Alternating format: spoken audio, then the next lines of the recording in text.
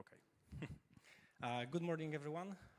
Thanks for being here in Poland, in Gdańsk. It's a major pleasure. Together with me on the stage is Linas from EAI Lithuania Association, one of our main partner of the European AI Forum. He will talk about it, about the European AIF. But today we have a day fully packed from 11 till 4 p.m. We start with some keynotes. There will be a Minister Dariusz Standerski as opening remarks. Then we're going to have two recordings, pre-recorded message from the Lithuanian and Czechia ministers. And then we're going to move to keynotes and panel discussion. At 1:50, we're going to have a lunch break. And then there is a Polish corner, so a presentation of the Bielik, Polish AI policy, and many leading AI companies. So thank you for coming, and maybe a few words from Linas about the European AI Forum and maybe AI Lithuania. So really nice to be here in this beautiful city of Gdańsk. Really a lot of pleasures that Piotr and Digital Poland helped with all of the organization, so really appreciate that. And we are from also academia, and the first thing that we're starting, so by definition, so what is actually the EAIF and European AI Forum? So 2 years ago, the formal umbrella organization from the AI associations across the Europe, from the German AI Association, French AI Association, Poland AI Association, Lithuania, Bulgaria, was established. And we're seeing that all of those associations have one common thing: representation of SMEs, startups, of local companies. So what we're seeing that when we're shaping the policies and looking how to implement the AI Act, we're having the same discussions all around Europe. So today we will once again discuss what is the most important things which happened in our life in last half of the year. Yeah. Before I give mic to the minister, one welcome remarks also to our friends. I thought, I ran out of bingo cards. Several people from, maybe I will not say countries, have COVID, so COVID is back. Some of them didn't come, so there will be one change in the agenda. I will be moderator instead of one person.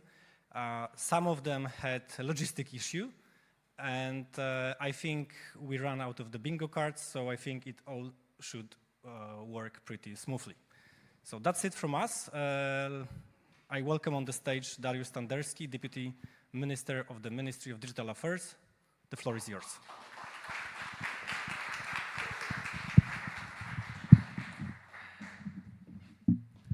Good morning. It's my pleasure to welcome you in the beautiful city of Gdańsk, the city with, I believe, probably the richest history among Polish cities. And the city also close to me. I was working here for 2 years, much before when I joining here the ministry.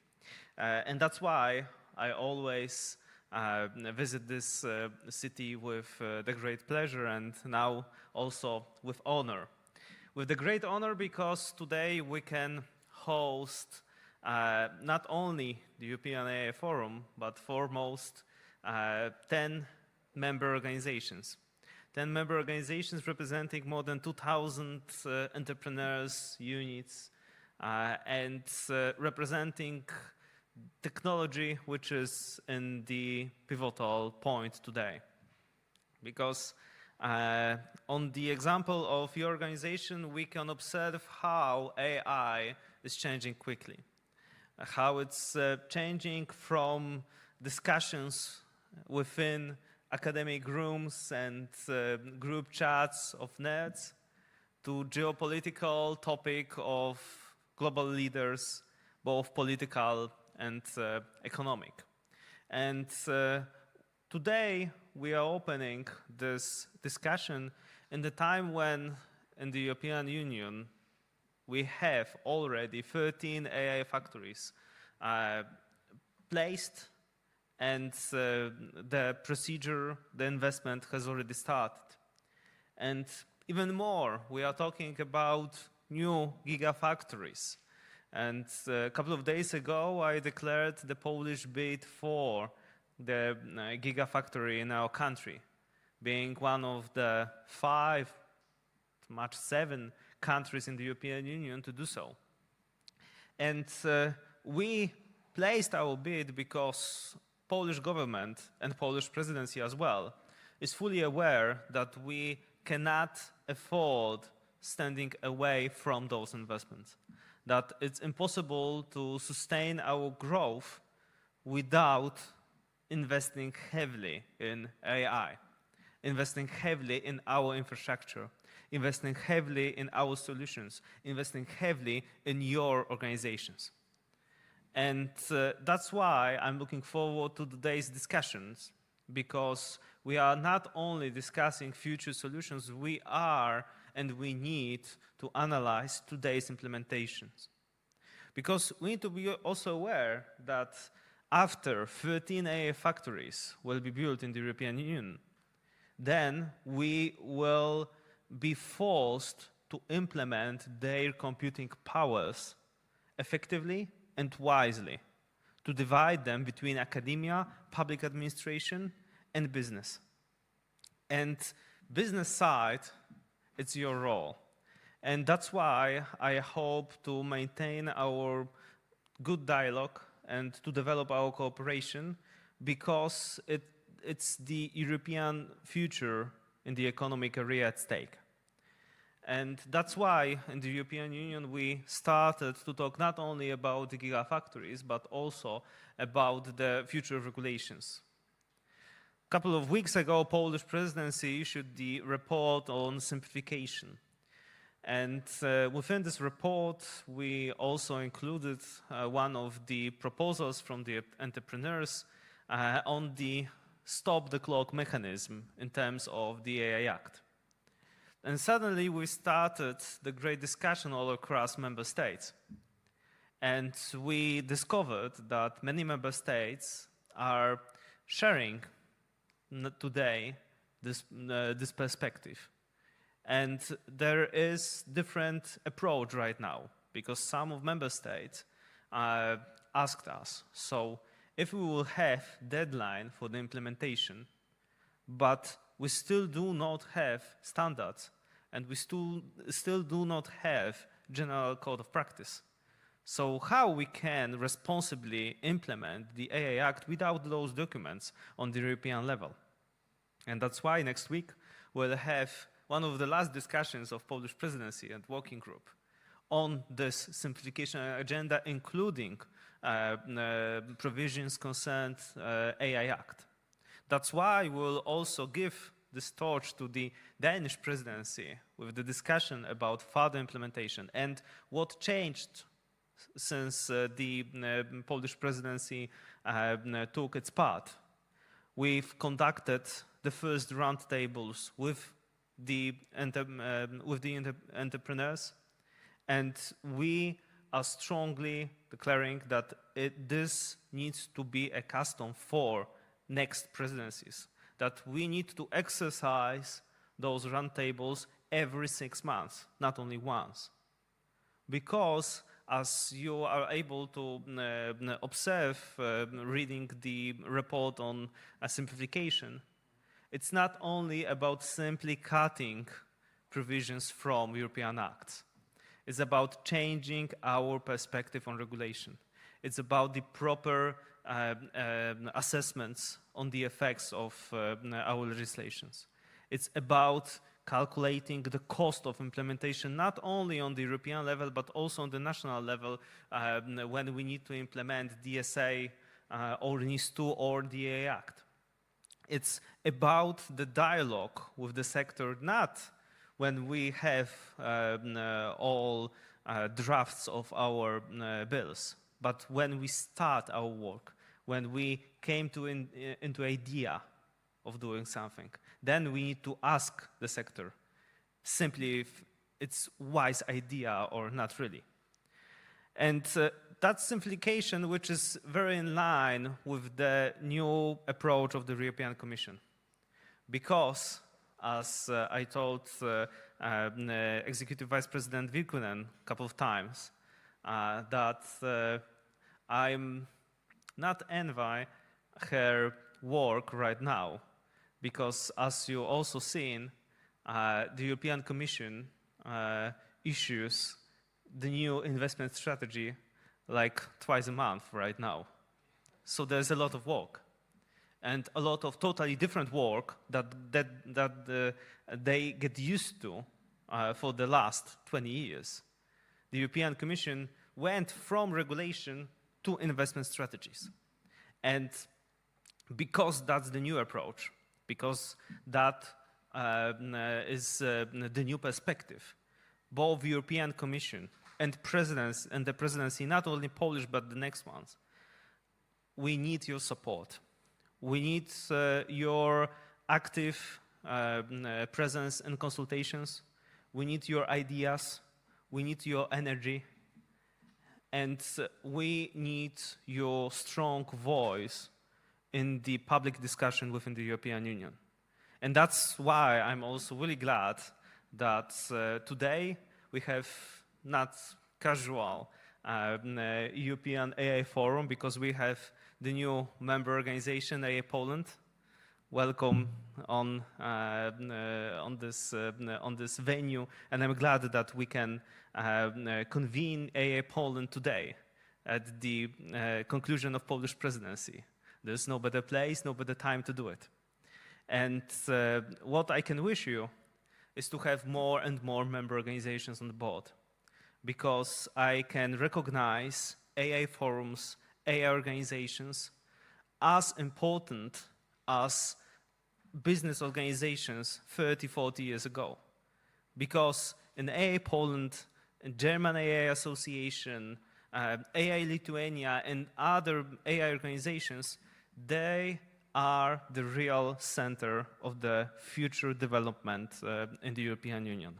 And that's why I'm glad for today's discussion. I'm looking forward, and I'm looking forward also for your conclusions, because they are vital for us. They are important for us. Thank you very much, and have a wonderful day in the wonderful city of Gdańsk.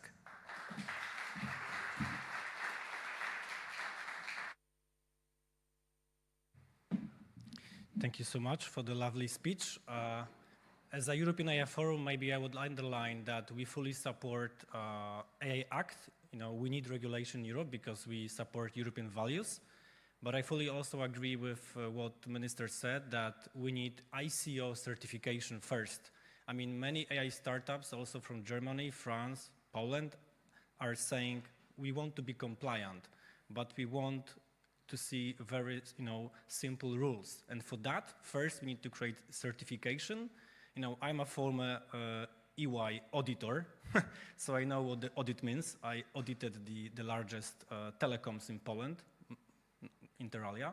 So the thing is, we need certification. And if we're going to have a certification, then I'm pretty sure a lot of startups will get it.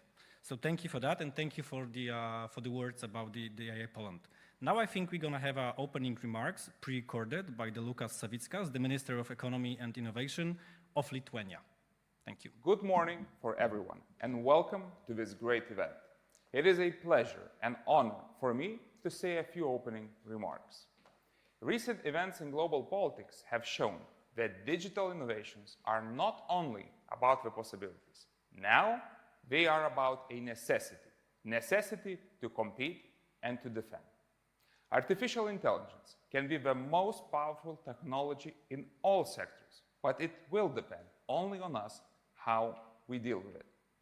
Following Europe's vision of an AI-powered future, Lithuania is working to create a strong and supportive environment for AI development in our region.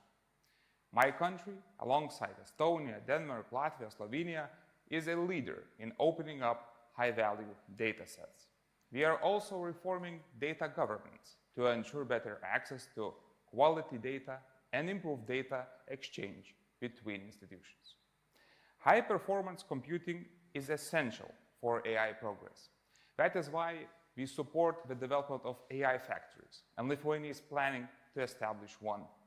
This factory will bring together computing infrastructure, data, talent, and both scientific and practical knowledge. by implementing the Artificial Intelligence Act, Lithuania wants to build a strong and flexible AI ecosystem, one that is safe and also supports innovation. We have already named 2 national authorities, the Innovation Agency, which will be notifying authority, and the Communications Regulatory Authority, which will lead market supervision and act as a single contact point. We are also creating AI regulatory sandbox to help businesses test solutions and build trust. In parallel, we are setting up an AI competence center for public sector to improve AI knowledge and support compliance. Over-regulation is an important topic both on national and European level.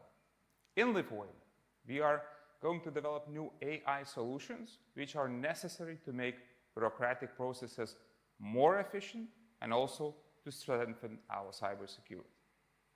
On the European level, we encourage the Commission to focus on the consistent and effective implementation of adopted regulations rather than on the creation of new ones.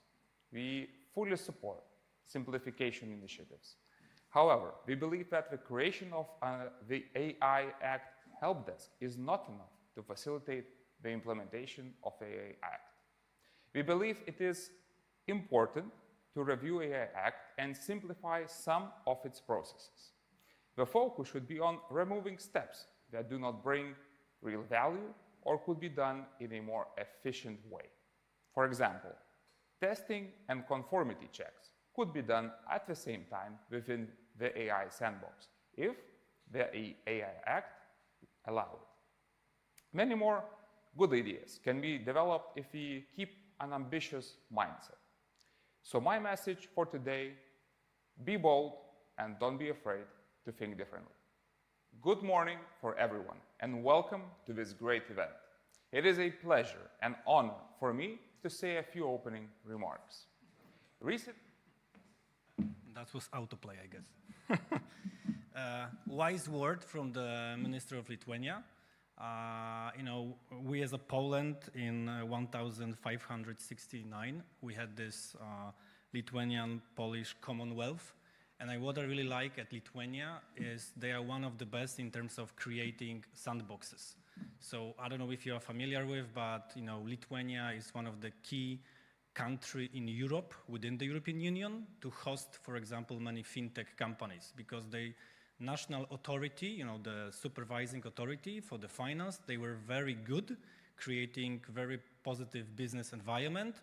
And Linas is here. We were in Vilnius half a year ago, because that was the 10th edition of Forum, and we met with the Lithuanian agency to talk about the sandboxes. So, I talk with startups, and many of them are saying we want to be in the sandbox, but the only idea to be in the sandbox, we need to get certification at the end of, exiting the sandbox, that we are, compliant with AI Act.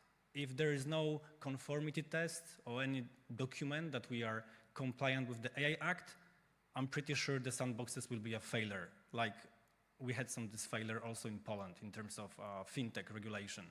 So I fully, I would underline, support the Lithuanian approach, and I'm really glad and hope that we together as Poland build this Commonwealth again, at least in terms of AI Act regulation. Now let's move on to the second opening remark. That's Jan Kavalírek, Government Envoy for AI and Deputy Minister for AI from Ministry of Industry and Trade, Czechia. Please do. Hello everyone, and it's an honor to greet you on behalf of the Czech Republic at this year's European AI Forum in Gdańsk. Your platform plays a crucial role in shaping Europe's AI future, connecting AI experts, innovators and businesses across the continent. And therefore, I would like to congratulate you for your work and for your achievements. And I would also like to say that I'm happy that Czechia is also actively involved in your organization through the Czech AI Association. Also, earlier this year, I was in Berlin and I had a chance to personally meet and speak to the President, Daniel Abu. Hi, Daniel. with my Czech delegation. And it was a very constructive meeting, and I believe that we share the same vision for the European artificial intelligence and for how we want to support and leverage AI in the European Union. So let me also use this opportunity to highlight 2 key points that I presented on behalf of the Czech Republic at the latest Telecommunication EU Council. The first one was to include the AI into the digital omnibus package, which is preparing to simplify and streamline the AI regulation. And the second one is to postpone not yet effect parts of the AI Act by 2 years. And why? The answer is pretty simple, because we cannot risk stalling innovation in the European Union due to legal uncertainty. And the AI ecosystem is giving us a clear feedback that there is not enough time to prepare for such a complex and high demands and requirements which AI Act imposes on them. And also, we are also missing the key elements like standards, implementing rules, and notified bodies. I have to say that I'm very glad to see that a lot of member states are starting to share this view together with us, and I'm looking forward to continue in this discussion. So, in conclusion, let me also say that I will also be in Gdańsk on the evening of 17th and 18th. So I'm looking forward to meet you if there will be a chance to meet in person. And for the conclusion, I would like to emphasize that the only way how we can leverage artificial intelligence in the European Union is if we work together. Therefore, I'm really looking forward to our collaboration with all of you, and please feel free to reach out to me anytime if I can be of any assistance to you via email, phone, or via LinkedIn.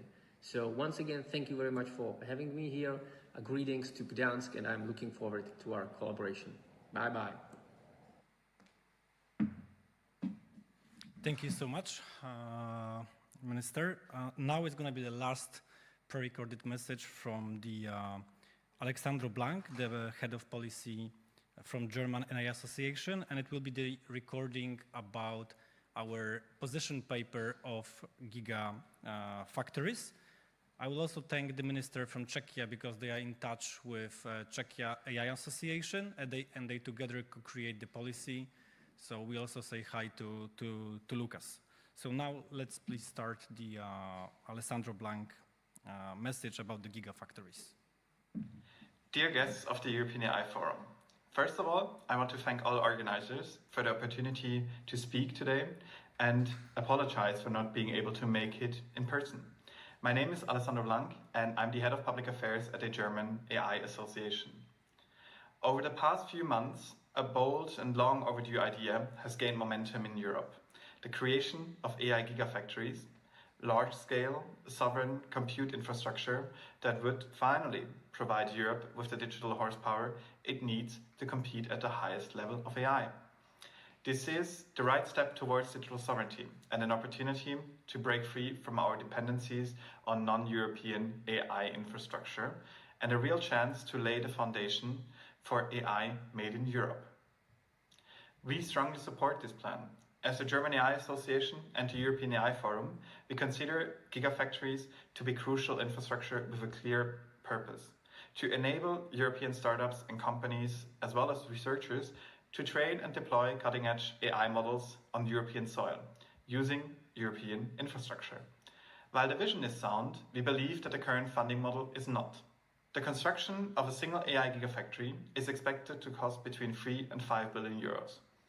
Under the proposed model, only approximately a third of the capital expenditure is covered, with private partners covering the rest.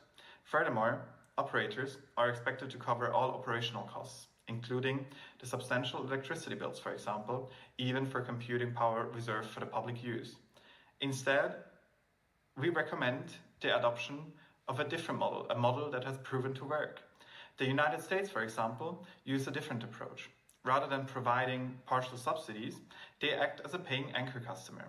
This creates a predictable revenue stream that makes private investment viable. This is demand-side economics in action, with risks shared between the public and the private sectors, while also ensuring a mutual commitment.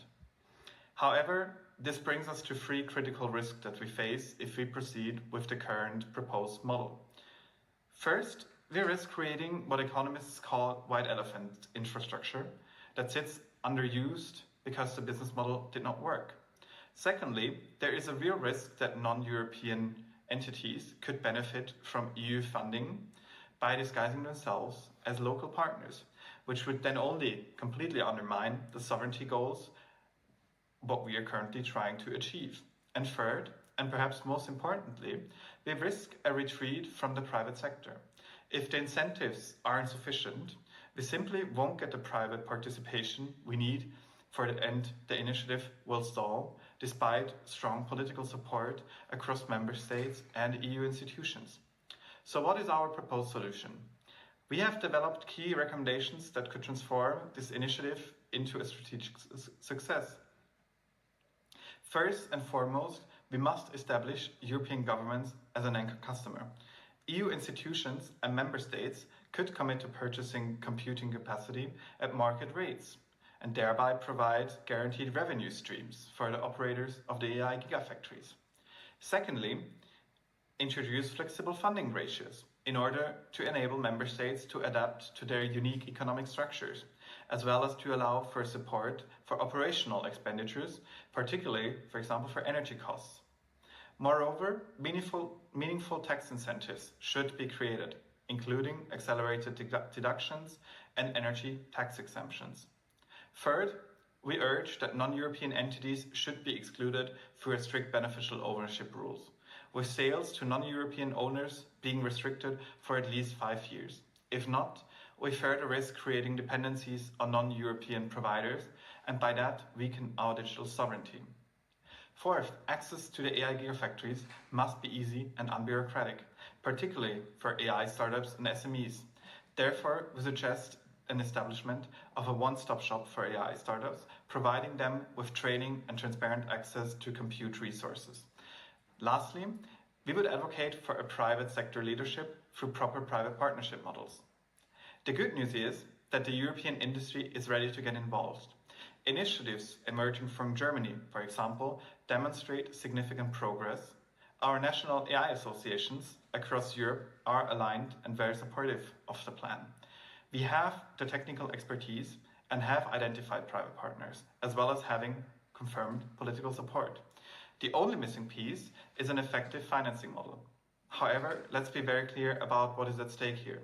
While we are debating financing models, the US is building anchor customer models, and China is proceeding with massive state-directed investments into AI infrastructure. Therefore, the global AI race is happening now, not in 5 years' time, once we have perfected our funding mechanism. Therefore, the question for today's panel discussion isn't whether Europe needs AI gigafactories. It absolutely does. Let me be very clear about our position here. The question is whether we will structure them for success or allow this historic opportunity to stay a strategy paper. We must explore how to align public goals with private incentives, the role of governments as anchor customers, how to ensure European ownership and benefit. Taken together, these changes would make AI gigafactories not only visionary, but viable. They would provide investors with a clearer path to ROI, offer startups and research institutions real access, and most importantly, anchor critical compute capacity within Europe. In short, we're not calling for less ambition. We're advocating for a funding model that is as strategic as the infrastructure itself. Let's get this right, because what we're building is not just data centers. We're building the foundation of European AI capability, and with that, the foundation of European competitiveness in this century. Thank you very much for the opportunity to speak today, present our recommendations, and I wish you all a very engaging panel discussion and a successful conference. Thank you.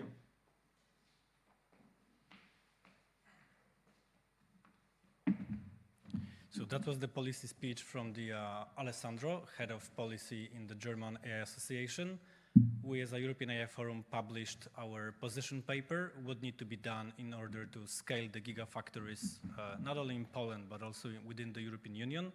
And as Alessandro mentioned, some of the topic include bringing the private capital, because as you know, probably 65% of this gigafactory need to be financed by the private capital.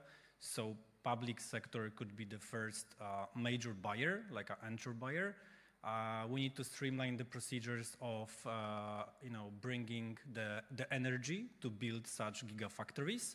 But also we need to streamline the process, because as you know, in the past, many HPCs, were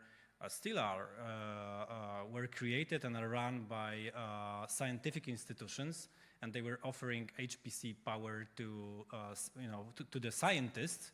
And now, as you know, AI factories is a concept where startups are starting to use these AI factories, so the scientific processing, right, HPCs. And the problem is, first of all, there are many HPCs architectures, so we need trainings, the startups need training, because sometimes it's NVIDIA, sometimes it's the HPE, sometimes it's somebody else. So we need, the trainings for AI startups, but we need also transparency, how to access those gigafactories and AI factories in general.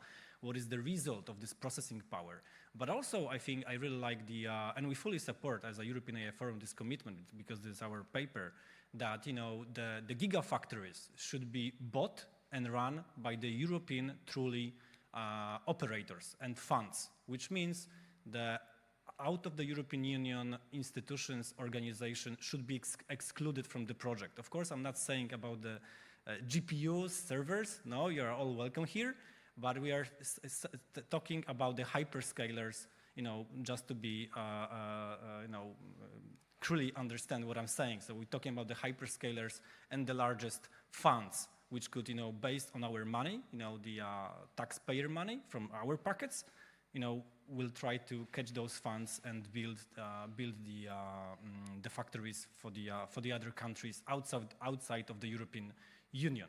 So that's long story short. Now let's move on with the first panel discussion. Let me introduce to the stage Kinga Piecuch, the HPE CEO of HPE in Poland. Kinga, please do.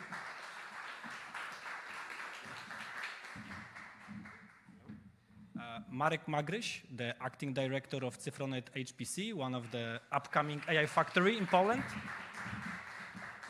And in the meantime, one word about Cyfronet. They are the one who helped to train the Polish large language model called Bielik. So congrats again. Let me welcome on the stage Jacek Kawalec, a VP of VoiceLab. That's also a legend in Poland, at least, because he is one of the co-founder of the largest media portal, now the group, Wirtualna Polska, and he is leading NLP AI company, I would say. And he was talking about HPC for ages, that we need HPC power in Poland. And last but not least let me invite to the stage Rafał Duczmar, chair of governing board, Euro HPC joint undertaking. So that will be a real live panel. We didn't have time and resources to send any questions in advance. Myślałam, że ucieknę od ciebie, a tutaj tak. Everyone has a mic? Yeah. Can we have any water, please, if it's possible? If it's not, then it's 30 minutes, so maybe we can manage to do it. So maybe let's start, Marek, with you. I mean, you help a lot the Polish community by giving the processing power, working very actively in agile method. I work for the administration, so I admire your work, that even though there are some procedures, you manage to succeed, and you work with the Bielik team, the Spichlerz team. So congrats again. I know that there's a AI factory probably also upcoming, but could you say what are your remarks, when we say about the gigafactories, but also building AI factories? So what are your remarks when we talk about the policy recommendation on what need to be changed, maybe even within the countries, like financing model, maybe resources, maybe priorities, whatever is on your agenda, we are listening. Mm-hmm. So I think that what we need to actually look at, and this was mentioned during the talk, by the previous speaker is that we need to really create the market for the Gigafactories, right? So I think that identifying the success as bringing a certain amount of GPUs to Europe is just not sufficient, because this is not really a sustainable model of investment. You want to put billions of euros on top of that, and we need to make sure that there is a market for those services which we are going to create. And to create those services, we need the public sector to be more active, definitely. So we need regulations which would state which kind of data can be processed at which kind of infrastructures. So hyperscalers are, of course, a big part of that, but they cannot be the only part of that, right? And we need to have something which is building the balance between the hyperscalers and the on-prem infrastructure. We cannot have everything on-prem because this is also limited, right? The efficiency of such infrastructure, especially for AI, especially for training models. You don't really need to own your own supercomputer to conduct research, yet maybe you don't want to send the data somewhere where you don't have any control on top of the data. So I think that this is something which needs to be solved by the government. And we had this discussion some time ago, 1 week ago in London, right? And London Tech Week. The triangle of cooperation between the government, the academia, and business needs to be strengthened. We need to all make sure that we are having the same goals and we are going that we are going in the same path.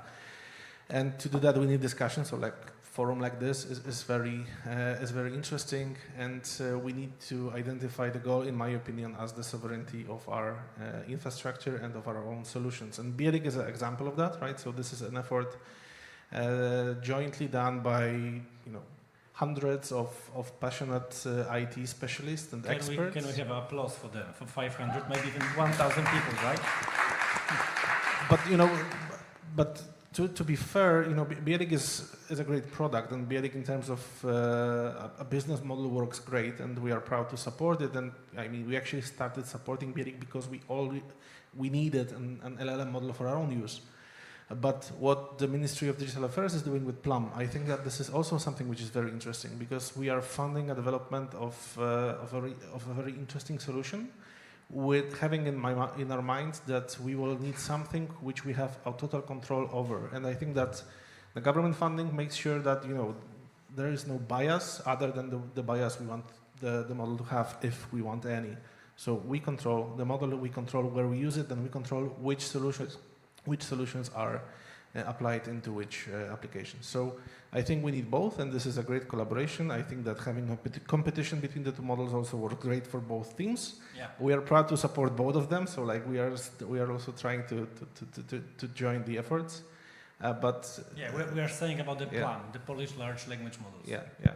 Congrats to them also. But going back to my first statement, so we need to create the market, and we need to make sure that the amount of GPUs we buy is proportional to the amount of data we have to train the models, and is proportional to the skills we have to actually use those GPUs. Because if we buy 100,000 GPUs and put them in Poland today, they are not going to be used efficiently. And it's €1 billion cost. So, and this is a technology which devaluates instantaneously, right? The lifetime of a GPU cluster is 2 to 3 years. So we need to make sure that once the investment is there, we are ready to utilize it, and that we have a longer roadmap than just one shot of a Giga AI factory. This should be at least a 10-year plan. Kinga, I mean, HP is one of the most active players in building top 500 HPCs in Europe, but also I think all around the world. What are your key insights, recommendation for building the Gigafactories in Europe, but also maybe building the AI factory in Poland, but also in other countries? So first of all, thank you very much for invitation, and congrats, because the fact that you create this AI forum, but also Polish AI association is really key for us to have a place for a common discussion with everybody. The second aspect is what I just heard, and from you, but also from the ministers before, but also from you, Marek, is technology sovereignty and data sovereignty. I think that we stopped to talk about this some years ago when hyperscalers started to invest heavily in Poland, and I'm very happy because of that. I worked for them as well, and I know how powerful they are, and we have a lot of benefits because of that. But we need to balance this discussion. As Marek, you said, I think that the word today belongs to the hybrid architecture. So I'm very happy that you said about this, and I can hear this more and more often in Poland, and I really believe that the word we should have in our heart, in our brain, is a hybrid solution. Hybrid solution combines both technologies, cloud and, of course, on-prem, and we cannot forget about that. The second aspect is, what I would love to say is that from my personal perspective, not only HPE perspective, is that when we talk about Gigafactories, AI factories, we have to remember that it's not only technology, it's not only HPC. We are talking about AI separately. We are talking about very complex environment. We are talking about sustainability, for example, which is a key. Access to the power, which is also a key in our country. And we are talking, of course, about people. So the whole ecosystem is really big. We cannot forget about, I'm always repeating, Europe needs to build a full stack. Full stack for me is not only hardware, full stack is also software. So we should emerge the initiatives we just mentioning, yes, like Bielik, like Plum, like Mistral, like for example in Germany, yes, we had a guest from Germany, Aleph Alpha, that we invested as HPE as well. It's a key for us.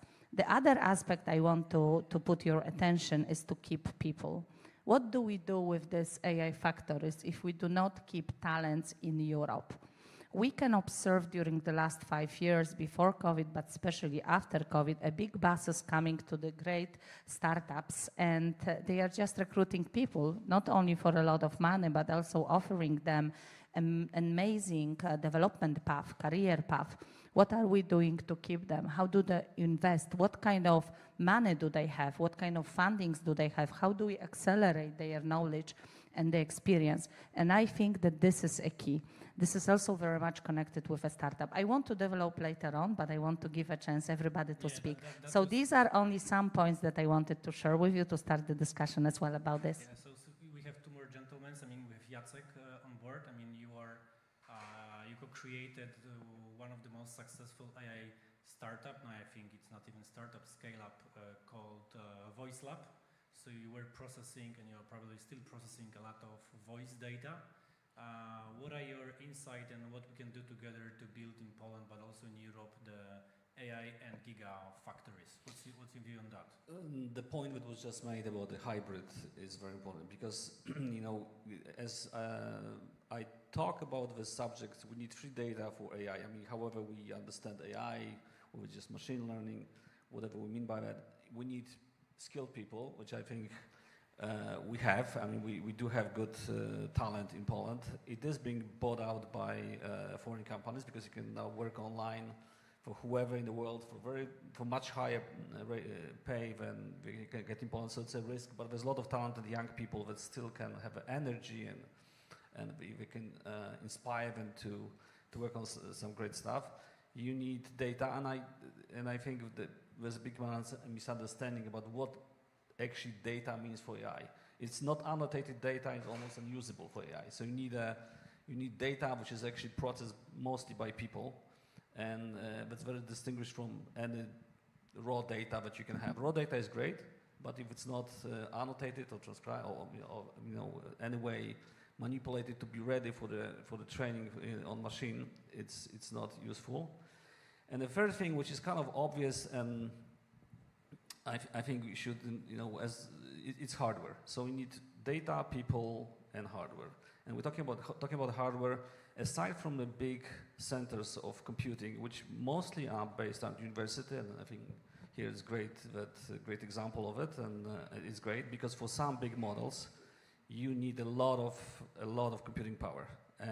Now the thing is, not everybody needs that much computing power, because let's not forget that most of the foundational models, which are used in Bielik or Plum, are not created in Europe. They're created elsewhere, and thanks to the let's say, short US corporation. They've been made public in open source, and that's great. But as we talk about sovereignty, it would mean that we also in Europe are capable of making such models. What the future of models, whether it will be only LLMs or other types of this architecture models, it's still open. I think I remember 20 years ago, in 2000, there was a lot of computing, data centers being built around Poland, ready for internet now. And of course, the internet kind of bubble collapsed.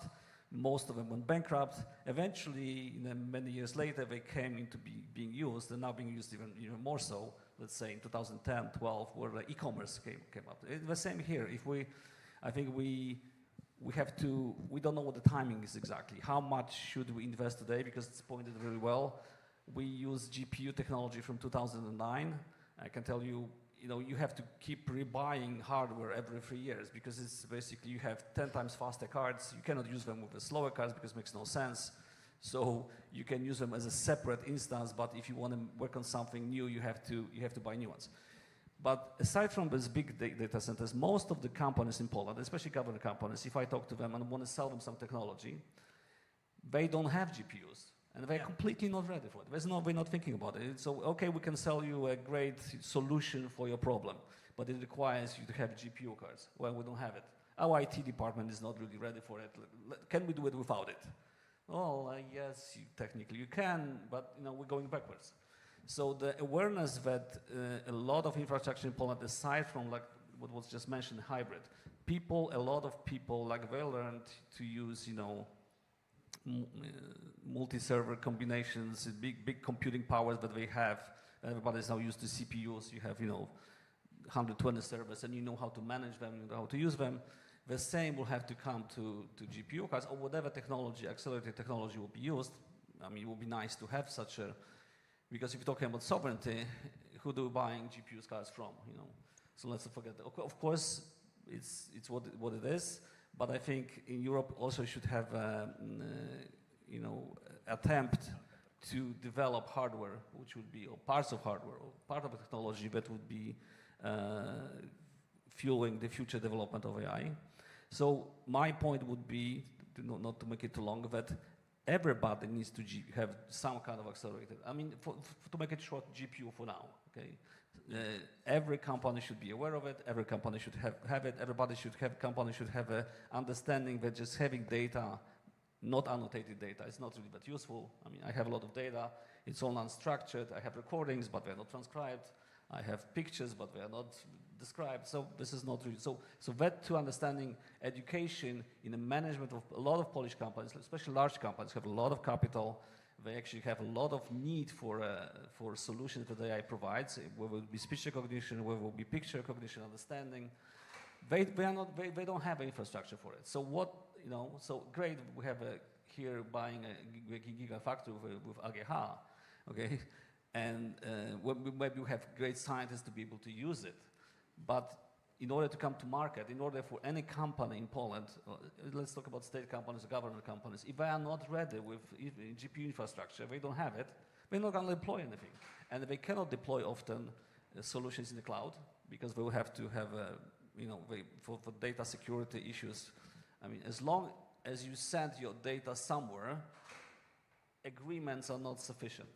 If physically my data is not in my possession, not in my control, if I would be a bank, I would hesitate. If I were police, such an entity, they need to have an infrastructure. So it means that they also need to have skills, people that are educated from, of course, not only from AI scientists, but also technicians, administrators, now there's no just software. Now software moves with data, which creates a much, much larger problem. How do you version a software which runs on the data sets? I think we need to put the... Sure.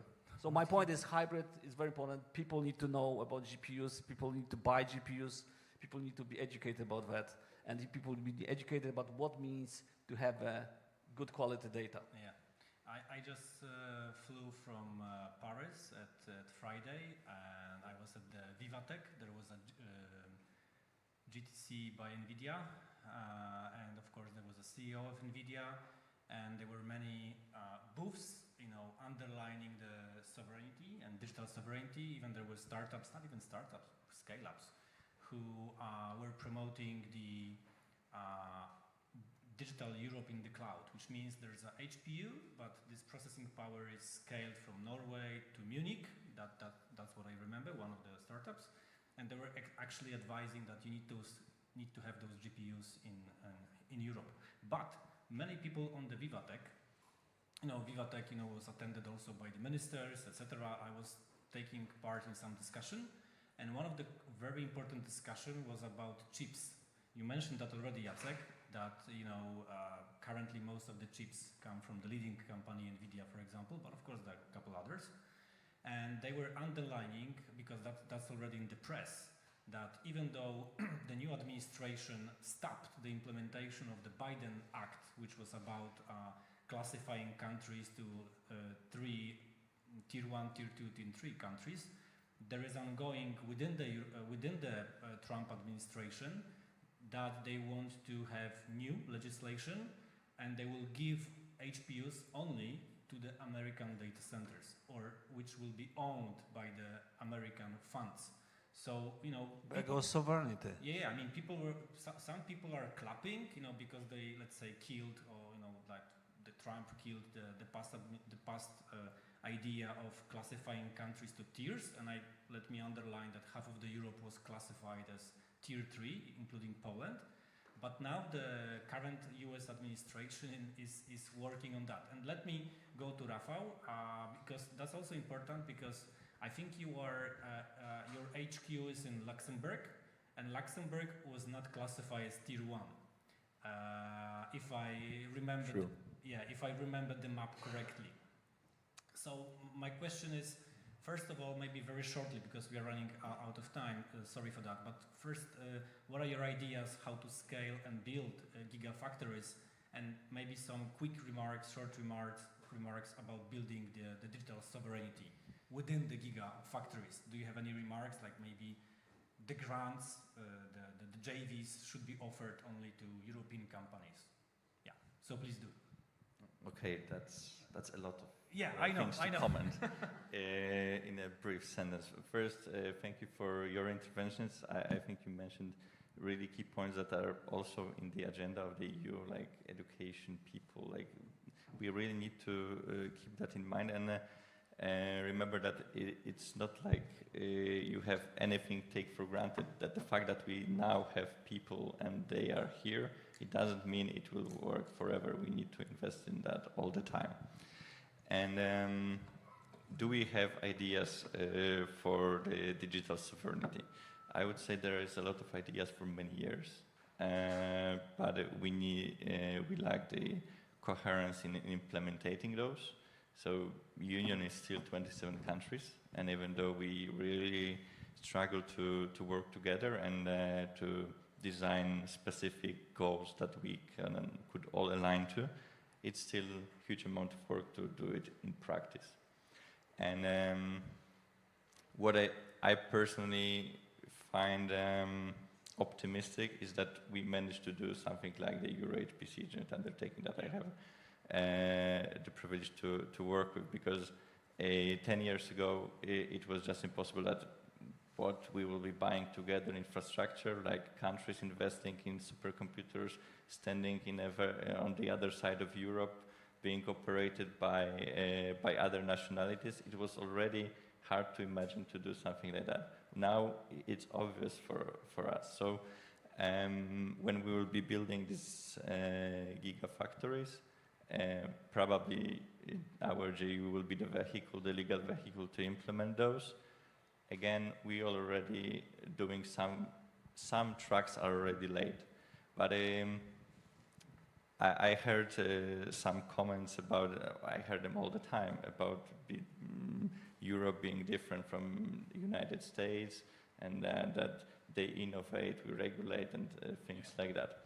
Okay, there are a lot of arguments to support that view, but in this case, look what we are doing with the gigafactories. We opened the call for expression of interest this spring, because we see that it's needed to do that. There is no legal basis at this point to do that. it's being drafted right now in the Commission, and the proposal should be soon open for negotiation.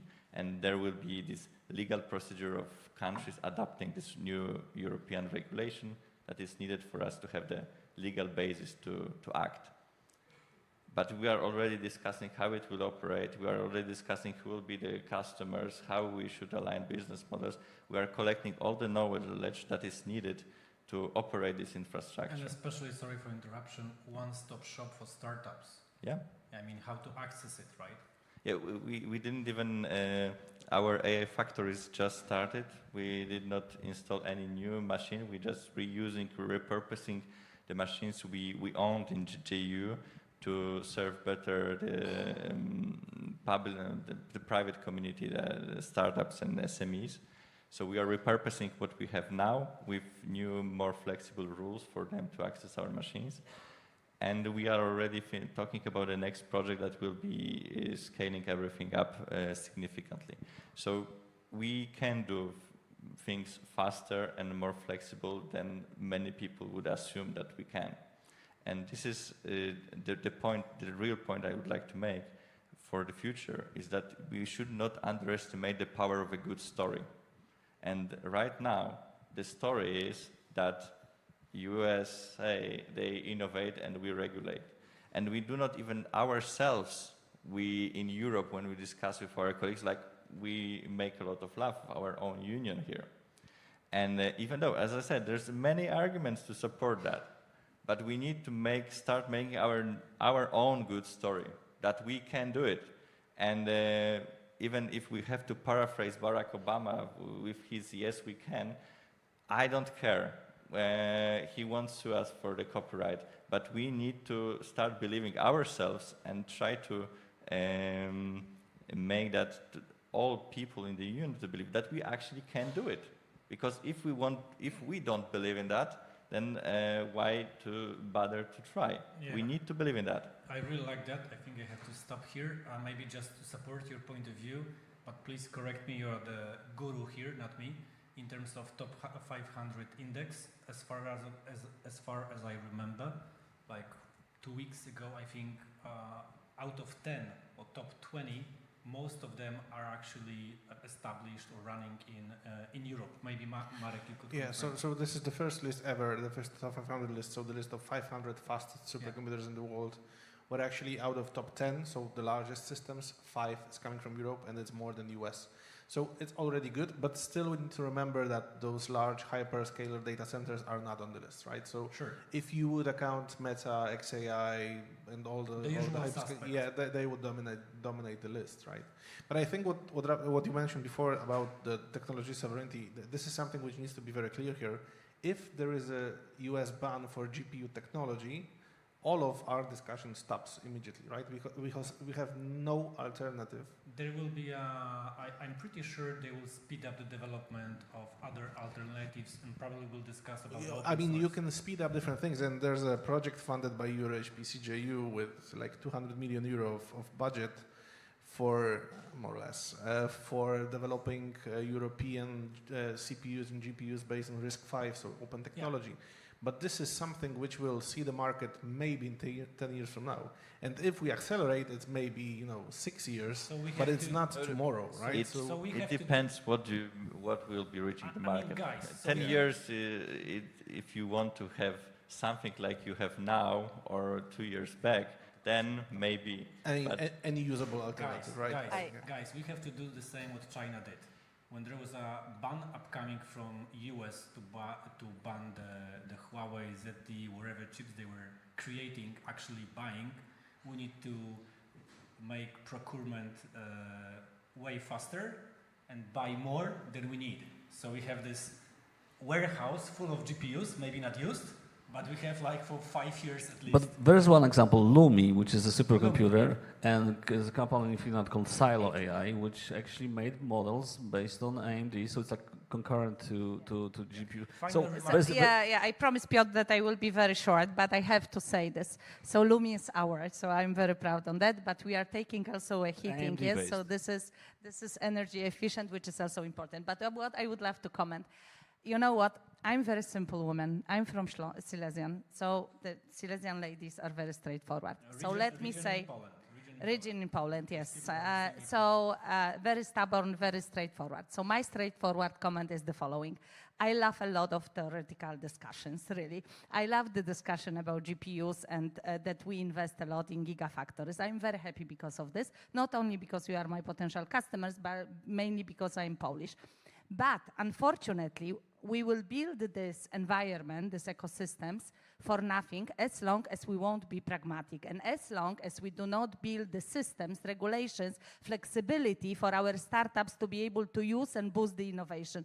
And I think that this is our weakest point. We are here today, and today the Polish government should make changes in these regulations, and then we will be able to boost this, because otherwise, I am personally scaling the startups. As you know, what is the difference between us and US? The only one difference that they are dealing. We can hear this currently from the President of the United States. He's good in dealing. We are not good in dealing because we hate sales. We hate to commercialize the things. We love to buy for very cheap and very low price. And this is our problem. If we change this mindset and if we start to be able to scale and commercialize all these solutions, the products, will be much, much better. That's my only one comment. Thank you so much for the discussion. Big applause. And now, thank you so much. Now we're gonna have a short presentation from Alek Tarkowski, who's supposed to be before the panel, but I look at the wrong row. So Alek Tarkowski, he's representing Open Future Foundation, and he's gonna have a presentation about the role of open source. So Alek, here is the clicker to change the slide. Here is the preview. I don't know if you want to in a hand or here. Too many. Thank you. Hello, everyone. Thank you, Piotr, for the invitation. My name is Alek Tarkowski. I'm co-director at Open Future. We're a think tank for the digital commons based in Warsaw and Amsterdam. We're a policy think tank that often thinks from a non-business perspective. So I will talk about open source, talking about things like public interest and sovereignty, but I will also try to address as a non-businessman, so please come to me and tell me what I'm doing wrong afterwards. What are my thoughts on the relevance of open source development also for Europe's economic future? I was wondering when this panel was starting whether I'll be saying something very novel or not. Thankfully, basically, Mr. Jacek Kavalírek earlier gave the gist of my talk. Open source is good, but we also need sovereign open source solutions. Because otherwise, I would say that we've been hearing a lot today about regulation. This is certainly a very important topic. I don't want to belittle that. And we've been talking about the Gigafactories, which is sort of the building part. In general, at Open Future, we're very interested in a combination of policies that both regulates and builds. But I think when we talk just about computing power, we at some point stop seeing what is the goal of that, and I think the goal of that should be development of solutions that are based on open source principles and also sovereign. Green and red arrow, let's try the green one. Okay, I don't know whether in this room I heard there are fans of Bielik, which sounds good, but in general I know there's still a lot of distrust for open source. So just very quickly some figures and you can dig into that. Latest Stanford High report shows that there's a lot of growth in models that can be described as open source. These are these blue and purple models and maybe even a bit more. So you're starting to see that really in the number of notable AI models, that's the terminology used, there's a lot of movement in open source. I need to make here a very quick caveat. There's some terminology confusion in this space. I use the term open source because this is currently the policy term. Open source AI is mentioned in the AI Act. A lot of people like to talk about open weights. It's often more technically correct. It's these models that don't release or even don't keep transparent their data, and that's the most of the models we would describe as open source. But let's simplify things a bit. I'm calling it all today open source. Maybe more importantly, okay, you have a lot of models, but what are they good for? This is data from another report. This is the latest Mary Meeker's trend report. I think it's based on data from Epoch, and we're starting to see that, yes, there is a performance gap between so-called closed and open models. It is closing, but also speaking about sovereignty, that huge success there is all work of DeepSeek from China, and maybe also Qwen probably is scoring pretty well. So how can we describe the state of open source AI in 2025? So the release of Qwen and DeepSeek is the big news from the beginning of this year. These are the current state-of-the-art open models. There's a very big ecosystem built by Llama, which again, we can go into details. I don't think it's the best example when we want to talk about open source, but it is a very relevant player doing, let's call them open models. And similar ecosystems are built by other players. For instance, Mary Meeker's trend shows that Google is building also a big ecosystem around Gemini. Mistral is a European, one of the several relevant European models. Mistral 7B model is important because it's an architecture used by many other models to, many other labs to develop models. So this is an example of a company and a product around which an ecosystem is being built. Europe is establishing slowly an open source friendly regulation. I imagine we'll still continue talking about the AI Act and what's good, what's bad, what needs to be simplified. But the thing is, what's important, I think, that open source AI is placed there on the table, and there are some exceptions created for it. And similarly on copyright, it provides some frameworks for open source developers to develop models, although they are not ideal, they are not very easy to use, and there's still some risk of liability that should be solved. And the last part, Bielik, was mentioned today already. Plum was mentioned. Across Europe, when you look probably in every state you come from, there's someone who's either building what could be described as a small model or has already built one. We have by now a whole family of models, or you can call it an ecosystem. What we are lacking is largely deployment. I keep hearing stories about deployment, but if you want to find data on it, if you want to find a good trend report on deployment of open source AI, it's still not here. So what are advantages of open source AI? That's probably the next big question. Why would you want to use it? There's a new McKinsey open source AI survey that was recently conducted together with Mozilla, and I think it shows some interesting data. So it says that basically the big advantage of open source is lower cost of implementation and lower cost of associated software tools and lower cost of maintenance, but it's lacking on user adoption, user friendliness. And if you want to have a fast time to value ratio, you basically go for the closed models. And also this has been mentioned today as well. All these advantages of open source really play out if you have your own infrastructure and if you have your own talent or capacity or skills. That's when these advantages shine. Otherwise, admittedly, probably you should bet a lot more on the proprietary solutions. And this is part of the challenge. So there is potential, but the implementation is, for many actors, hard. And also, again, hard. I don't know whether you followed this debate. For a long time, open source was really discussed in AI safety conversations. That was the big question. A year ago, the big debate was basically whether you can build biotech weapons with open source. This conversation has died out. There have been some studies suggesting that these risks have been overblown. So this is again data from Accenture suggesting that slightly more people fully agree with the statement open source models are safer than with the statement closed source models are safer. But this is obviously not a solved issue, and this is a debate that will continue. But I think there are no reasons anymore to think that fundamentally open source is not safe. So my perspective, as I said, is not purely a business one. So I think there are many advantages that make open source interesting exactly because it has a good business proposition, but it also has a strong public interest proposition. When you work with open source, you can have greater transparency, you can have control over your data, you can have oversight of the system. And I imagine that sounds good to business actors, but also that sounds great for thinking about what we want as societies, which is what I often think about. Also, this has already been mentioned. I think we'll return to this today and during the two-day summit coming up. This is also a conversation about sovereignty and about dependency.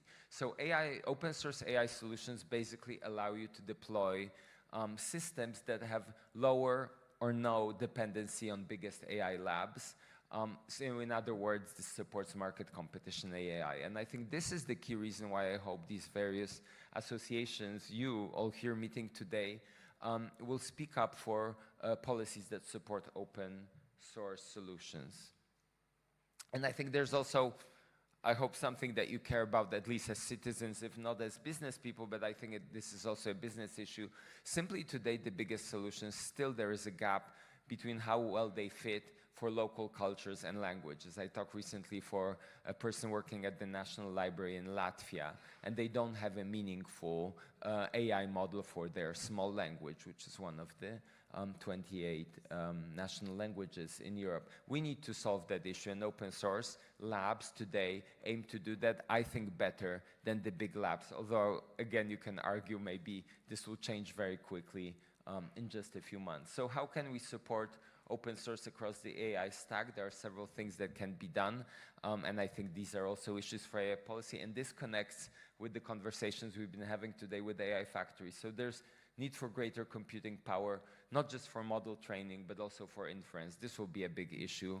Once these solutions stop being just research artifacts on Hugging Face, they need to basically run somewhere. We need public, open, or shared data to address this local context that I mentioned and to create a level playing field. Good news coming last week from an initiative called the Luther. They released a dataset called Common Pile, and they proved with it that you can train a relatively robust model only with openly licensed public domain content. This is big news in terms of thinking how we can have sort of an open and clean and reliable data set. So the last thing that needs to happen, we need to move open source from research artifacts to something that are really open source based AI apps and solutions. There are interesting examples. For instance, in France, INRIA funded with 40 million development of key software components, Scikit. And this is a very nice example of how we can support an open source ecosystem. But we need to do more. We just released a report together with the Bertelsmann Foundation where we asked ourselves, what would a public interest AI policy initiative look like? And we realized at some point that really in the middle of it, there needs to be public provision of what we call a capstone open source model. So really a model that is state of the art, which means that this model is developed by labs, hopefully in cooperation between business and the public sector, that together are able to build something that's on par with the largest players. This is not an either or. This doesn't mean that small models don't make sense. They make a lot of sense. As I said, we're seeing across Europe development of these models, so I hope it can be a two-pronged strategy that on one hand aims to create something that can sustain an ecosystem, the way Mistral or Llama models do today, or Quen, but also on the other hand that there's experimentation because these small models can be more efficient. Maybe they can explore even new architectures. That would be amazing if Europe managed to do that. And there's also data union strategy. By the way, it's not discussed a lot. I wonder whether it'll show up later in the day. But we need to think about data, and that's the strategy that hopefully can release more data. And overall, I hope that we can build a strategy that complements regulation and thinking about compute. I think without models, we'll not really have digital sovereignty in the true sense. Thank you very much.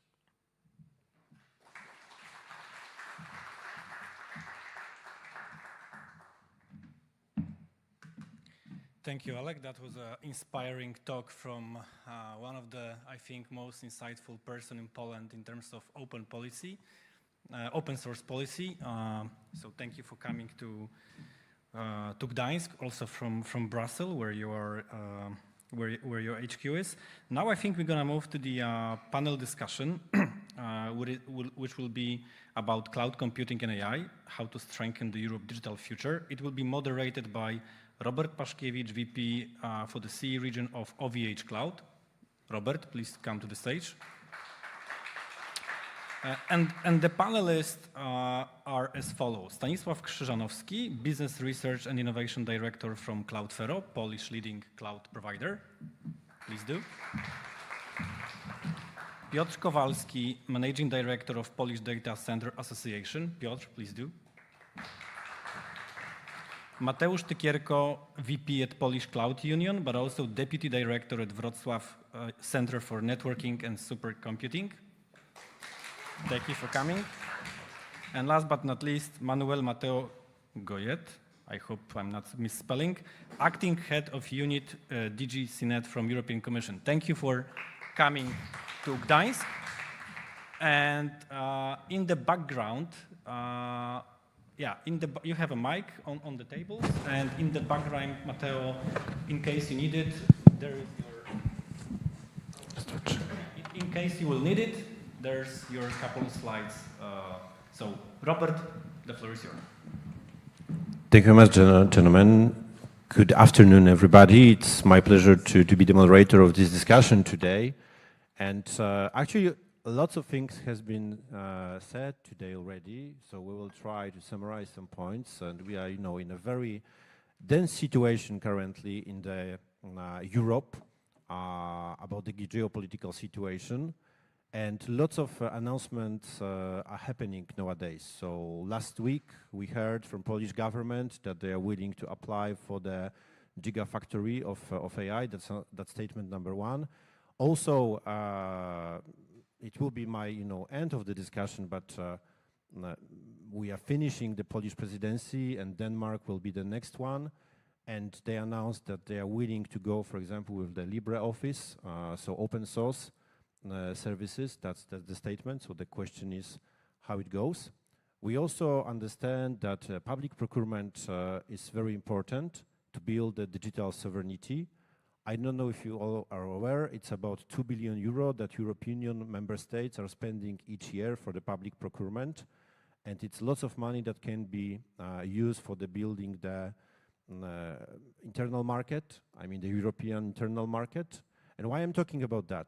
Because this panel is about the backbone of our life, backbone of our sovereignty, backbone of our innovation, because it's about cloud services, it's about data center. Every single time we pay by card, the data is coming through some data center or cloud service. Every single time you order your pizza or buy flowers for your loved ones, it's going through some data centers or cloud. Every time you are asking something to generate for Gen AI or any solution, it goes there. So this is the panel we are talking here about. And at the European level, there are many initiatives currently planning to be done. And also, on the other hand, there is a question how much about the regulation we will go through. So I'm talking about, for example, AI Act. There was lots of noise that it's too much of regulation. So my first question is to Matteo, if you can tell us a little bit more about the plans of the European Union, about the different acts and initiatives that you are planning. And is it really about the regulation or deregulation? How do you see that this should support the European economy? Good morning. Thank you very much. Excellent question, straight to the point. Together with my team, I'm in charge of the Cloud and AI Development Act, which is you've been discussing the gigabit factories a moment ago. The gigabits are about public together with private investment into actual facilities. So the tool there is investment and public investment, but there's another way that the public sector can affect the growth of AI capacities and infrastructure, which is through regulation, through intervention.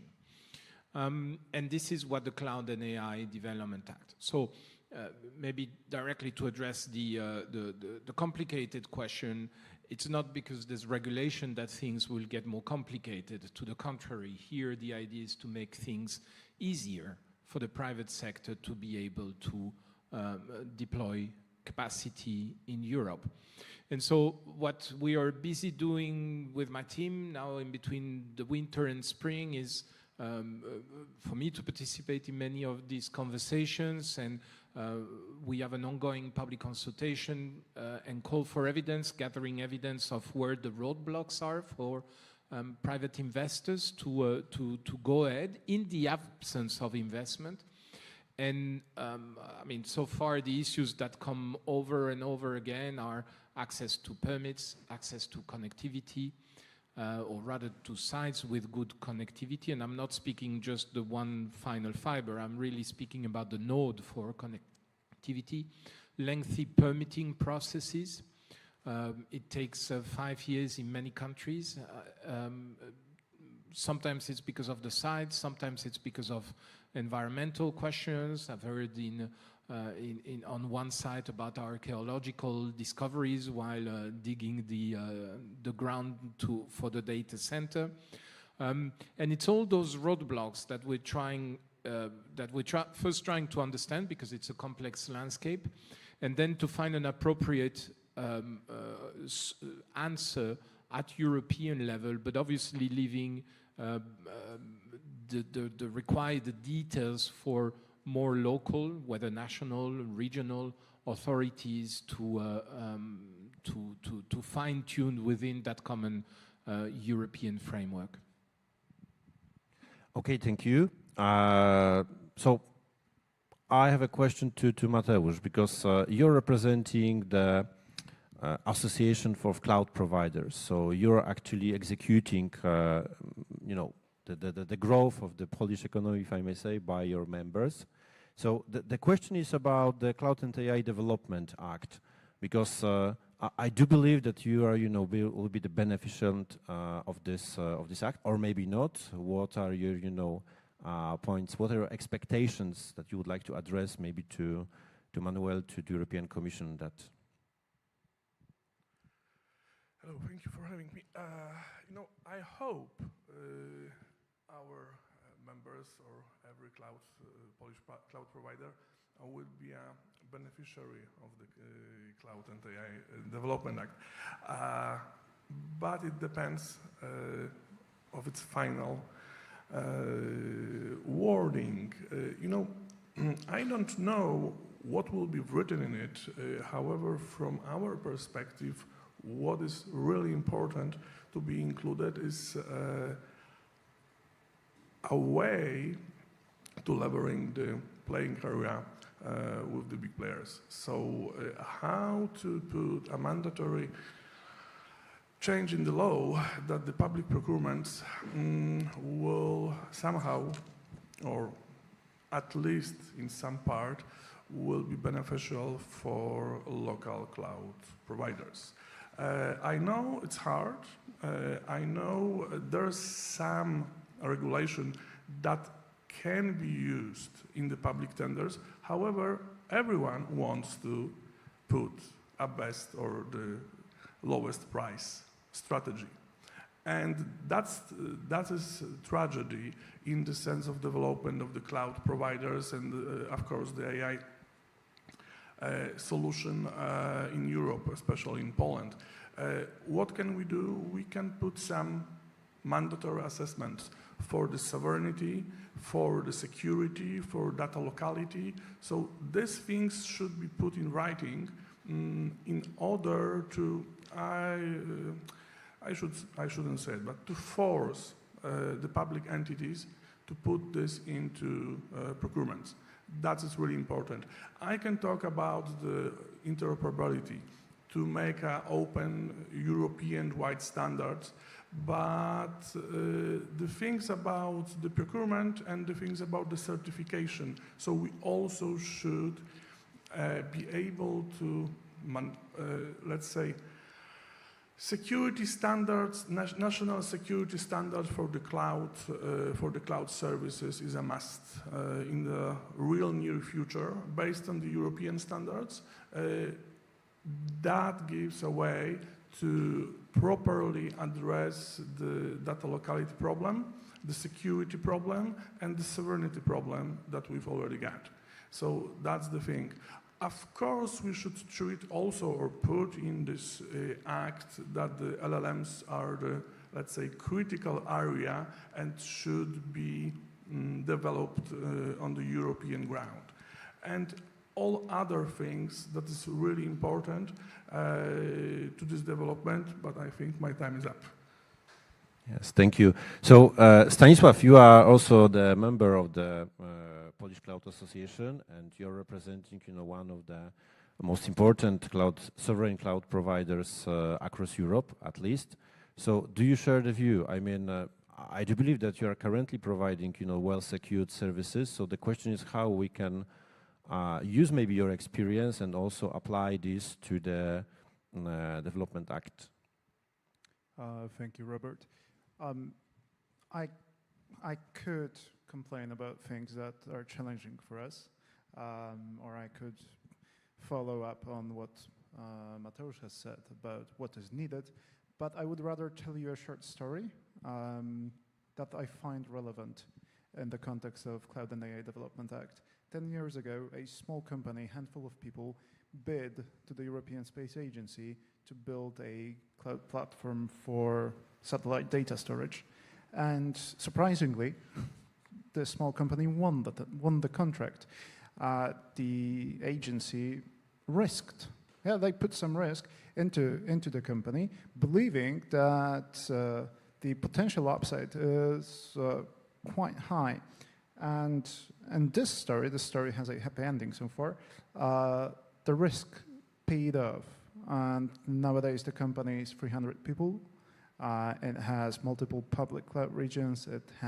It's one of the major tech providers, tech service providers for the European space industry. And this company is Cloudflare. We experienced firsthand what an active role by sort of public body, public administration can do to benefit industry individually, yes, but a wider industry, general European industrial ecosystem. Now, for the Act, well, I suppose there aren't direct things that can be put in the Act to incentivize public administration to take that risk, to act as an anchor customer, but indirectly, this should be, in my opinion, focus of the European Commission and focus of your manual unit to find those incentives and to show that it really makes sense to go out. Currently, it's not even that much of a risk because in Europe there are cloud providers who can provide the vast majority of services required by public administration in Europe.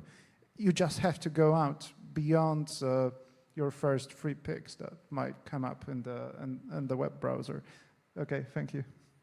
Yeah, I remember the very early beginnings of Cloudflare because we've been working with Maciej Krzyżanowski, so the founder of the company, as a CEO at that time in Atman. So I remember exactly how it started, and I'm really impressed about how Cloudflare, grew to the current situation. And I think that it's also the good connection to switch from cloud to data center. As Atman, our long story is over there. I remember that it was not that easy to build data centers. Just to give you some overview, in European Union we've got like 1,200 data centers overall, while in United States it's around 5,000. Is the data from KPMG, right? So I think that there is lots to be done.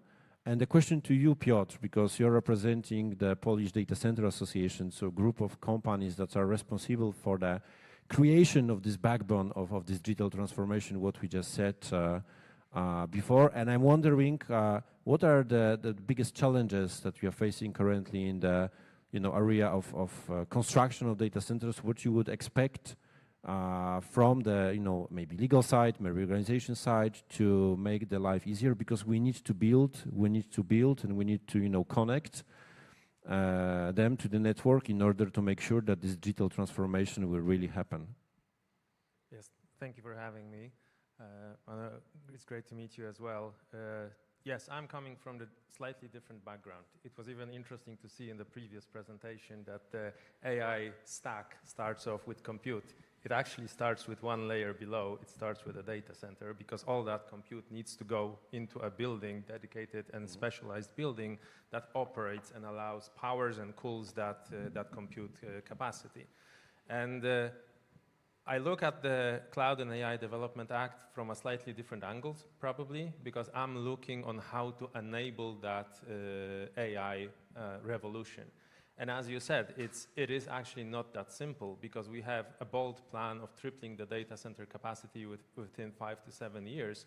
But as you just said, it takes a very, very long time just to obtain all the required permitting to be able to start the construction process. And you can only install the servers once you have the building ready and commissioned. So from that perspective, this is something that I'm trying to understand and hopefully ask for, is how we can simplify those processes for these dedicated AI, either factories or gigafactories. I'm looking at what UK is doing in that field because they have boldly positioned themselves as attempting to be one of the top 3 countries in the world when it comes to AI and data center capacity. And they are already really executing their strategy, creating dedicated AI zones that have simplified permitting processes, still in line with the sustainability commitments, but allowing public and private cooperation to construct data centers more quicker. So that's one of the angles I'm looking at this act, on how we can actually streamline the construction process or the permitting process to build all the data center infrastructure that we need to allow for AI revolution. The second hope that I have reading that document is actually to meet that promise of actually distributing the AI capacity more equally across Europe.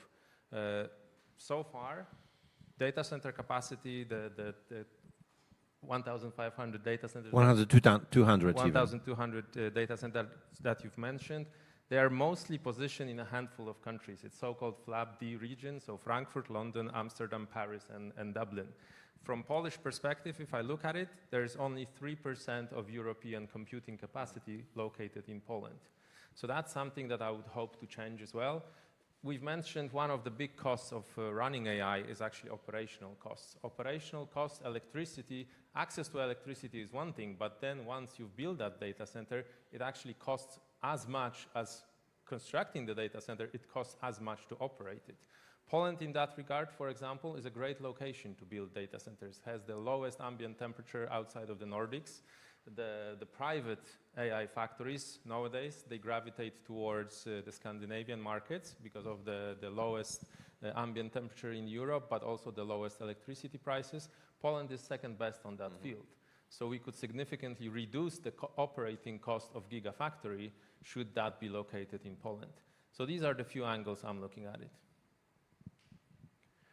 So I think that there is a potential to growth, right? As you said, just 3%, it's quite small, but there are some announcements coming, on Polish soil about the growth of the square meters, and not only because we are not anymore counting the data centers by the square meters, because it's just about the energy and power, not about the space. So I think that if we go to the power, it's about gigafactories. So Mateusz, there is a point to you because you're representing the Polish Cloud Association, and I'm curious if really this AI gigafactories is something that is, seen by the members of the Cloud Association as something positive. You see that there is a space. I know that we discussed about it, so I know that you will have, very interesting points to share, but if you could focus, if you would have a possibility to say, okay, if this would work that way, that would be beneficial for everybody, how it should be done?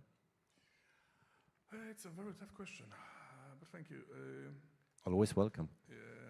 We are talking about 10,000 or 20,000 cars in the Gigafactory, at least. We've got the problem with the infrastructure. We've got let's say, the price of the Polish energy is the highest in Europe, or the second highest. So that's the second thing. But the Gigafactory should be considered in Poland, that's for sure. What should be the business model, or who should put the money in it? It's an open question. For sure, but what I wanted to say that what is important, and it's not very clear or very hearable in the open discussion, that it's not the matter of the hardware. It's a matter of the ecosystem, that's sure, but we also should focus on the one very important thing, utilization of the hardware. Because currently the utilization of the, let's say, normal training that is conducted in my data center, or maybe in every data center, it's 50% of the hardware capacity. So let's look at the DeepSeek. Maybe it's true, maybe it's not, but from the available information, they can squeeze a lot from the available hardware. So let's not talk about the hardware and building infrastructure only, but let's talk in the sense of Gigafactory, AI factory, of optimizing the tools and producing the open source European tools that can use the hardware that it's here. Not only shipping the money from European Union to the US for the new chips. Thank you. So when we had the public consultations in the Ministry of Digital Affairs, one of the main subjects raised was actually about the business model. So we were having exactly the same conclusions, and energy was also there. However, the ministry said that there are some discussions with PGE about the possibility to guarantee the energy for the project. So I hope it will be positively executed. And very interesting point about the future business model. So do you believe that then the cloud providers will be able to focus on interference and make sure that the services will be used based on what will be trained on the AI gigafactories? It depends how the gigafactories will operate, because we're still talking about the training. We are not talking about the inference. And from my point of view, the inference is the money, or is the key, because you conduct the training once or twice, and then you can do the fine-tuning, let's say locally. But if you want to scale and you want to make a product from your model, you need a good and decent inferencing solution. We also should think about the data availability, the all regulation that we've got in Europe to be, let's say, more unified in that sense, but also the data lineage, because we are not talking about the management of the data, or we are talking about the management data on that level that cannot be implemented in the current solution. So the business model, I think the inferencing is very important, and to provide decent services for inferencing. Because, if at the end you will get a great infrastructure with the number of GPUs and you cannot use it in less than an hour, I don't think it will succeed. Okay, so I think that we need to address this to you, Manuel, right now, because we've been talking a lot about AI Continent Action Plan, and there is also another project. So this is the IPCEI on AI, right? So there is a question to you, if you could tell us a little bit more about this project, actually concept, and maybe there is a space also for this, not just training, but also interference part, because it looks like that the execution, usage, and what's next will be the most important subject. I'll come back. I'll shelve the question for a second, because in my opening remarks, I talked about the data center angle of the Cloud and AI Development Act, which is one of the two. But as my three co-panelists pointed out, it's very clear that there's at least two angles to the story. One is the one of the data centers, but one is the one of the cloud industry, which are one after another in the supply chain. And I think what we want to make sure with the Cloud and AI Development Act is that we tackle both levels of the supply chain, and that we offer to public procurers, public authorities, the tools to make the example that Stan mentioned about Cloudflare commonplace. And not only to bring a startup to a mainstream company, but to take a mainstream company to become a world-class leader. And so it is indeed, so I've heard before that public authorities always go for the cheap option. I'm not sure I would completely agree with that. There's a legal obligation to look at the best quality-money ratio. So, of course, money is important, and it's normal, right? It's our taxpayers' money. But there has to be there is another part, which is the quality. And I think as well, public authorities can typically, not always, but can very often afford to be more patient than private actors when they procure.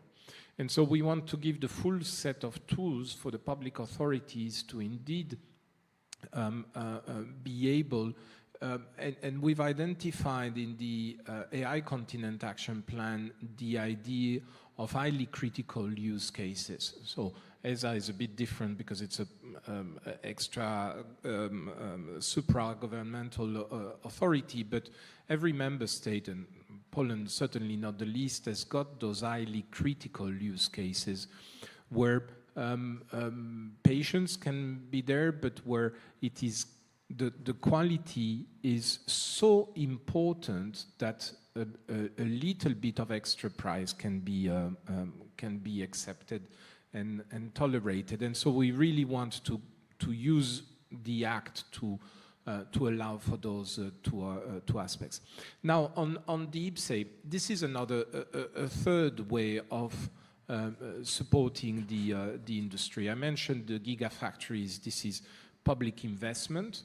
I mentioned the Cloud and AI Development Act. This is legislation to make private investment more fluid.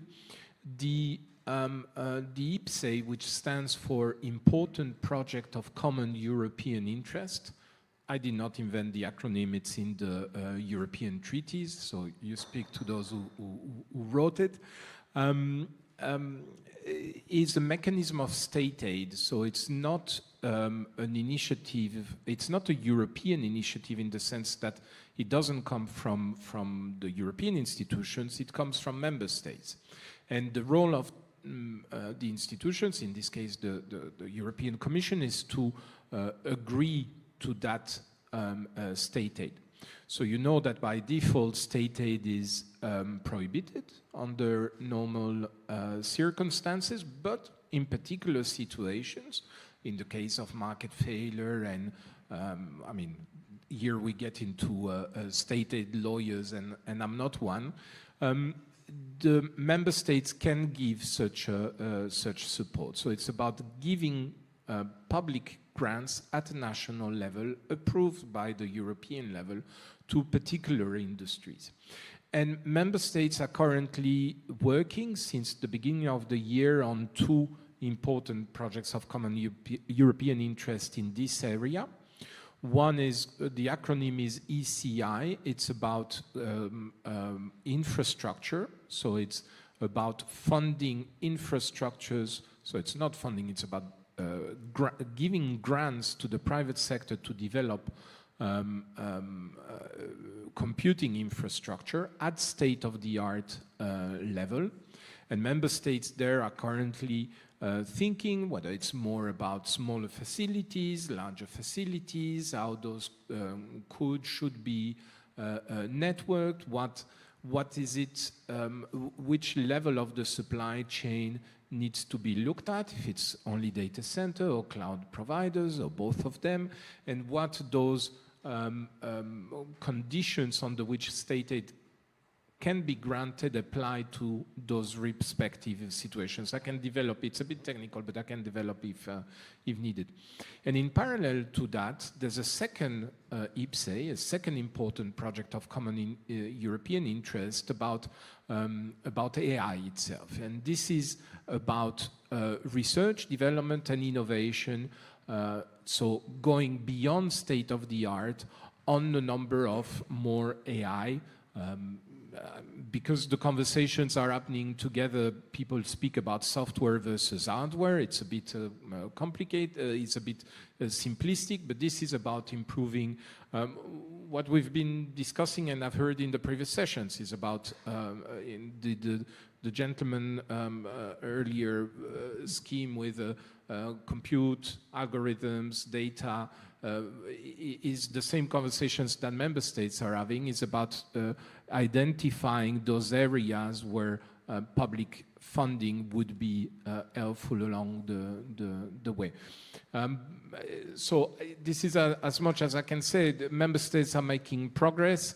They're stabilizing documents so that they have a common vision about that, and will be working on a political commitment over the coming month. Thank you very much. So we have with us one of the let's say, participants of this project, because you, Stanisław, represent the company that is right now in IPSAE working. So what are your thoughts on this project? How do you see it? And what could be, from your perspective, the suggestion for the AI part, as it's still, you know, under development? So let's do it as best as possible. Okay, thank you. First of all, it has to be said that the fact that the IPSAE cloud infrastructure services exists is an enormous success that needs to be attributed equally to the industry that participated, to European Commission's DigiConnect, and to responsible member states. It was not an easy process. It was not, originally, I believe the mechanism was not really suited for projects focused on services, not on development of physical infrastructure, such as production plants or stuff like that. So it was and is a great success, that the fact that it exists, the fact that multiple technologies are being developed within its scope, and it was not clear for a long time, long months, that it will come to a fruition.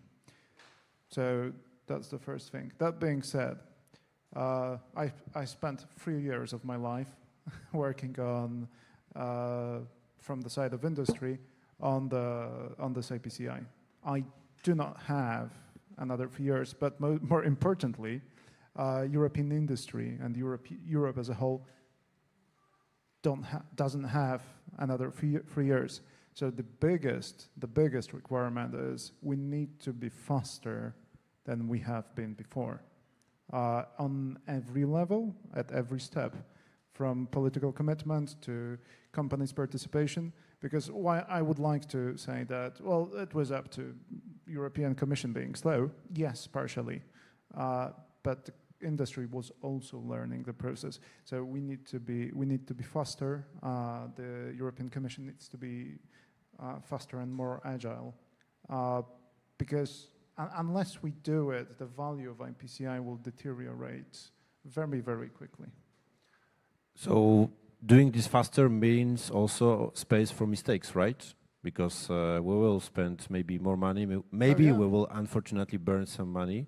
Don't you think? Yeah, certainly. I mean, it's IPSAE is an R&D project which bears some risk. So yeah, obviously, but I feel it's the only way to go forward.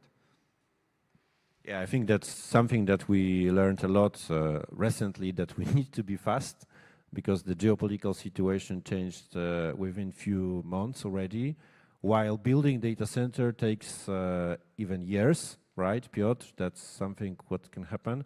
So how do you see in this project to speed up? I mean, if there are more grants coming from European Union, do you see that for the industry it could be beneficial with the IPCEI on AI project? Will you be ready to train more, to build more models, or go for the interference on your side?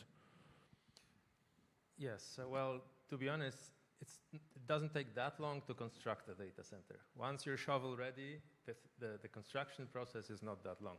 It's the permitting process and getting to that stage of being ready to construct, that's the longest part. And I'm not sure if this particular project can help with it, because it's a slightly different angle, but what it can help with is enabling GPU as a service, AI as a service services.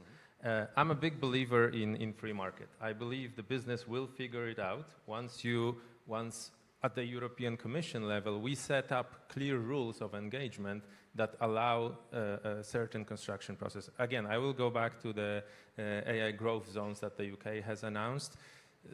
Again, it's not the country that is developing these data centers. They are just creating a sandbox for the businesses to create their own business models within it, and they just simplify the process to get to that business-ready stage. So this is the area that I believe we should also look at and see how we can enable that.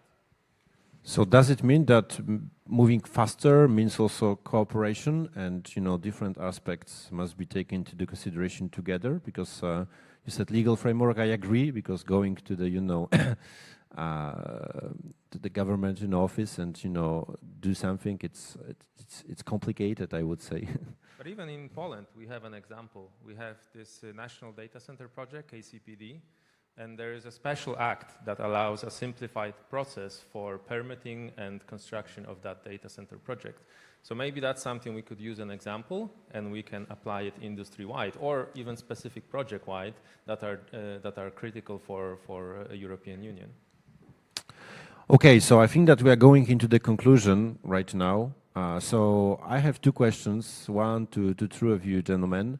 I mean, except Manuel, because I will, leave you the last question at the end. But we are finishing, as I said, the Polish presidency right now. So what would be your request to the Danish presidency when it comes to the digital growth, when it comes to the cloud, data center services, and all the acts that we've been discussing already? What would be your expectation for the next half a year? So maybe Mateusz, we can start with you. As a host, let me just remind you that we are running out of time, and there's going to be lunch waiting within 45 minutes. There are two presentation words, so please be very precise. One sentence each, please. Okay, two sentences, if it will be faster. So, what I would expect, change in the public procurement law in order to get more public-private partnership, to get more procurement, and to enable public-public partnership also in order to boost the development of services. Thank you. Piotr? I would say act with a sense of urgency. The business that we're so afraid of sometimes is moving extremely fast. They follow the motto of move fast and break stuff. So that's something we need to somehow figure out how to tackle that as well. Thank you. Stanisław? Okay, so we have public procurement changes, we have speed. So I would say that I would love them to show that there are already European alternatives. Thank you. So, Manuel, the question to you, after all you heard and what you have in your mind, let's imagine we are in 2030, what you would believe we will be as a Europe, what will be our success, and what will be waiting for? It's like 5 years in front of us. What's your dream, become a fortune teller? In one sentence, not where we will be, but where we are working to be, is to have European AI with autonomy all along its supply chain. And you believe in 5 years it's possible? In data centers, yes. In the models, I believe yes. In cloud, I believe yes. There might be aspects on the chips side where 5 years might be a bit short, but it's not my area. But thank you very much. I think that we have all the requirements, in the meaning that resources, capacities, money, etc., to grow with Europe. And what I heard in this debate, it's about being also united. It means that if we will go over there, with the situation alone, we might fail. But if we will go together, we will win. So thank you very much all for this debate, and for you for listening. I hope you enjoyed. Thank you very much. Thank you. Thank you. Thank you. Big applause. I really like one of the remarks. Again, I think it was the famous sentence of Barack Obama, "Yes, we can."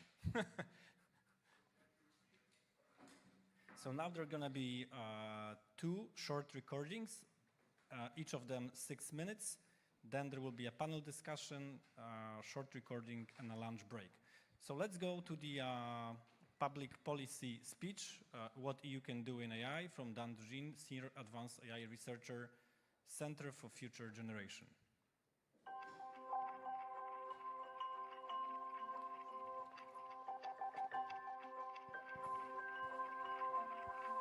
I think it's fair to say that Europe has woken up to the importance of AI. Policymakers aren't betting on regulation alone anymore or hoping that this whole AI thing will just blow over. My name is Daan, and I'm a senior AI policy researcher at CFG. We are an independent think and do tank based in Brussels, and we work on the governance of emerging technologies like AI. Me and my team are grappling with some of these really tough questions in European AI policy. Because when you consider the challenges and the sheer scale of what Europe is up against, it is quite easy to get stuck in defeatism sometimes. The US, China, now also the Middle East, are all pouring hundreds of billions into AI, while the EU is still scrambling to coordinate internally. So there's this real sense of what can the EU even do here? What kind of space can it realistically carve out for itself?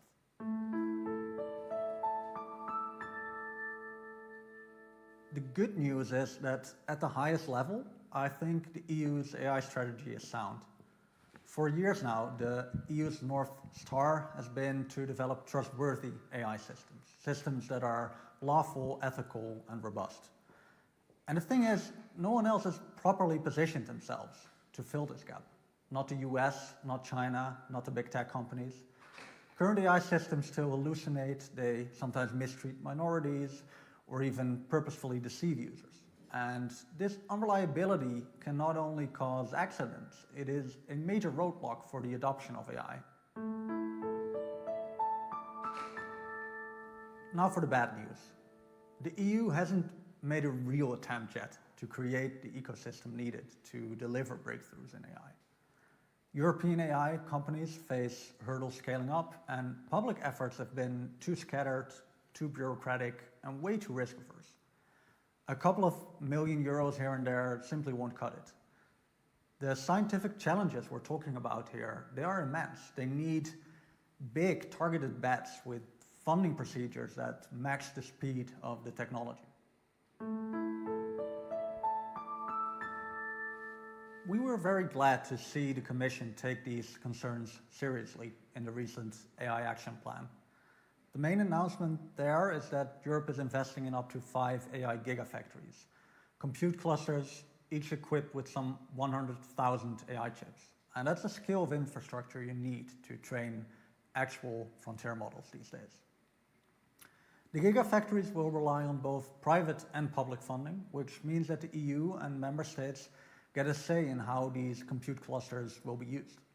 And this creates a huge opportunity for Europe to decrease foreign dependencies, pursue novel research at scale, and to train sovereign systems that can help, for instance, with cyber resilience.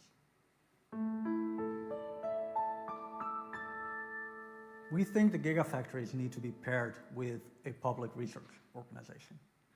In the AI action plan, the Commission has announced RAISE, the new European research body that will both fund AI applications in science, but also bring more scientific rigor to the field of AI itself.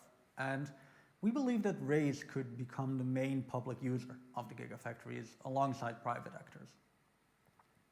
We've been pushing for a while now for this new European AI Research Institute that combines elements from 2 existing types of organizations.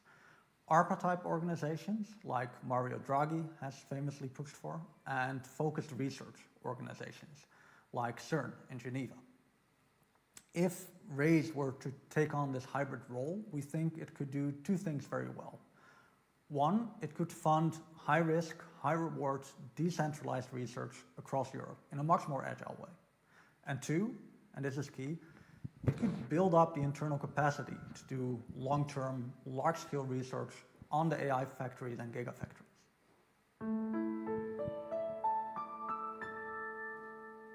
Let me give one concrete example of what RAISE could work on. Right now, we can train these incredibly capable AI systems, but we have very little idea of how they work under the hood.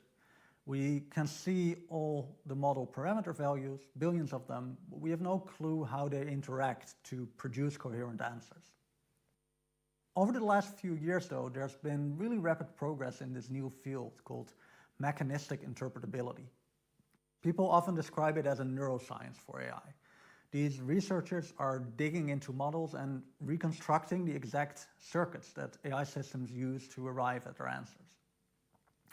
But the thing is, mechanistic interpretability often requires extensive compute resources, and it currently remains massively underfunded. There's maybe 100 people in the entire world right now working on this.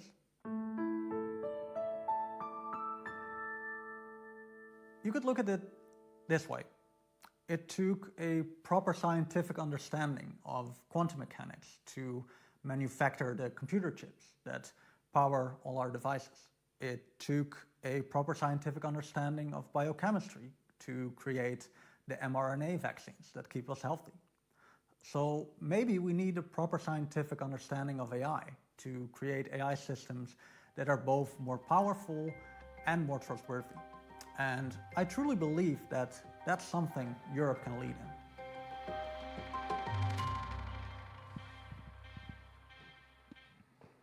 That was the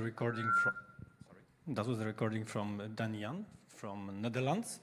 One more recording from Alessandro Blanc again.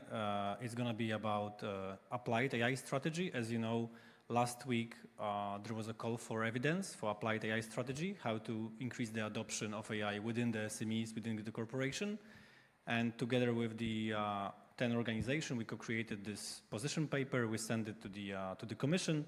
And now it's going to be 6 minutes about the main findings. And then there's going to be a short panel discussion about adoption, and we're going to have a break for lunch, for the coffee. Please do. Dear guests of the 11th European AI Forum, thank you to all the organizers for the opportunity to speak today. My name is Alessandro Blanc. I'm head of public affairs at the German AI Association. I would like to spend the next few minutes talking about where Europe stands in the global AI race and what we need to do now to make it a real progress and a real success. It has become clear to us all, I think, that AI is not just another layer of digitalization. It's foundational. AI will determine how we work, how we innovate, and how competitive our economies are on a global scale.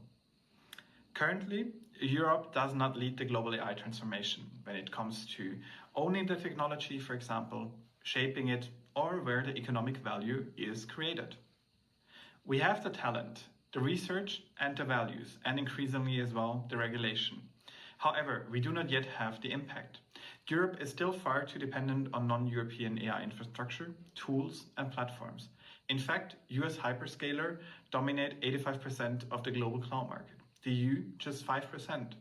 And when it comes to AI investment, the numbers are even starker. Last year, private investments in the US reached $67 billion. The EU and the UK combined reached just $11 billion. In generative AI specifically, the difference is more than 30-fold. At the same time, we're seeing a steady outflow of talent. More than half of Germany's AI PhD graduates, for example, leave the country after finishing their studies, primarily to work in the US, the UK, or Switzerland. The situation is therefore clear. Europe has enormous potential, but we are not translating this into market power. If we're serious about digital sovereignty, we can't afford to remain stuck in pilot projects and working groups while others are scaling up globally. That's why we welcome the European Commission's Apply AI strategy. It demonstrates the necessary ambition of shifting from debate to deployment. However, ambition alone will not be enough. What we need now is focus and execution. Together with the European AI Forum, we have outlined some very concrete policy recommendations that could significantly improve European AI competitiveness. The first of these vouchers would support SMEs in implementing AI solutions developed by European providers. The second voucher then would cover computing costs on European AI infrastructure, for example, the AI factories or Gigafactories. This is not about providing subsidies for the sake of it. It's about stimulating demand in the right direction and ensuring that the data, value creation, and expertise remains in Europe. Secondly, we need to address the timing issues surrounding AI regulation. The AI Act implementation is moving forward, but for example, the harmonized technical standards, the code of practice, the guidelines on which it relies are still in development. This creates a difficult situation for companies as they want to comply but do not yet know how. This is particularly challenging for SMEs and startups. We therefore propose extending the compliance deadlines and simplifying the process, especially for high-risk use cases. Third, we recommend strategic public procurement. European governments should act as anchor customers for European AI. This would involve using AI internally and prioritizing European providers in long-term procurement frameworks. There is no better way to boost trust in European AI than for public institutions to use it themselves. Fourth, we must improve the transfer of research into the market. Europe has outstanding AI labs, but too few spin-offs. That's why we are proposing concrete programs within universities to help researchers and founders develop their business models, understand IP regulations and negotiations, and secure early-stage funding for proof-of-concept projects. Fifth, there is the issue of talent. Europe cannot afford to train brilliant people, only to lose them to other continents. We therefore propose creating an Erasmus for AI, a comprehensive program for mobility, skills development, and talent retention. This would include micro-credentials, fellowships, and fast-track visas for international AI talent. Lastly, we need to adopt a consistent European AI-first approach, particularly with regard to integrating AI solutions into the public sector. In today's unstable geopolitical climate, we believe that this focus is essential for the bedrock of our digital sovereignty and Europe's economic security. We must transition from being the world's AI regulator to being the world's AI innovator and implementer. In short, we must treat the deployment of European AI as a strategic priority, because that's precisely what it is. This is not just about the technology. It's about whether Europe can remain a place where innovation happens and scales up, a place where startups can thrive. It's about a place where values and competitiveness go hand in hand. Let's ensure that Europe is not just a place that talks about AI, but a place that builds, uses, and leads with it. With that, thank you very much again for the possibility to speak to you today, and I wish you all an engaging discussion and a successful conference. Thank you.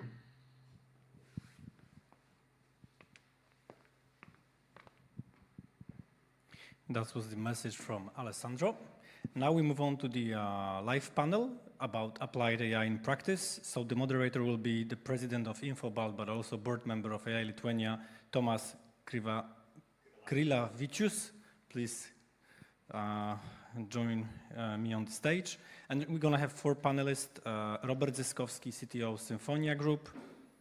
Good morning, good afternoon actually. Piotr Dorosz, the CEO of Divinity. Big applause also. One of the key person behind Bielik. And Christian Gall from EIT Digital, ecosystem lead regionist. And last but not least, Arek Kwoska, managing director, Rebels Valley. Gentlemen, the floor is yours. I think you all have mics. Yep. So you have around 30 minutes.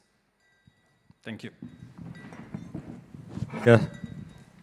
So, hello everybody. It's nice to moderate this discussion and nice to have such experienced panelists. And I will start from warm-up version actually. So, can you tell a bit how you use, actually how you adopt AI in your companies or organizations, and are you happy at this adoption level and speed? So maybe you can start from the... Okay, so I'm running small consultancy boutique, and in my everyday job, I was AI for deep research and for searching for the information and for checking the big data sets and looking for patterns that I can reuse. Hello, this is Christian Gall, representing EIT Digital. To me, it's also a historic day to be here in Gdańsk. I mean, I read about it when I was studying in high school history, and I just checked that they even have black Valessas, these little teddy bears you can buy in the souvenir shop. But going back to your question on when you're using AI at EIT Digital, we do use it, of course, during our work, but we also find it crucial to make sure that various companies, SME level, small mid-caps, and also students at our master's school program do know what AI is about and how they can further develop their skills. Hello, my name is Piotr. I'm CEO of Divinity. Thanks for having me. So, according to how are we using AI, first of all, we are IT company, so we are using the tools that help us develop the code faster. The other thing is we are extensively using generative AI in order to capture different information coming from different sources of information. The last example is introducing our own tool called, just in quotes, Divinity Brain, that is able to capture different streams of and different layers of information to support our customers a little bit better, building kind of a brain for our company. Thanks. Robert here. I'm with Symphonia, and Symphonia provides the SaaS, software as a service, for small and medium enterprises here in Poland as well as Romania. And the use of generative AI within Symphonia is pretty much combined with the cloud computing, because those two do not exist separately, at least in my brain, in my world. And predominantly we do three things. The one thing is using Gen AI for enriching and improving the customer experience, how they are engaging with us, how they're engaging with our customer support, with our applications, how to guide them through some of the realization of the business processes. The other bucket or the other category is the productivity of the customers, meaning how some data being processed in their systems or augmented, so they are spending more time on things that matter, and the Gen AI does the routine work. And finally, the third bucket is the internal use for content generation. Same thing as you mentioned, is we see currently 50% of savings when it comes to effort, developers' effort, when they work on new features through the use of assistant Gen AI for daily development. So these are those three categories, and we are seeing, a lot of good results there out there. Well, so it's nice to hear that some of the companies are really strongly using it and adopting that, but maybe we can try to discuss, and we had some presentations talking about why it's not going to work. And I think that when we are talking about this adoption, we don't only have to think about, technologically advanced companies or IT companies. In this case, I mean, we are usually leaders anyway in adopting new things. But let's think about, construction companies, bakeries, I don't know, some fashion business and stuff like that. And do you think why we are slowish at that? Is it trust? Is it pricing? Is it training? Do we don't trust the models itself, or we don't want to upload data to the cloud because we don't trust these things? So what, in your opinion, is the main issue? So maybe we can start. Oh, sure, absolutely.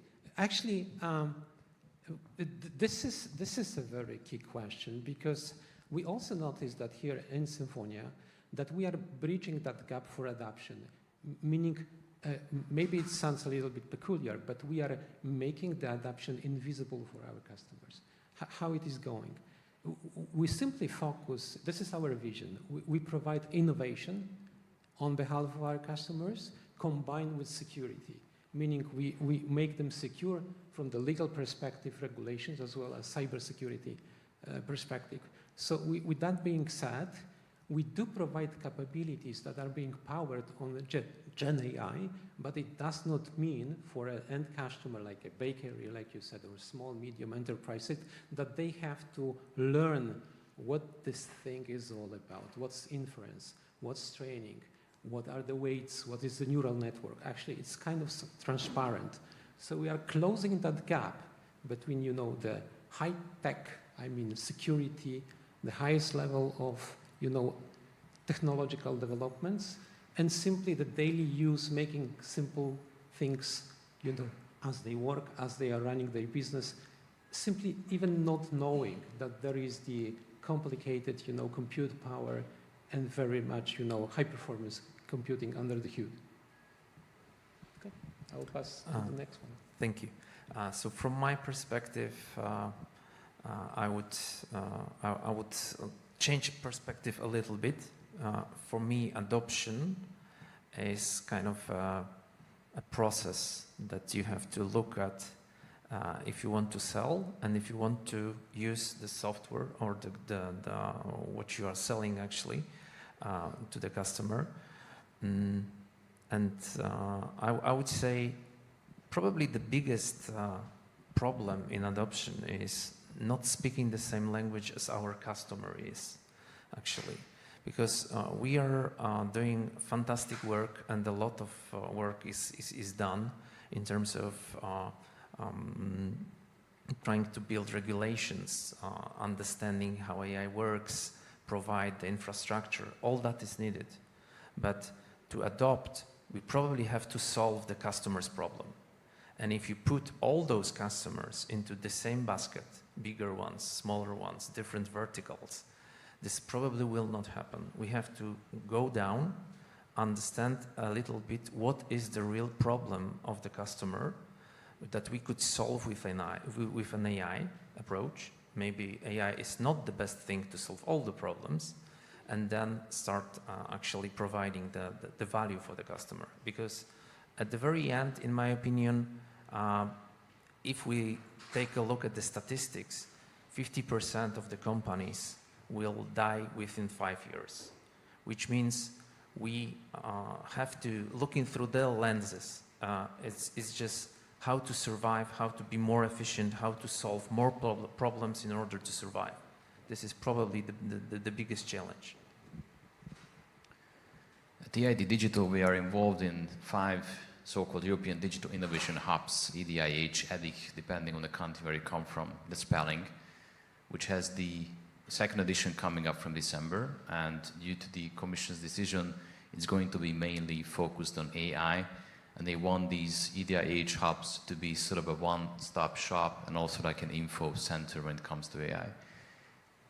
I understand your question and also your point that it's a very complex question. So whenever we meet with a company, we sit down with them and we do like a digital maturity assessment, where various questions are touched upon, how the company is functioning, what sort of problems they have, making sure we are tapping and monitoring the right areas.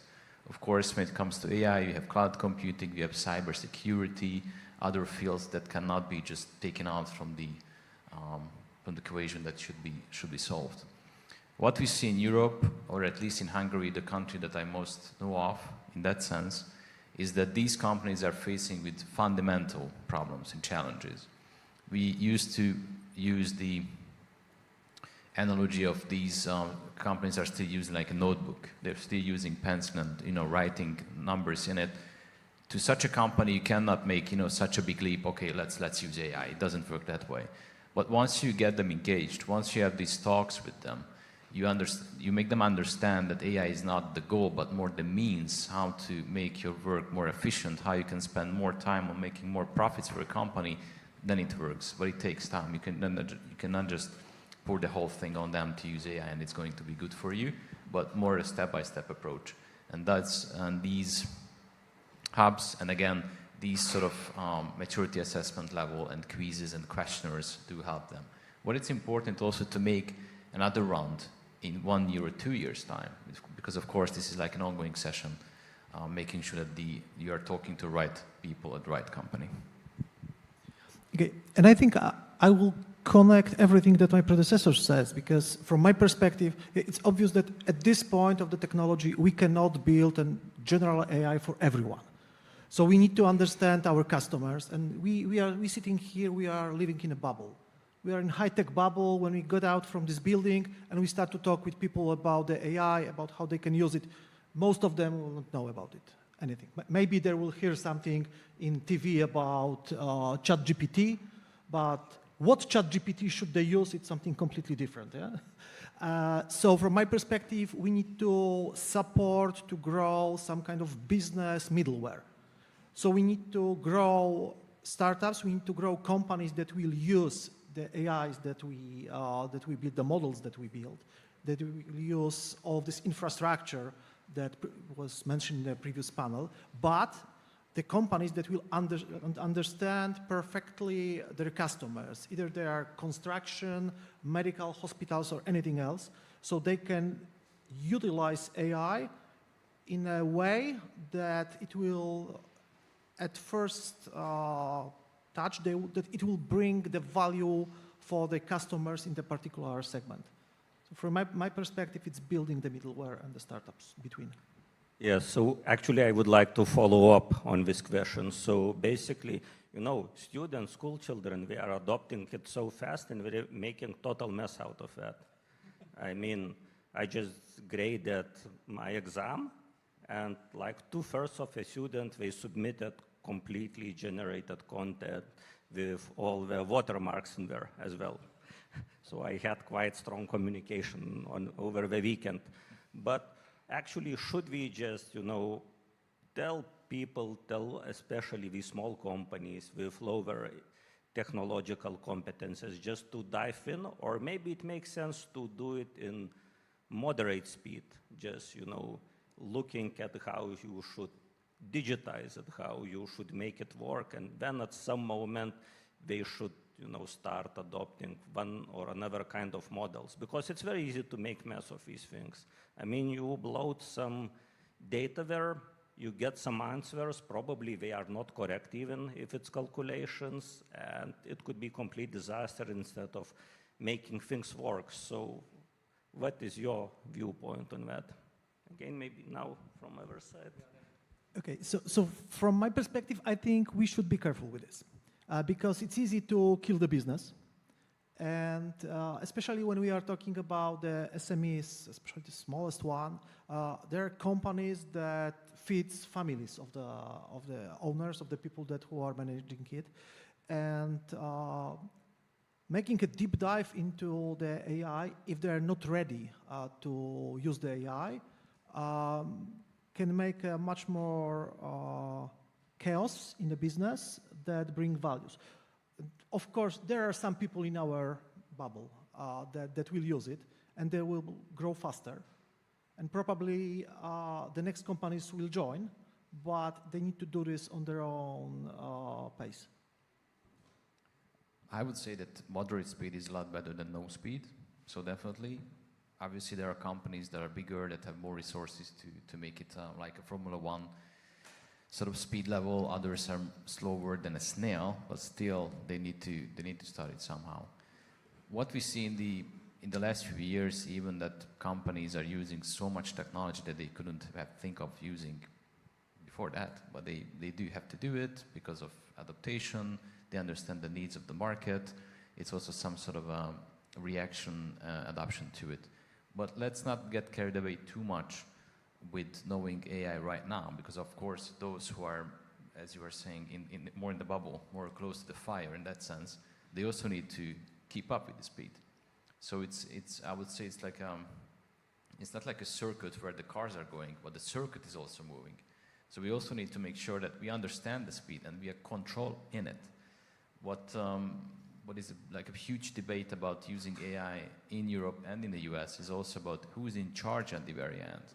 So it's great to have all this technology usage, but let's make sure also with the AI Act and other tools that we are controlling it. We know where the direction is, and at the end of the day, of course, it's for our usage, it's for our common interest when it comes to individuals and also to companies. Okay, so a lot was said. I would refer to that educational example. So maybe we should rethink the rules we are guided by at some point, because AI is able to change them. This is not a game who will provide better essay or better, I don't know, paper. This is rather a fundamental idea, what is the process for, and we have to think about that. So in your case, probably, it would be much better to assume that everyone is using AI, actually, to provide all the papers you ask them for. And you should be training rather how to contradict some ideas that were generated. Maybe we should be thinking, where is the let's say, weakest point of this thesis we are putting.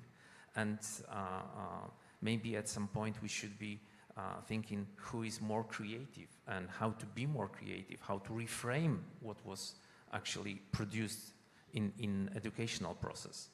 On the grounds of business, this is of course crucial, like my colleagues said, to be on top of the changes and understand them.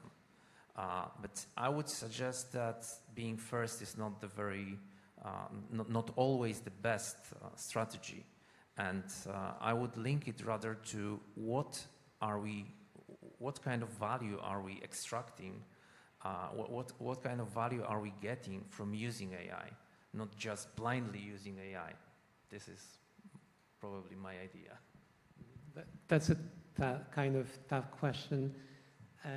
It's a sort of dilemma, I would say, because it's, one size fits not all the other people, and there is no silver bullet, I would say. Yes, we do appreciate our customers embracing the Gen AI revolution. It's sort of like an industrial revolution these days. Preventing them from following that avenue, not necessarily a prudent idea. Educating them on how to use it in a reasonable way, that's the suggestion, I would say. We hear from our customers a lot of concerns, such as, oh my goodness, our jobs are sort of in danger, right? So some of those customers are telling us, my job will be not prevented anymore. Education, education, and education and awareness. These are the things that we as technology providers should be focused on. And also, embracing some of those regulations. We mentioned, AI Act 100 times here in this forum, and this is just the beginning of this event, right? So we will hear more about it. So educating them on those regulations, how to use generative AI in a reasonable way, being thoughtful about what it can do, what it cannot do. We've seen a pattern of some of the expectations being inflated to the skies. So that causes bigger problems than you can imagine. So let's go and educate them and close the bridge between the high tech and what is needed. And I fully agree what you said. Understand the business problem and try to tackle it through the technology that is available out there. So this is what I would say.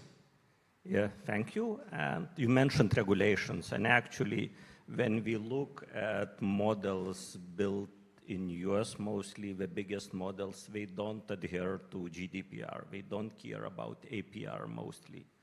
I mean, and for us, especially when we are talking about Europe, usually we have to build or somehow to at least improve models to properly work with our languages.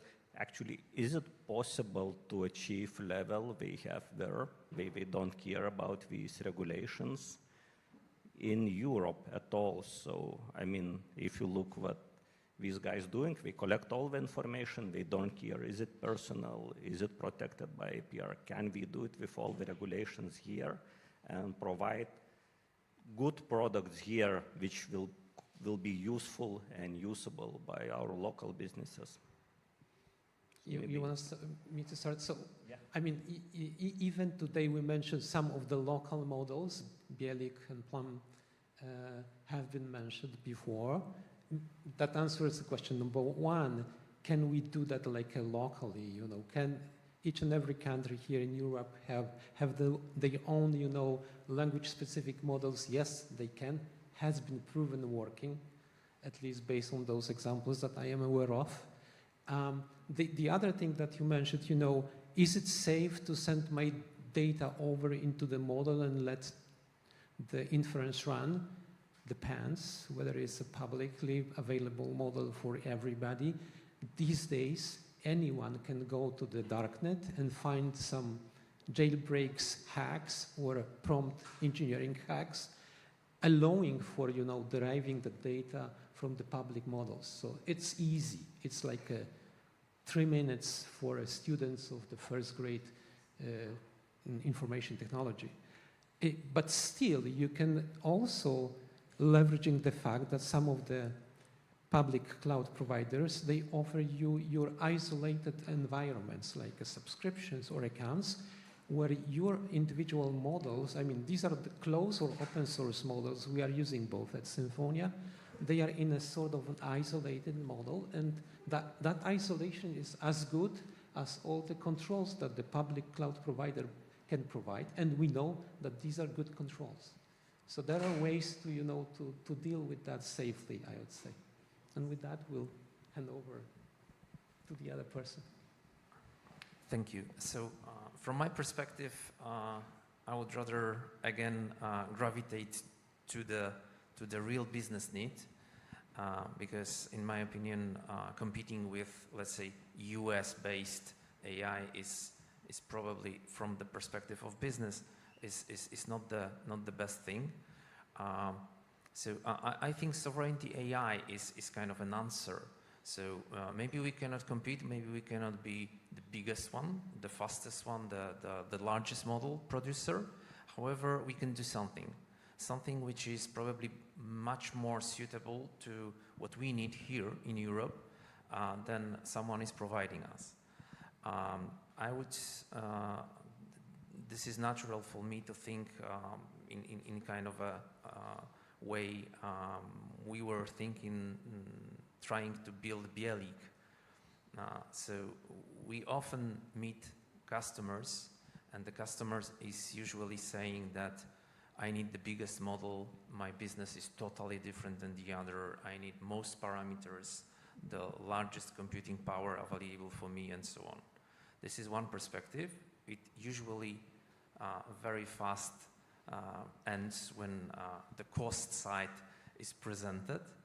And in most cases, smaller language models or medium language models are just enough, because in many business processes, we don't need asking in Japanese, receiving answer in German, in a form of poem, and put it in the kind of, I don't know, graphic way to present the result.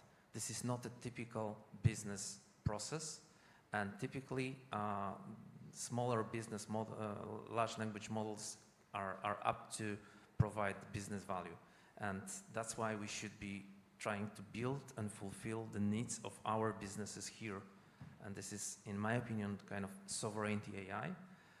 If it will be used on sandboxes, and the sandboxes will be tested from different perspectives, legal ones, data governance, this should be really amplifying the adoption of those technologies. Thank you. Just, gentlemen, final remarks, because we are slowly running out of time. Okay, then I will have 2 short sentences, so you can also have a word. Yeah, so I do believe that the regulations in Europe are helping to control the speed in a way. Of course, Europe is fragmented. It's different to the US. I wouldn't compare the two in that sense. Although this regulation also helps to create other networks within Europe. What I would like to focus on now in the closing remark is more the academic side. The ALICE network, for example, is an AI-based education and network among academic institutions in Europe, something they would like to work on when it comes to AI and also the industry needs, something that perhaps couldn't be helping or couldn't be working in the same way as in the US. So again, regulations are helping with the speed, although the networks need to grow in order to tackle the challenges. Okay, and I will answer directly to the question. No, we cannot compete on a general level with the large American models. We don't have enough funding for them. We have law or regulation that binds us, and we cannot compete on this. But we can compete in our own game, and this is something that my colleague said a moment ago, with the smaller models, with dedicated models to solving some predefined business needs. So, and for conclusions, so I would try to give my conclusion, then I will ask for a sentence or two from each of you. So basically, I would say that if you're an enthusiast, deep dive is fine and do it as fast as possible, but be careful. But if you are not sure, do it at moderate pace. Talk with people who already did that. Talk with companies who provide these services, but don't wait for tomorrow. Start today. Yeah, absolutely. I will repeat myself. Starting today, it's a prudent idea. Embrace it. I will be brutal. Otherwise, you are out of the business. Simply. Okay, 2 hashtags from my side. The first one would be the goal, the purpose. Why are we doing? Why are we serving AI to our customers? What is the purpose? The other one would be 70%, 20%, and 10%. This comes from BCG report. If you're applying AI project, AI tools, 70% of your budget should come to changing the mindset of your people and prepare them to use the tool, 20% for infrastructure, 10% only for software. This is worth remembering. Yes, I agree with the colleagues, and also that there was no time when technology has not benefited the companies. So this is the sort of message we should also signal to those who are in touch with when it comes to companies or educational institutions. Okay, so my summary is that the biggest LLMs and the biggest number of parameters is not always the perfect solution for the business.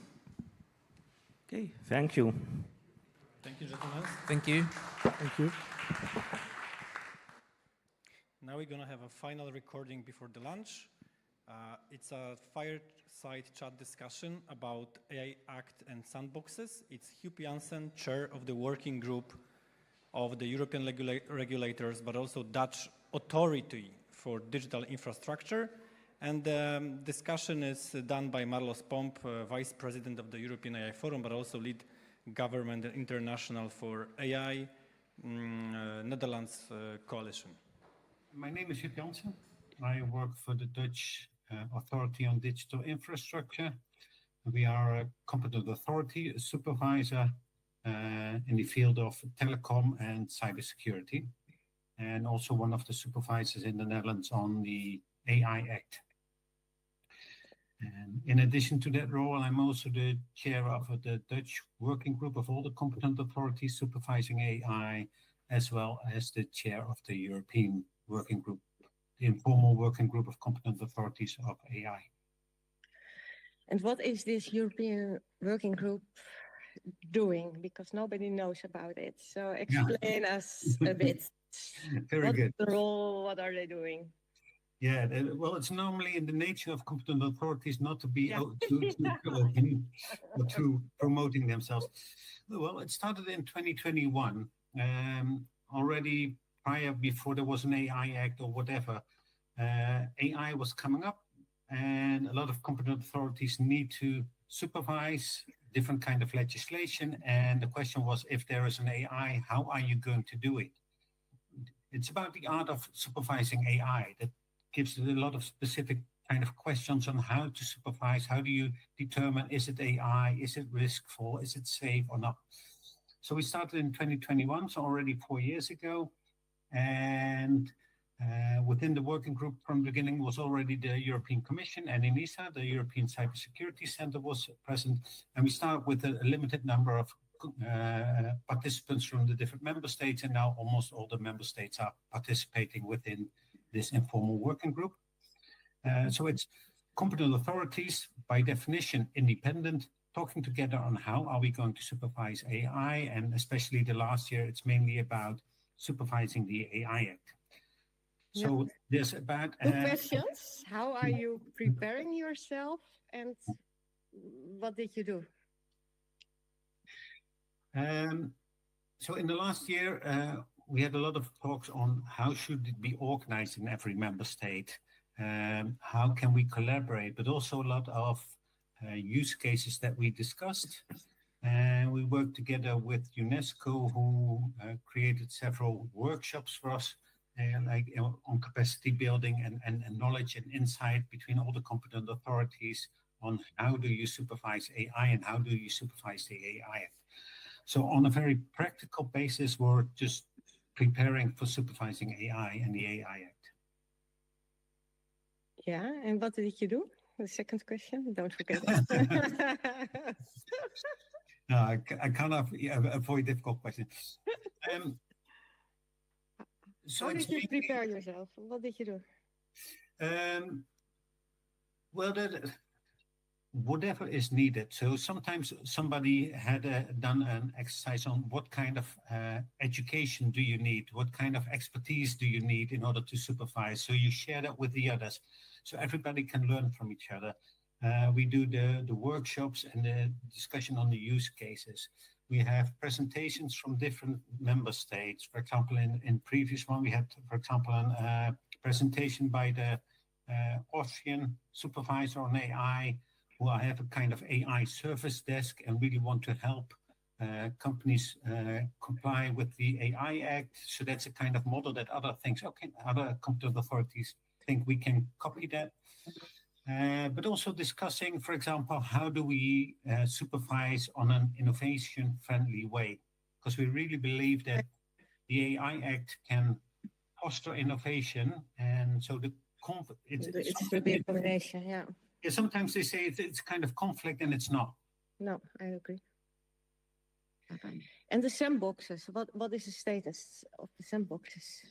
Because we all know there will be sandboxes, but when are we going to start? How does it work? Who's in the lead? Yeah, well, until now, there hardly have been any sandboxes under the AI Act, specifically under the AI Act, sometimes in a different field, for example, in finance or in the GDPR, and they take in a little bit of AI, but not specifically on the AI Act. We've done a pilot last year in the Netherlands and to test a model on how are we going to do that. And one of the things that you notice is that there's a lot of different ideas behind the word sandbox. It's not a technical sandbox, it's called a regulatory sandbox, but it's more a regulatory dialogue. So the idea within the way that we are going to approach it in the Netherlands, and we start officially in the beginning of 2026. So beginning of next year, we'll start. People can ask questions, especially when it comes to interpreting legislation or the combination of different legislations, or how do innovations fit within the terms used in the AI Act. So mainly some technical and legal questions, and what we try to do is to give them an answer within 2 weeks. And if it's too complex, we need some extra experts, then it might take a bit longer. And if it's a really very complex one, then you need a kind of, what is meant on the AI Act, a kind of sandbox where you really start a kind of project in order to, Do you expect that companies are willing to join a sandbox, or maybe they could also be afraid, because in the sandbox you have all the eyes of the regulators on you? So what will be the strategy to get companies in the sandbox?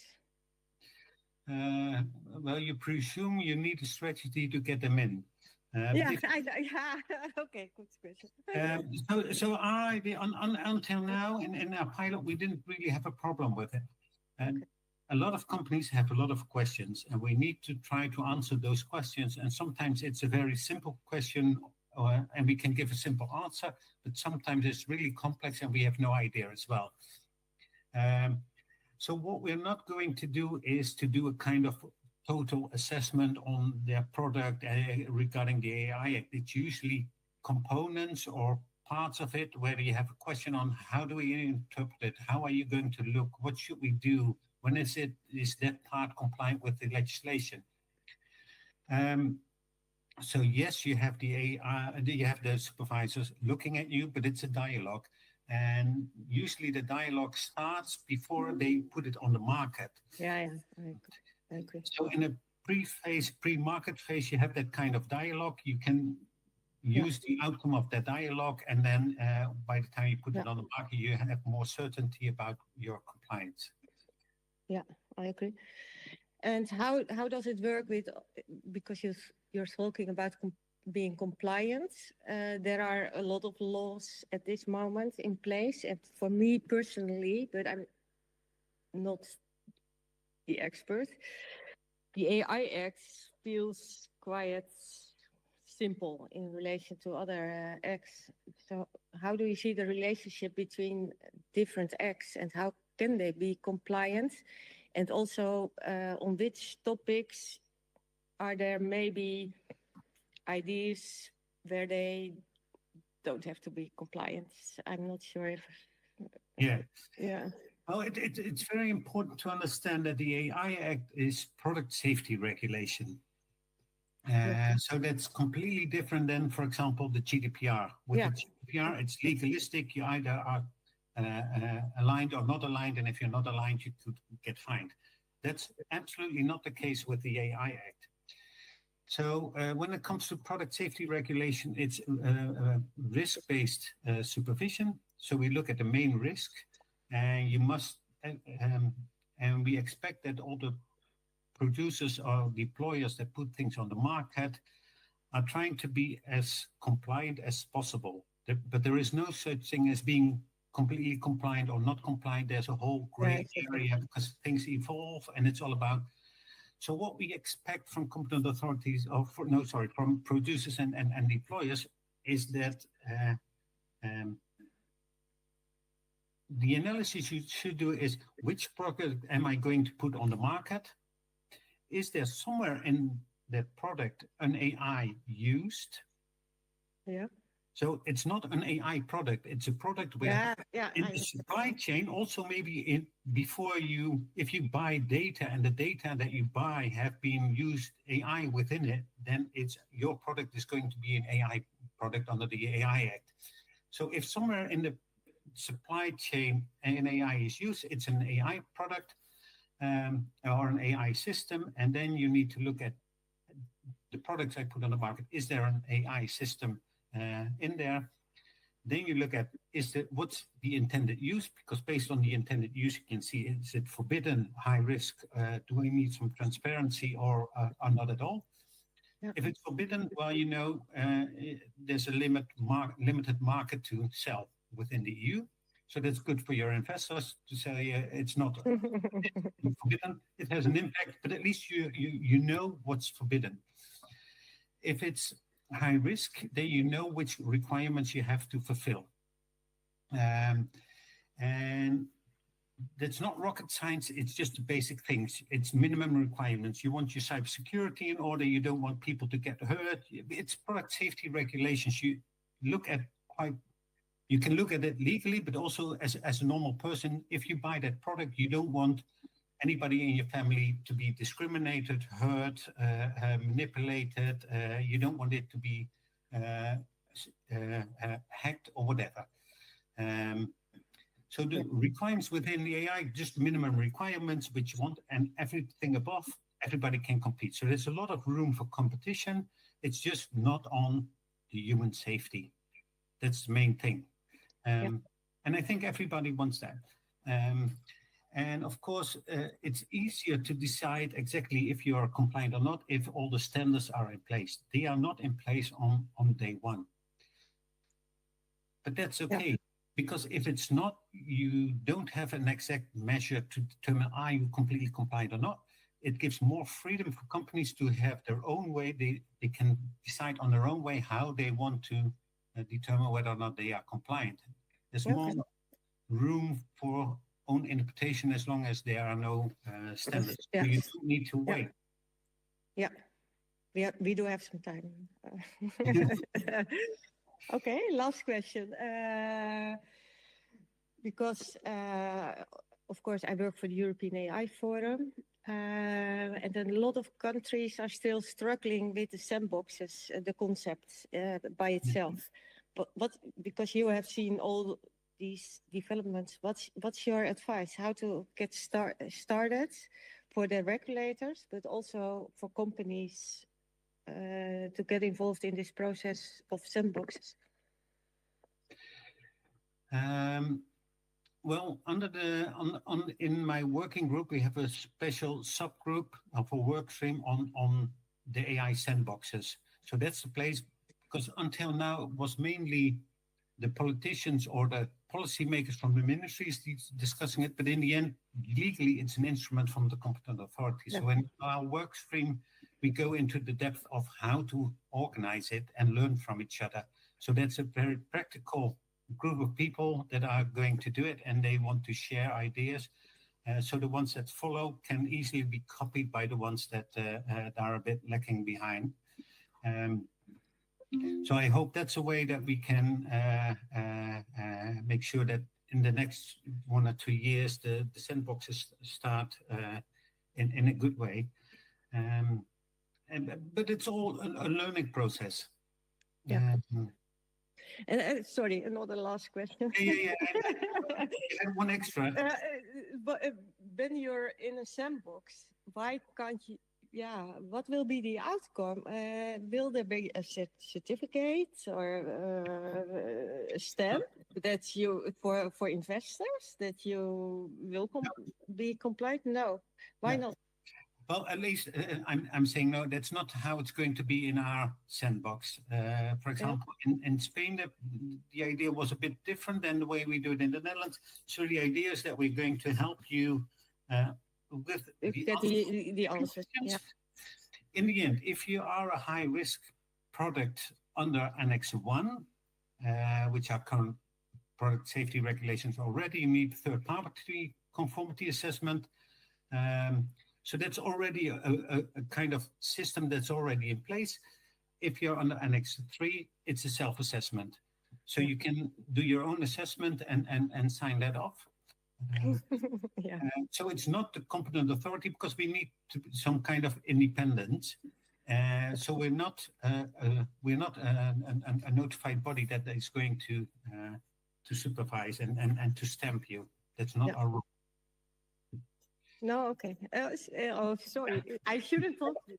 Yeah. This is really my last question. Yeah. What do you think about AI audits? Like from a technical perspective, from an ethical perspective, because I think investors would like to know if the regulators, is it high risk or not, but maybe also about the technical aspects, the ethical aspects. Do you think we need an audit, or is the product regulation enough? I think the product, so the AI Act in itself, I think, is enough, because what's ethical, you don't know what's ethical. At least the AI Act gives some guidance on what is ethical. And of course, you can do more, and then that's part of your own advantage towards your competitors, that you say, but we are more than just the bare minimum. Yeah, okay, I understand. Yeah. You can do your own audits. You can have third-party conformity assessment. Sometimes it depends. You can be on the safe side or not on the safe side. If you think it might become a high-risk AI system, you can say, okay, I'm going to start from the requirements from a high-risk area system from day one, so everything is in place if it happens to become an AI high-risk. Yeah, that's also possible, yeah. But you can also say, no, I'll take the risk. I'll just start, try to get my business up and running. And if it turns out to be high risk, I'll do everything later on. But then it will be more expensive. But then you have some more certainty about the clients that you get. So that's a kind of a thing that investors need to look at it by themselves. But what I fear at the moment is that, a lot of companies are now preparing for the AI Act. That means that there's money going into it. A lot of people are going to invest, and also a lot of consultants get into that business, which I think is really good. I have a feeling within Europe, it's really starting to boom now, the AI and ethical and responsible AI. And I think Europe really needs it. So I'm really happy about it. The only focus now is all on AI literacy. Mm-hmm. And the funny thing is, AI literacy, it's in Article 4, is the only article we're not going to supervise. So it's not about that you need to be AI literate as kind of independent thing. What you need is a safe product. That means that the ones that are going to make the decision need to understand what kind of choice they make. The people who are working on the work floor on a daily basis with the product need to know what is the scope, what is the value of the outcome. So AI literacy is not something general. It depends very much on your role within the organization. And are you able to make the right decisions to make that your product is going to be used safe?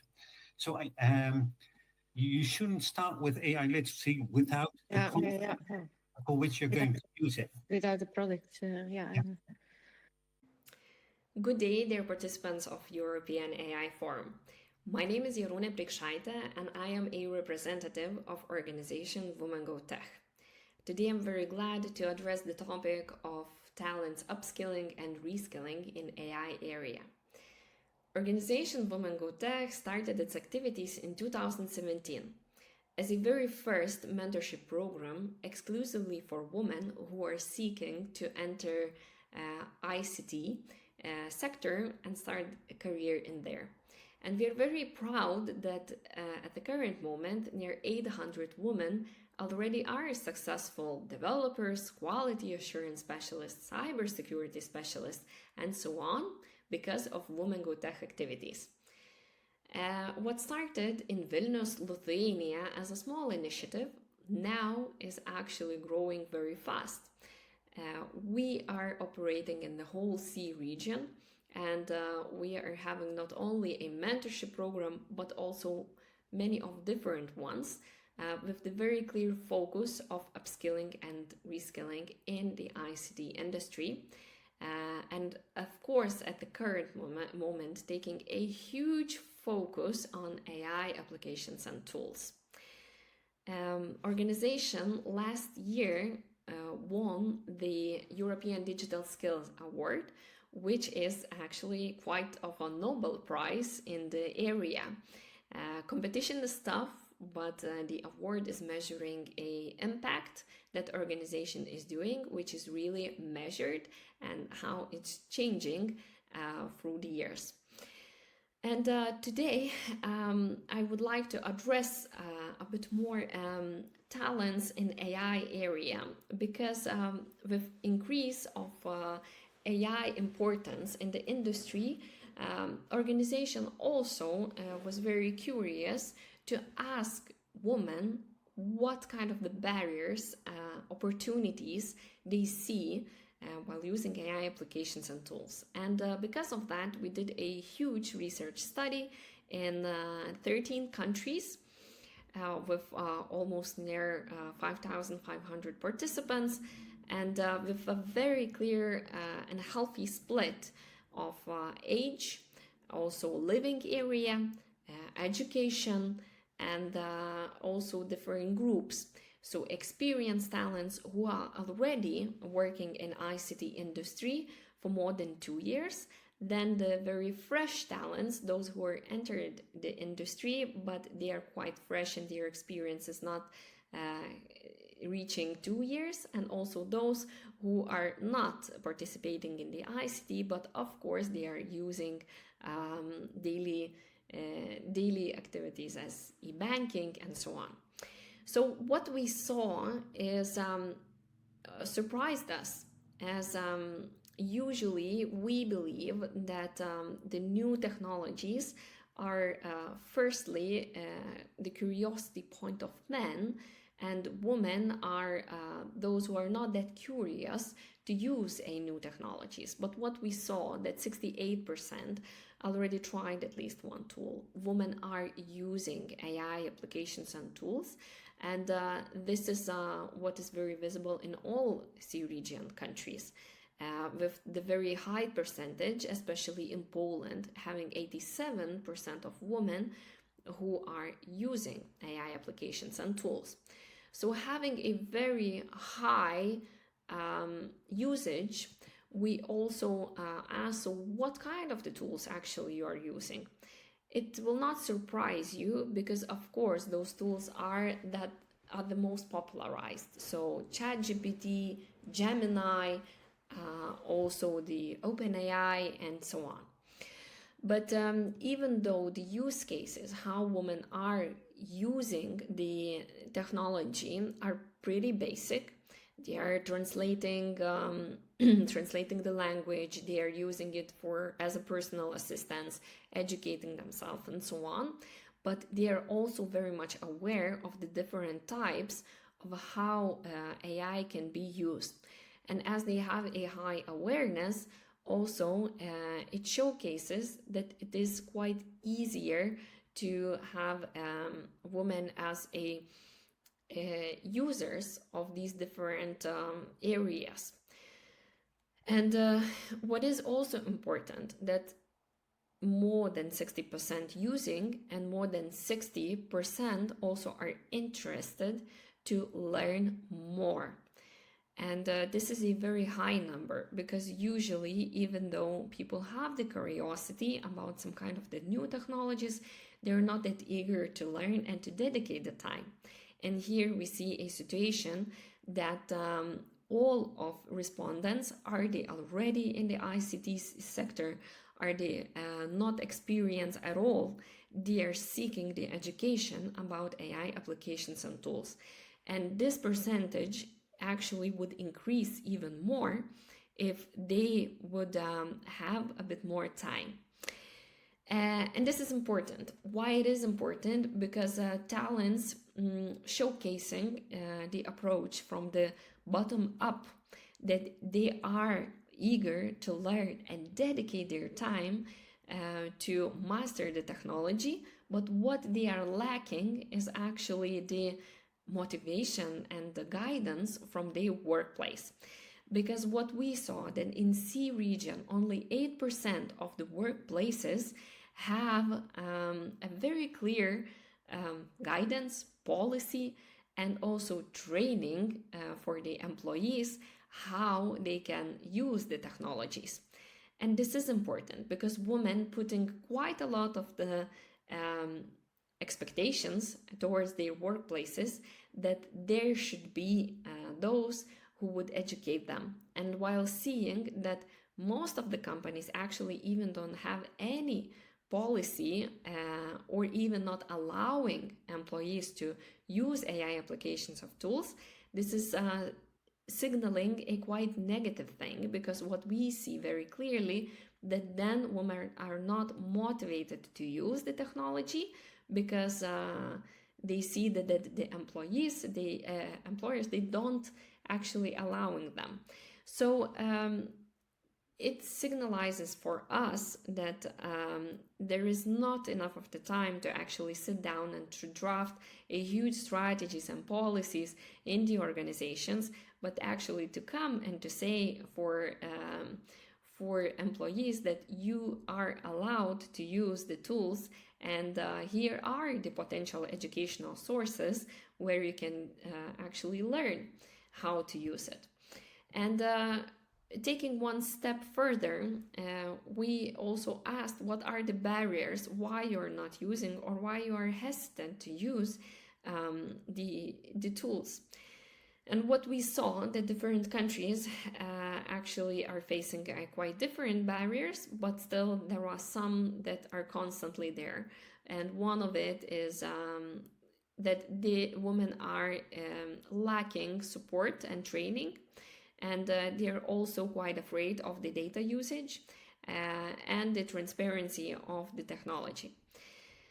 And with that in mind, these kind of the barriers are still not significant. And it's very important they would not have a long roots, and we would work with the education at the right time, means now, because barriers are actually eager to become a stereotypes, and stereotypes is a hell of the battle to get rid of them. So education at the current moment is playing a significant role. And when we ask those women, so what would help you out to actually trust more AI technology and to use more and to learn, they very clearly signalizing that the number one thing is actually training at the workplace, as it was mentioned. But the next thing would be a free community courses that are very structured and clear, that would answer for them the most critical questions and would start from number one step towards a bit more challenging use cases. And of course, the very clear work policies on AI tools usage, so that the workplaces actually would draw the lines. And this is important because taking the research and having a very clear understanding where women are lacking these motivations and what is important for them in the education, we created AI Foundations program, which is proudly supported by Google.org, a philanthropical Google fund. And we gave a promise for the C region that we will educate at the very early of 2026, 20,000 women in the C area. And we will educate with taking the knowledge from those women how they want to learn. So that they want to have a lot of the practical tasks, that they want to have a very structured education, that they want to have a community where you can raise the questions and discuss different use cases and so on. And I'm very proud to say that at the current moment, the goal is almost reached. And thinking about 20,000 women, it seems that this is a huge number to educate so much of learners. But at the same time, thinking about the whole C region, we see that this is almost nothing, because we have so much of talents there. And also we have such a huge impact of AI on the region that the upskilling is very important. And not even about losing the jobs because, oh, AI is going to overtake, as this stereotype is saying, but more of even upskilling for the future innovators, how we can expect that people will create new products and will grow the economies if we will not take a lot of the care of the education. So we see that the program as such is a great opportunity, and this helps a lot for women. But at the same time, the different measures should be taken. So this year we merged with Polish organization, their IT, and now we are uniting near 70,000 people community with different companies, different mentors, mentees, and specialists in ICT field that are helping out each other in this AI revolution. And while merging together, also we are very proud that we are working together with Digital Poland Association, and we established a committee which is taking care of the upskilling and reskilling of Polish women. And we are seeking to have a huge programs and even dedicated for Poland, having AI foundations in the native Polish language to help out even more women and to have a bigger impact.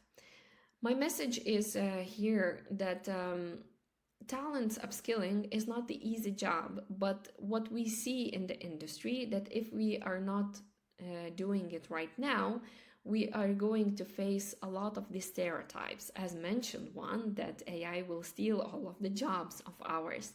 So education is important at the right time because it will foster a future talents not only to be more effective and help the economy to grow faster, but at the same time also to create those future products and services that are not possible without the AI at the current moment.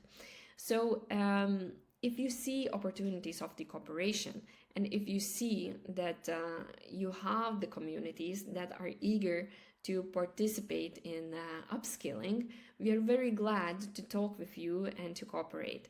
And now I would like to wish you a pleasant European AI Forum and a huge value from the insights. Thank you very much for having me, and have a wonderful event.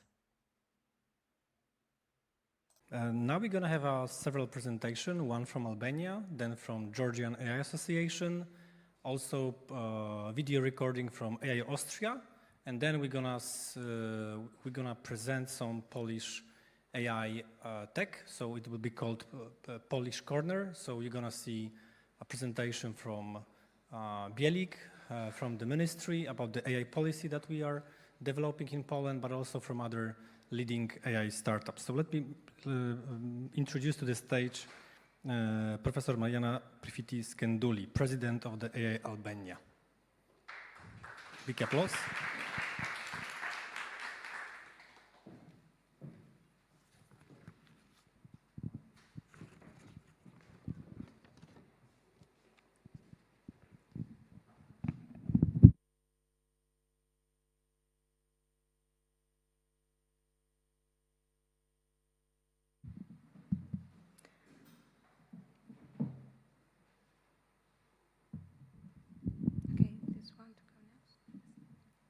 Okay, thank you, Piotr, for the very nice introduction, and I'm very happy and pleased to be here today on this very important occasion.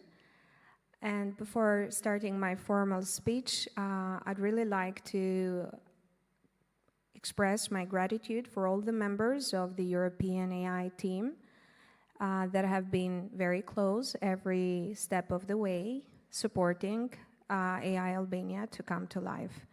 So it's a pleasure to basically join you today at the 11th edition of the European AI Forum, which I tend to see as an event that not only continues to shape the conversation around AI in Europe, but it does it with precision and, most importantly, with a lot of purpose.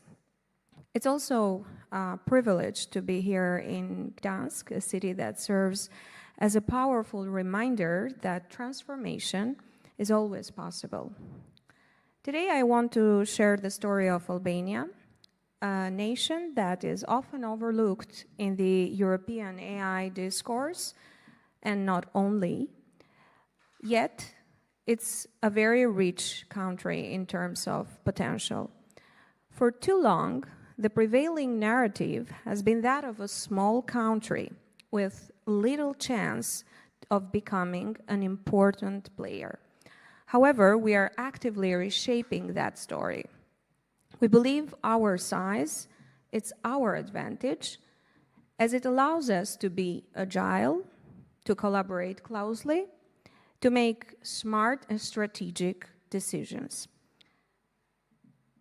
But it's in this spirit of strategic connection that we are incredibly proud to begin our work alongside you as an associated member of the European AI Forum. For us, it's also joining an organization, but actually the real conversation. It's about plugging into the most important AI network in Europe, and we are here to get to work. Well, this brings me in another important point. This brings me to the why behind our work back in Albania. I wish this works.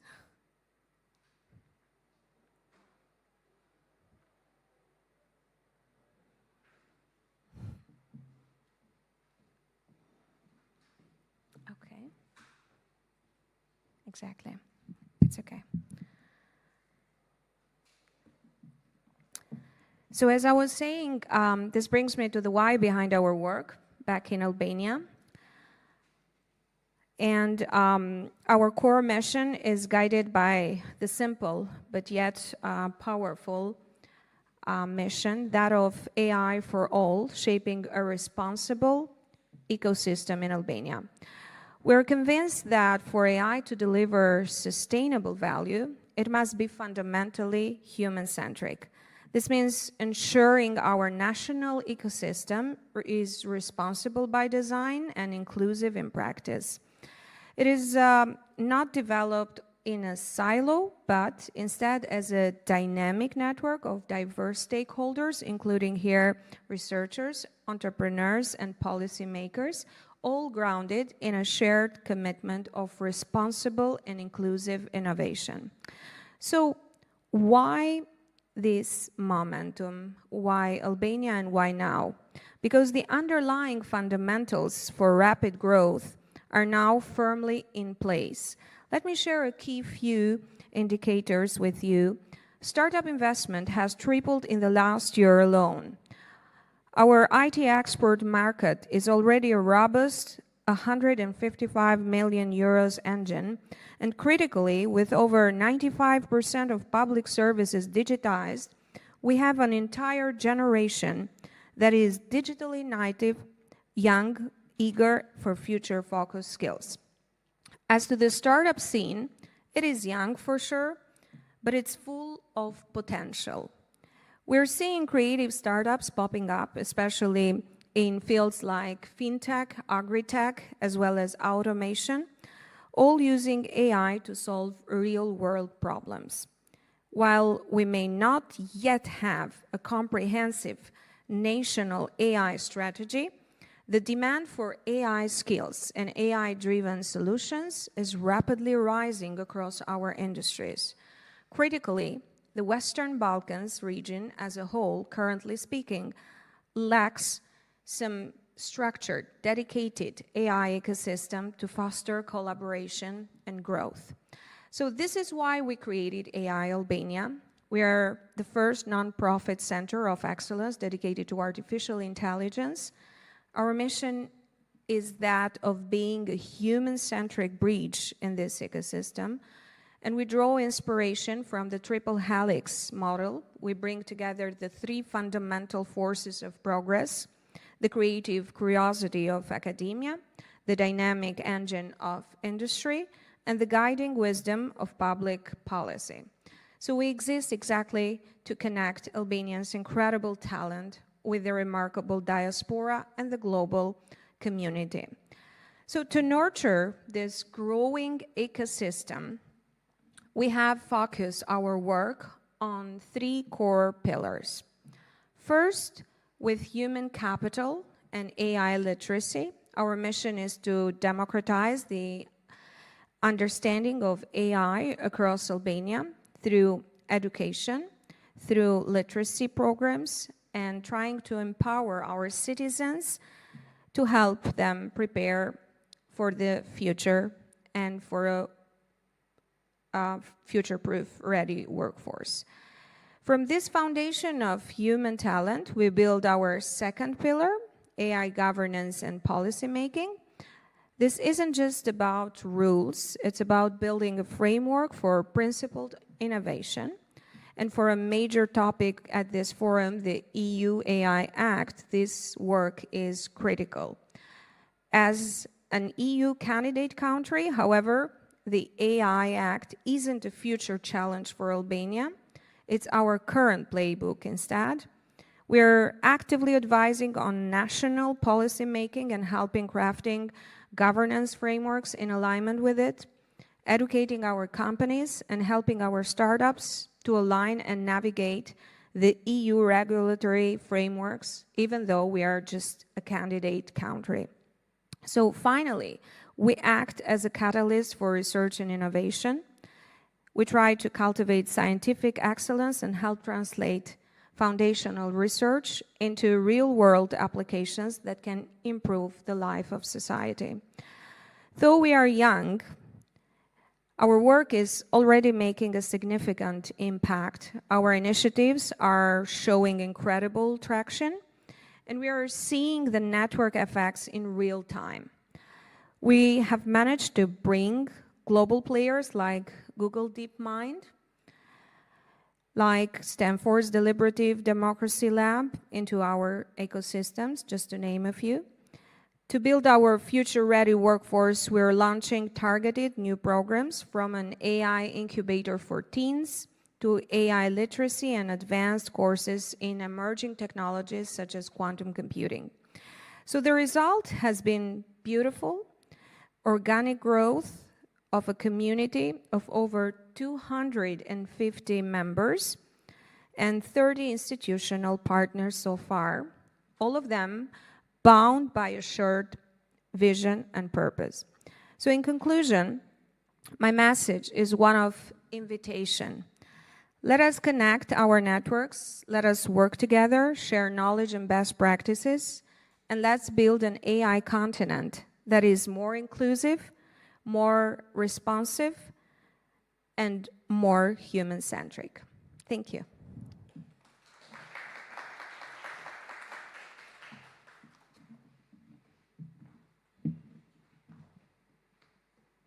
Thank you so much. Thank you so much for coming to Gdańsk and presenting the AI Albania. And I'm really happy as a European AI Forum that we are joining forces together. Now, there's going to be a brief presentation from Georgian AI Association. So let me introduce to the stage Shota Elkashvili as a co-founder and vice chairman of the Georgian AI Association. Sorry for the spelling, no problem at all. Hello everyone. I'm greatly honored to be here and have a chance to talk about Georgia's AI journey to you. And first of all, on behalf of whole AI community of Georgia, I want to deeply express our gratitude for welcoming Georgia as new member of European AI Forum. Our nation is one of the world's oldest country with oldest culture, with deep history and traditions, and exactly in the age of Europe and Asia. But we also are and have always been part of and fundamentally European and Western country.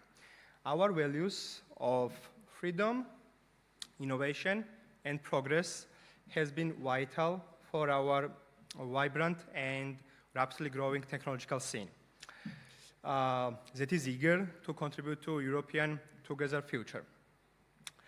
So, a few years ago, we decided that in Georgia, we already had really interesting initiatives around AI, but we do not have any platform. We don't have any platform where we could express, collaborate, and share knowledge. So that's where me and my colleagues came up with the idea to create AI Association. Few words about me. I'm Shota. I'm co-founder and vice chairman of Georgian AI Association. And all these pictures behind my slides are from Georgia, so if you like, we are welcoming you, and we will be happy if you'll come here. So, our association, Georgian AI Association, we call it GAIA. We created it for 2 years ago, and we realized that we should be catalyst in AI development in Georgia. We established ourselves as dynamic platform where people from education perspective, our AI professionals, policymakers, public and private sectors could talk with each other, share knowledge, and start conversations that will lead to something really, really important.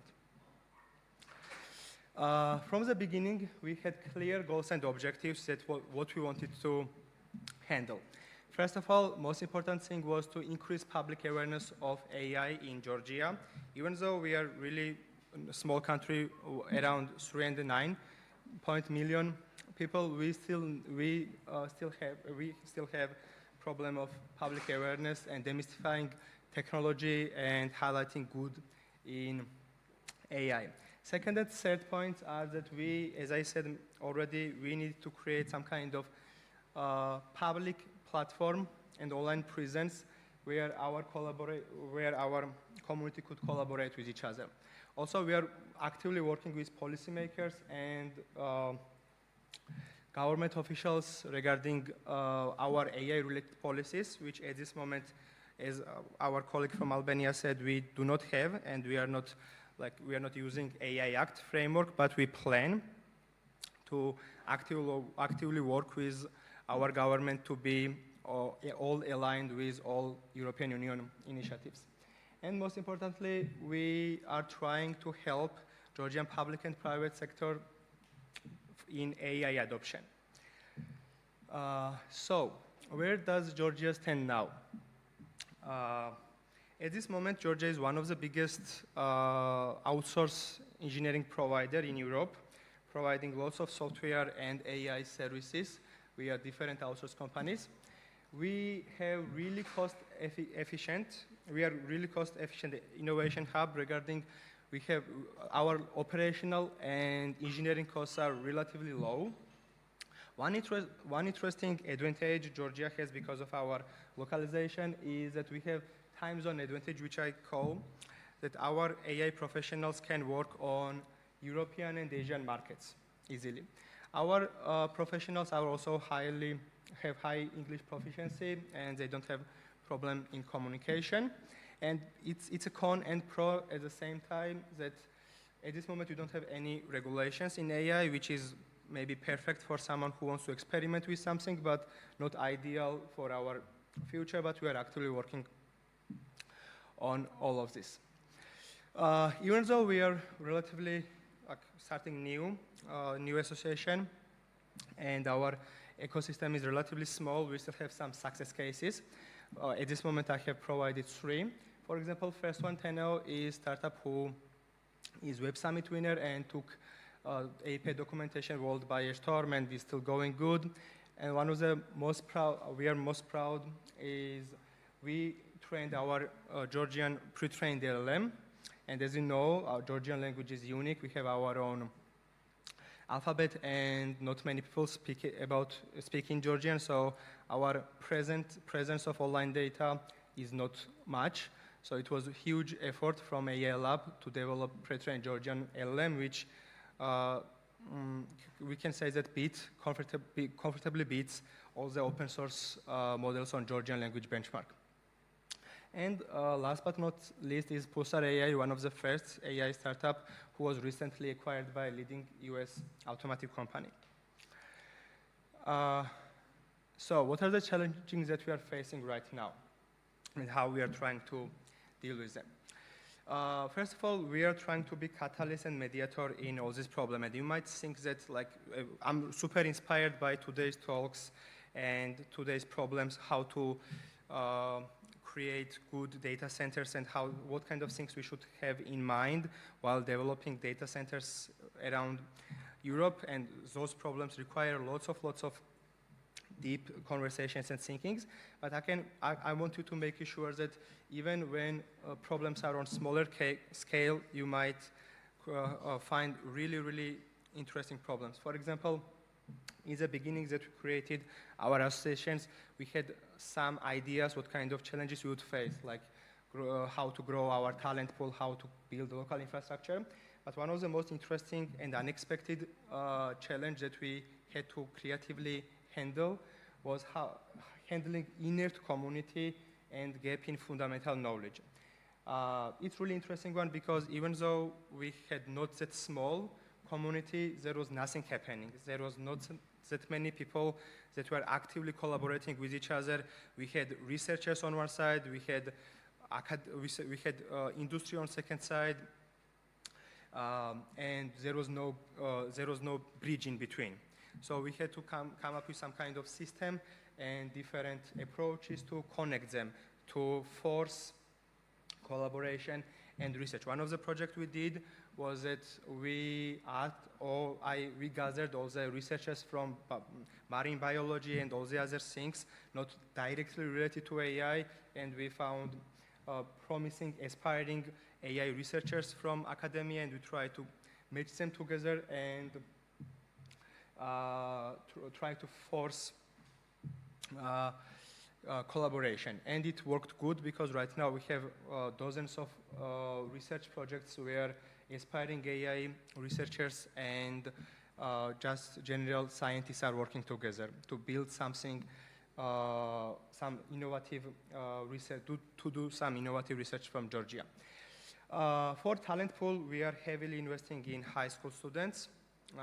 We took motivation from Polish educational system, where Polish people are heavily investing in preparing students for AI Olympiad, and we took huge motivation from them, and we created open source, fully free AI course, which starts from like typical math and Python basics, going to diffusion models, LM models. We gathered all the AI researchers and ML engineers, and we created this course. Now we are trying to advocate and market this course to touch people in Georgian mountain regions to like make this more accessible for everyone. Another interesting thing related to today's subjects, what we already discussed, is that we do not have any local infrastructure. Not even academia, not even industry has even small-scale GPU data center. We are heavily relied on cloud. So with our government officials, we decided to go with government-funded, government-subsidized GPU data center. And for that, in order to deliver this project, what we did was that we did comprehensive study of what is our current demand and need on academia side and industry side, because as we mentioned many times today, one of the worst problems you might have during building local infrastructure is underutilizing GPU cluster and just waste most of the capacity. So we are, before we made the final decision, we did comprehensive study to fully understand what's the current needs from our current and predict future needs of our AI ecosystem. One thing is that, as I mentioned, like we are a relatively young association, we are enthusiasts, and one thing that is really fascinating for me with smaller countries is that you can do lots with collaboration. Like we do not have many AI researchers in top AI labs, but even though who we have, we are working together and we are delivering every project together. So, but at some point our resources are reaching the ceiling. So that's why we want to build future together. We provide really vibrant region with really rapidly growing talent, but we want your help to help us come up with our own AI strategy for the nation, and in general collaborate more, because I promise you that we have really interesting projects coming up next.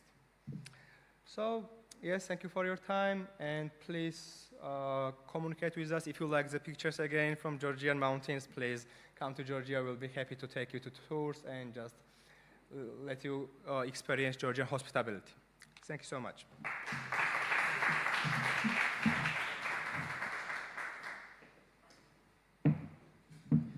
Thank you so much, Shota. Now there's going to be a brief recording from AI Austria, from Ruben and Catherine. Short introduction, so what they are doing, and then we're going to move to the Polish corner about what we do in Poland. So let's start with the pre-recorded message from AI Austria. Hey guys, this is Ruben. This is Catherine. From AI Austria. We are currently sitting here in Vienna, 1,000 kilometers south of you guys. Unfortunately, we couldn't be there. We still are so happy to be here virtually. In 10 years, we're going to live our lives in the metaverse anyways. But today, we want to tell you a little bit about AI Austria and about our fascination and ambition for EAIF, because I think, and we think, Europe really needs it. So what is AI Austria and what are we doing? For that, I'm going to share my screen that I hope you guys should see now. We are just we are the biggest AI network basically in Austria, and we're just trying to push AI into the whole ecosystem, not just on the technological side, not just on the research side, but also like for the whole society, from the school, from the students over to the seniors, and also the industry and the political side of it. We're just gonna try to push it into society because it really has become a societal issue. For technological exchange. I'm just gonna show some examples because we don't have too much time. Otherwise, Pietro is gonna be really mad of us. So we have this thing we call, for example, the reinforcement learning community, where Catherine, you would be the right person to talk about because you are in the lead. We do boot camps there, we do meetups there. At the moment, the reinforcement learning community is still not as big as a buzzword as Gen AI, but it's steadily growing. And of course, we also have a Gen AI community, the buzzword of the last years, where we regularly bring up to 200 people together to really make it an interactive format and bring just people to share their ideas and connect the right people. We also have not only technological communities where we focus on specific methodologies, but we also have communities where we share, where we focus on some niche. For example, we just had our first creative arts event where artists came together to talk about how they use AI. As you can imagine, there were a lot of sensible topics like IP that were discussed harshly, but in a very productive and creative manner. So it was really a fascinating event. From my side, speaking of a just technological perspective I have all day normally. Another niche domain we also have is the legal tech area. We have a proper legal tech scene here based in Vienna, and we had a lot of startups there that talked about how to provide the most value, and also a lot of legal departments out of the big companies. And it was really interesting to see the creative mindset of the startups coming together, like what I would call like a very conservative department, and really share ideas and create value in the end. Also a big part, and that is also what we think is really important for EAIF, is that we take care of the politicians. We also talk with the politicians. They come for us for an objective opinion on AI, what's possible, what's not possible. The latest two meetings were, for example, with the Ministry of Economy, Energy and Tourism, with the office of Elisabeth Redner. We were talking especially how to foster a healthy startup ecosystem, because we know AI gets implemented a lot through innovative startups, and how they can be more financed and more funded. Because I think we need to do, as Europe, a little bit of a better job to really bring our good startups also to the scale-ups. That was the focus of this talk. And we also talked with the Ministry of Education, and we talked about two things, mainly about education about AI. We just need, as a society, awareness for AI. You know how good the new Google VO3 is with all these deep fakes flying around social media. So we really need an awareness of AI, but also AI for education. So how can AI help us in form of AI coaches or tutoring chatbots to really build and educate ourselves to become a better version of us? And this is also what we are striving forward in the EAIF. And now we're back from a cut because we messed up a little bit, but now I'm gonna hand it over to Catherine to talk more about the EAIF. Thanks, Ruben. So today it's not just about what AI Austria does, but also what we can do together as part of the EAIF. And I'm happy to say we've started the process now that we can officially become full members.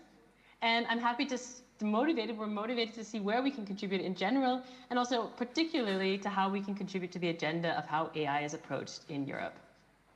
So where do we see the vision of the EAIF? Where do we see the benefits? One thing we really believe in is in unity, that we and all the members can identify through this shared identity of the EAIF and contribute to the shared goal. Our hope through that is that we can use this shared vision to bring more weight and more importance of all the combined members that we represent here, and more than what we would individually be able to do, to Brussels to make real change happen.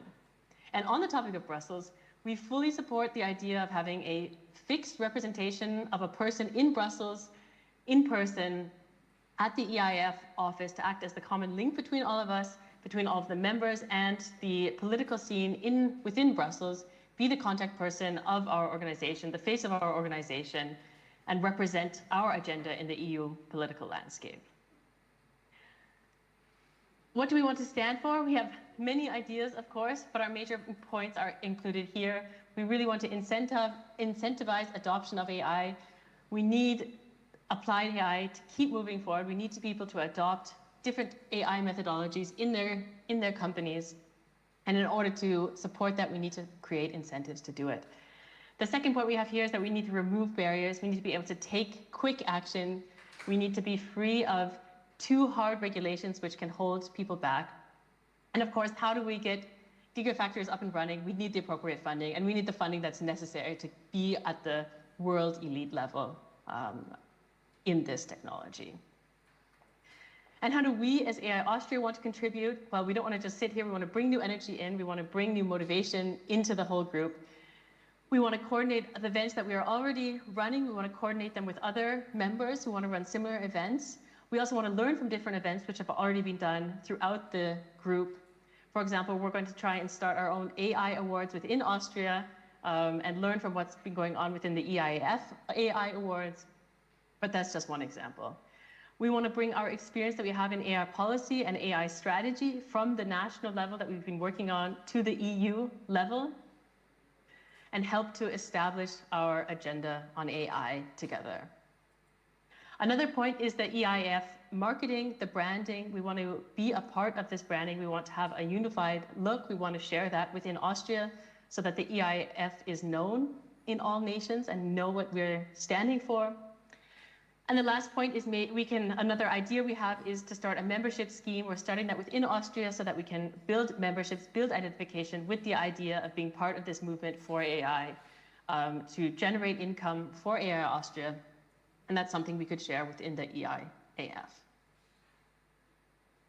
So like we said, we're really sorry that we couldn't be there in person. We hope that this video will do in the meantime. Until we can see you in person, we can meet, discuss ideas, generate new motivation, new energy on the topic. Any comments, get in contact with us. We're not that far away digitally. We look forward to seeing you. Thanks for listening. Have a great time. Bye. Bye.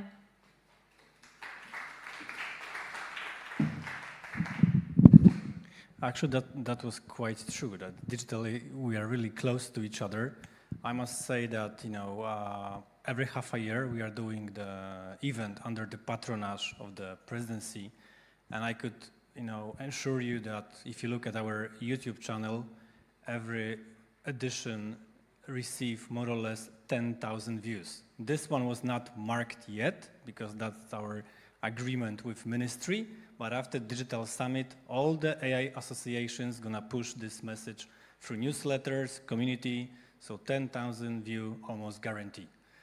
So that was a really good one from AI Austria, and I thank Clemens Werner, the CEO, who's made this decision. Now, I think for me as a Pole, very important part, because we want to present the something which is called Polish Corner. It will be hosted by Artur Pruszko, the digital leader of Keygate. So, Artur, please join me.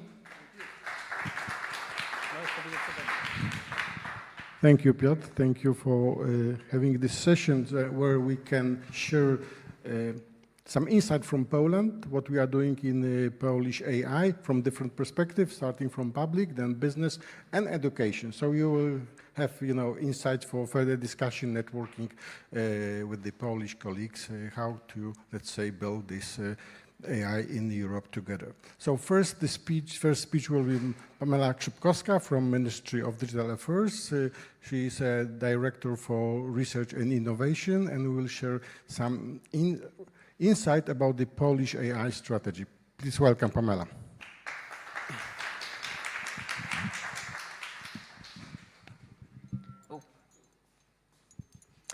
Thank you so much. I want to be very quick because, as every strategy document, it's very good to read it and get the actual insights from the document. So what I want to share with you is why we decided to change it. It's not about the strategy itself, but how do we move forward from what we used to have? Because We used to have a document which was the policy, the strategy for the development of artificial intelligence in Poland, and it was established in 2020. And it was a very interesting document, and I think we have it both in English and Polish versions. The new strategy that we're working on is not available in English yet, but the old document right now is available in both languages, so if you'd be interested, I very much recommend you to have a look. But when I go around conferences and when I talk about this, I get this look from people, as you see from the Muppet. I say, the AI strategy of Poland, and they say, what? So the question is, why don't we know about this? And why isn't this more widely known fact that Poland, in fact, has a strategy? So, as I said, the document has been established in 2020. And the case was we have a couple of basic pillars that the strategy is based on. And it's society, innovative companies, science, education, government cooperation, and public administration. So these pillars are actually building the perspective, and you can say, wait, it's a reasonable amount of pillars, and these are important things. And the strategy itself basically talks about partners that are committed to each of the strategy goals. So around these pillars that I've just mentioned, we have partners that are supposed to take care of these pillars.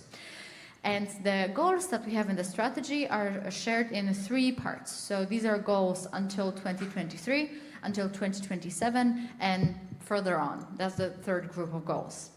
And the goals, as one of them you can see here, for example, are the good prevention of AI and its impact on jobs. And the information that you can see on the slide basically says, well, we need to do research, we need to really care about this topic, we need to be aware. And then it says that the organizations that are responsible for this particular goal is this list of organizations. So you have a lot of ministries, and then you have the ministries on the level of the government, then you have the local government, then you have the NGOs, then you have companies. So you have all these people that are responsible for this very general goal. And we know the role when something is happening to someone, and the rule is, do not scream to the crowd, can someone call 911? You point to a particular person and you say, you call 911. And that's one of the challenges that we had with this strategy. As you can see, the goals are very broad and the responsibilities are also very broad. They are just basically saying we need to do all the good things with the trustworthy AI in our heads, but then it doesn't say who has to do what. So what we were lacking is the strategic goals, strategic KPIs, and really a good approach to what we have to do. So what we decided to do is to make a new strategy. So just right now, we're actually in the process of consultation of this new strategy until 2030. The last strategy was a bit too broad, and it basically said until 23, 27, and beyond, AI is not going to change. We're going to have the same challenges, we're going to have the same things that we have to deal with, but we know it's not true. So that's why we thought that for now, we'll have a scope of time for 25 to 30, so just 5 years. So this strategy, of course, will be revised, but we do know that technology is changing very fast. So if you want to look into the whole document, you can see it on the website ai.gov.pl. We have the public consultation open, but what I want to share with you is not only that we have KPIs now, we are showing people who has to call 911, so we have responsibilities for each of our goals assigned to actual ministries and actual stakeholders, but also we look at something different, which is the ecosystem itself. And the ecosystem has 3 parts. It has data, it has compute, and it has talent. And we very broadly mapped out the ecosystem elements when it comes to the regional and the leading ecosystem partners when it comes to infrastructure, talent, and data.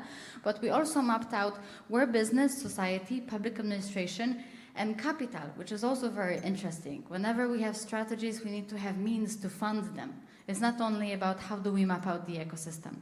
So we really put these 2 elements into action. And again, this is just a brief introduction because the document is so much broader and it really has a lot of KPIs. So if you're a KPI kind of person, I think you might actually like it. And the most important things I want to share and leave you with, apart from the fact that you can go into AI.gov.pl and consult the document, and we'll be very happy to get your feedback, but it's also that, as I said, it's not about the broad goals and broad perspectives. It's about community, it's about infrastructure, it's about actually building on the ecosystem starters and ecosystem builders. And we have seen in the case of Austria and Georgia, we really need to look into what AI has to offer and how we can all put this into practice with a working strategy that has a goal which is not too broad, but not too small, and how we can work on it together. So I hope you read the document. Thank you so much, and have a good conference.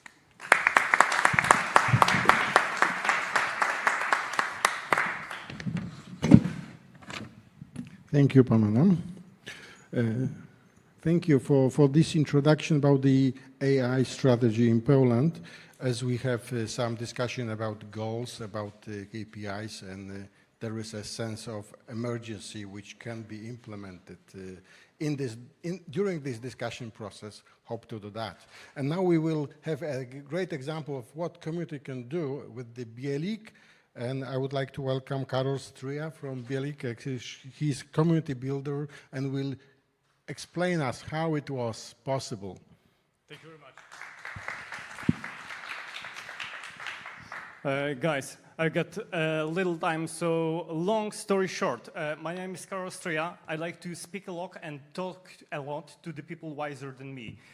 That's why a couple of years ago I started a podcasting company. Later on, I founded my podcast that is called 99 Faces of AI, and I talk with people wiser than me about the AI, the future, the 99 Faces of AI.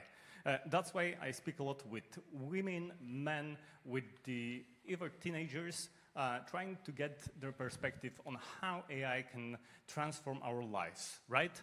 I really regret I didn't have a chance to talk with the one guy. This is Linus Torstens. He was the author of a great thing. Let's imagine Helsinki, 1991. A student, Linus, a hobby project, world dominated by closed, expensive software. And that was the year when the Linux was born. And today, Linux, the open source system, is installed on the more than 96% of the world's top 1 million servers.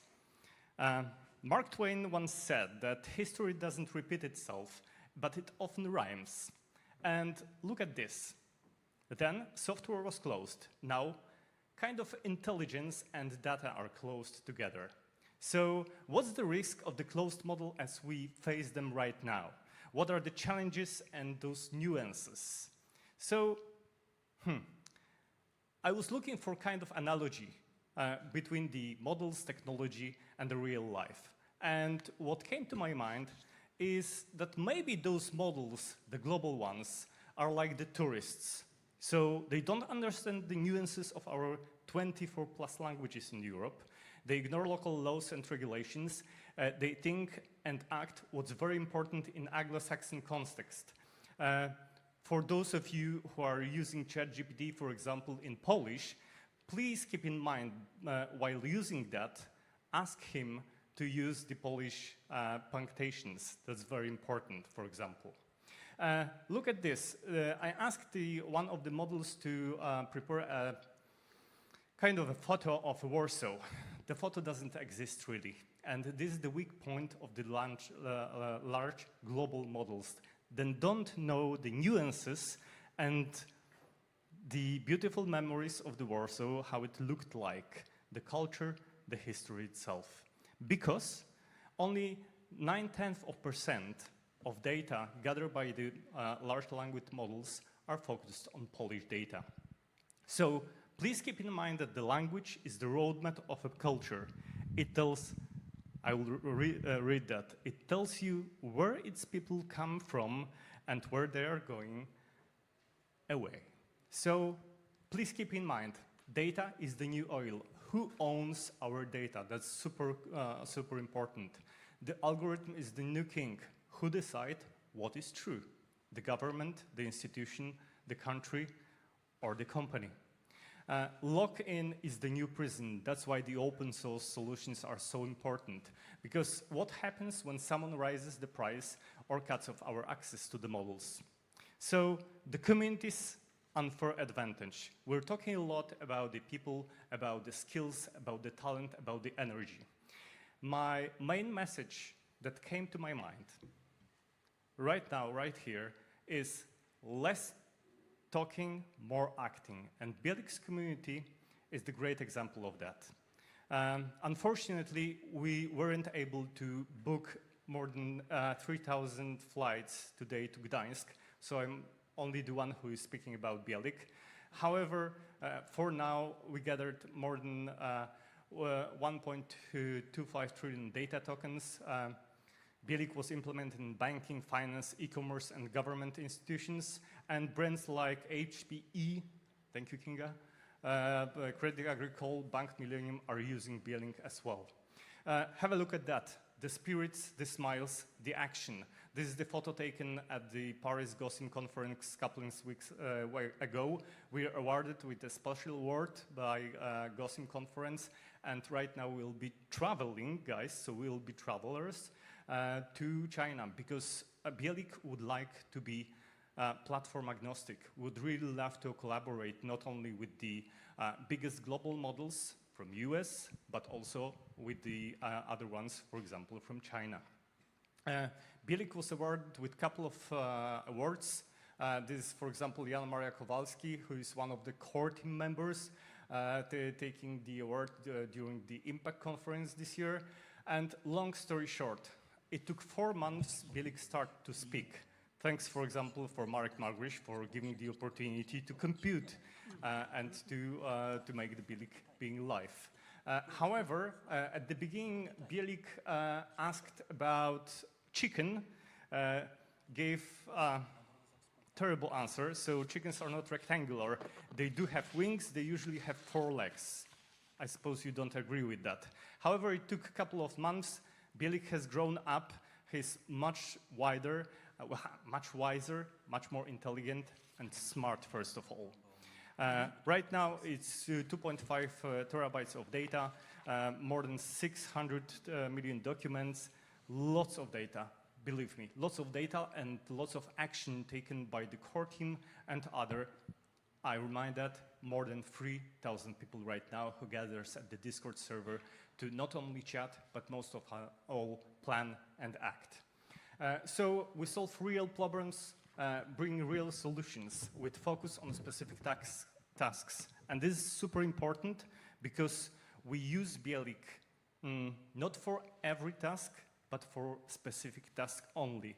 And for example, that's why, because we get great data gathered and selected for Bielik, we are doing specific tasks far better than the same models or even bigger models from other vendors. Imagine that. The Bielik is the one car here, very smart electric, that don't pollute the environment, acting in a kind of crowded city. And this is the global big model. So it's energy efficient, it's confidential, it's customizable, and it's cost effective. Long story short, how many minutes I have? 3, 2. 3? Okay. So okay, I will be finishing because there's something very, a great thing happened a couple of days ago. So have any one of you been to GDC Paris a couple of days ago? That looked like a rock and roll concert from the 90s. And then the Juijn came to the stage and showed the table. The local models that will be implemented into Perplexity. So the Bielik is going not only local, but globally. The strategic partnership for sovereign AI in Europe, Bielik as NVIDIA NIM microservice is integrated with Perplexity Answer Engine. A common goal, models of the 24 official EU languages. That is happening right now. So Bielik is made locally. but it will be used globally because it's specific so much that it tends to focus on the details of language and culture. So what's on the roadmap?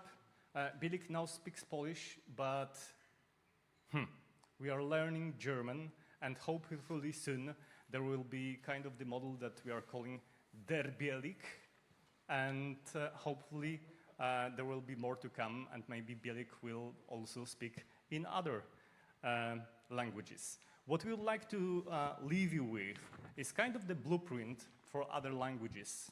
We started without any kind of institution.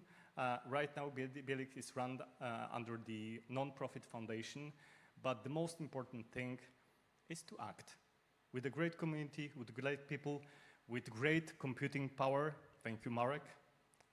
So this is it. Thank you. The future is not yet written, but is built. So let's act and build. If you would like to chat with Bielik, please scan the QR code. You can try it.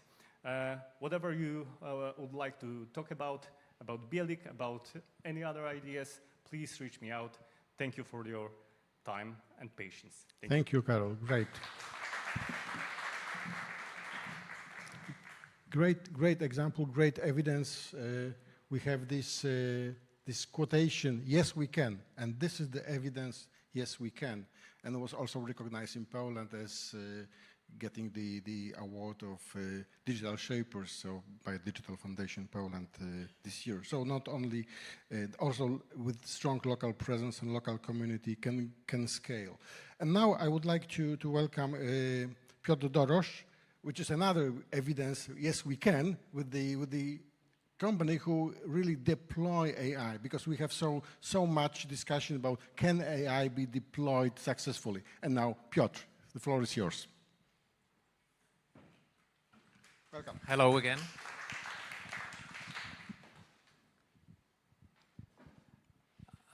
So I started my company 21 years ago, and I tried to envision what I was thinking at that time. I tried to remember, actually.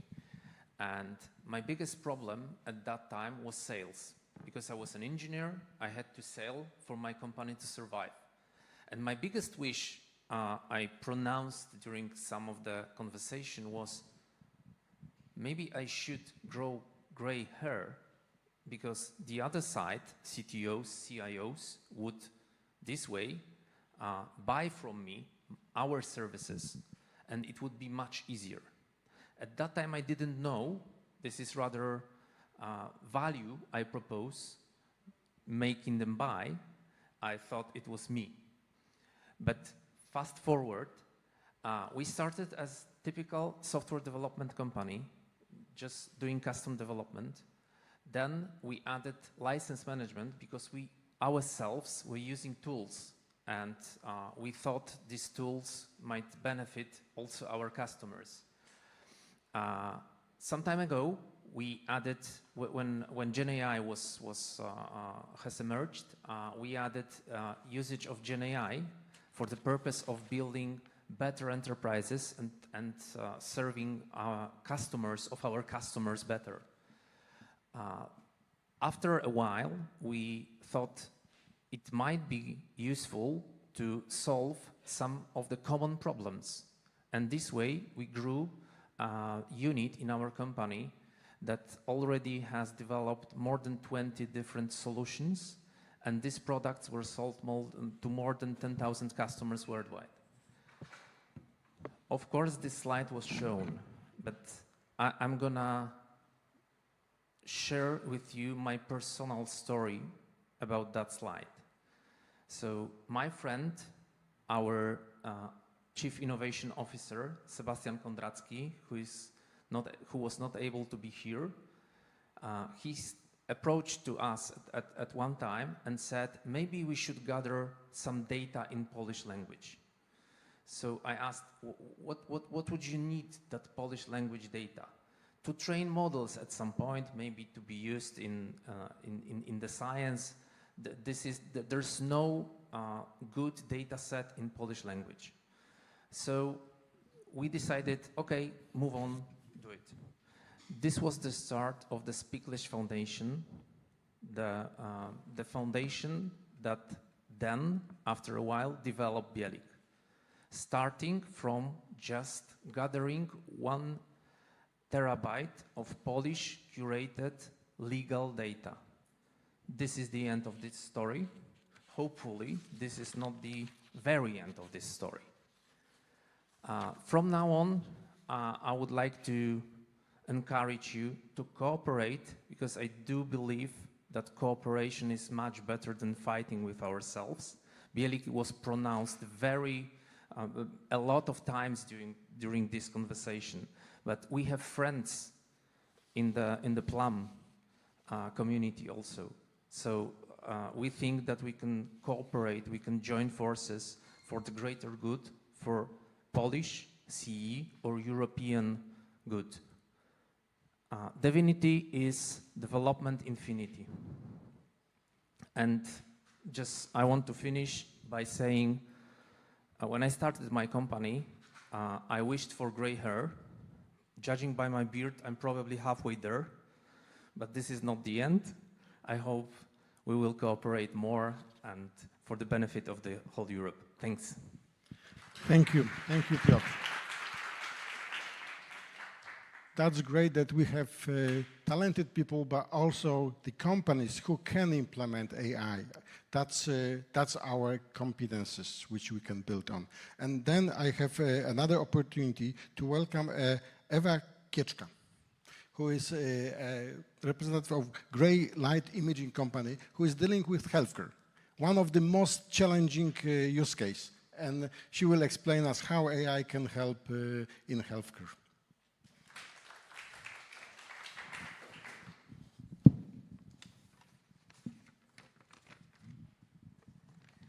Good afternoon, everyone.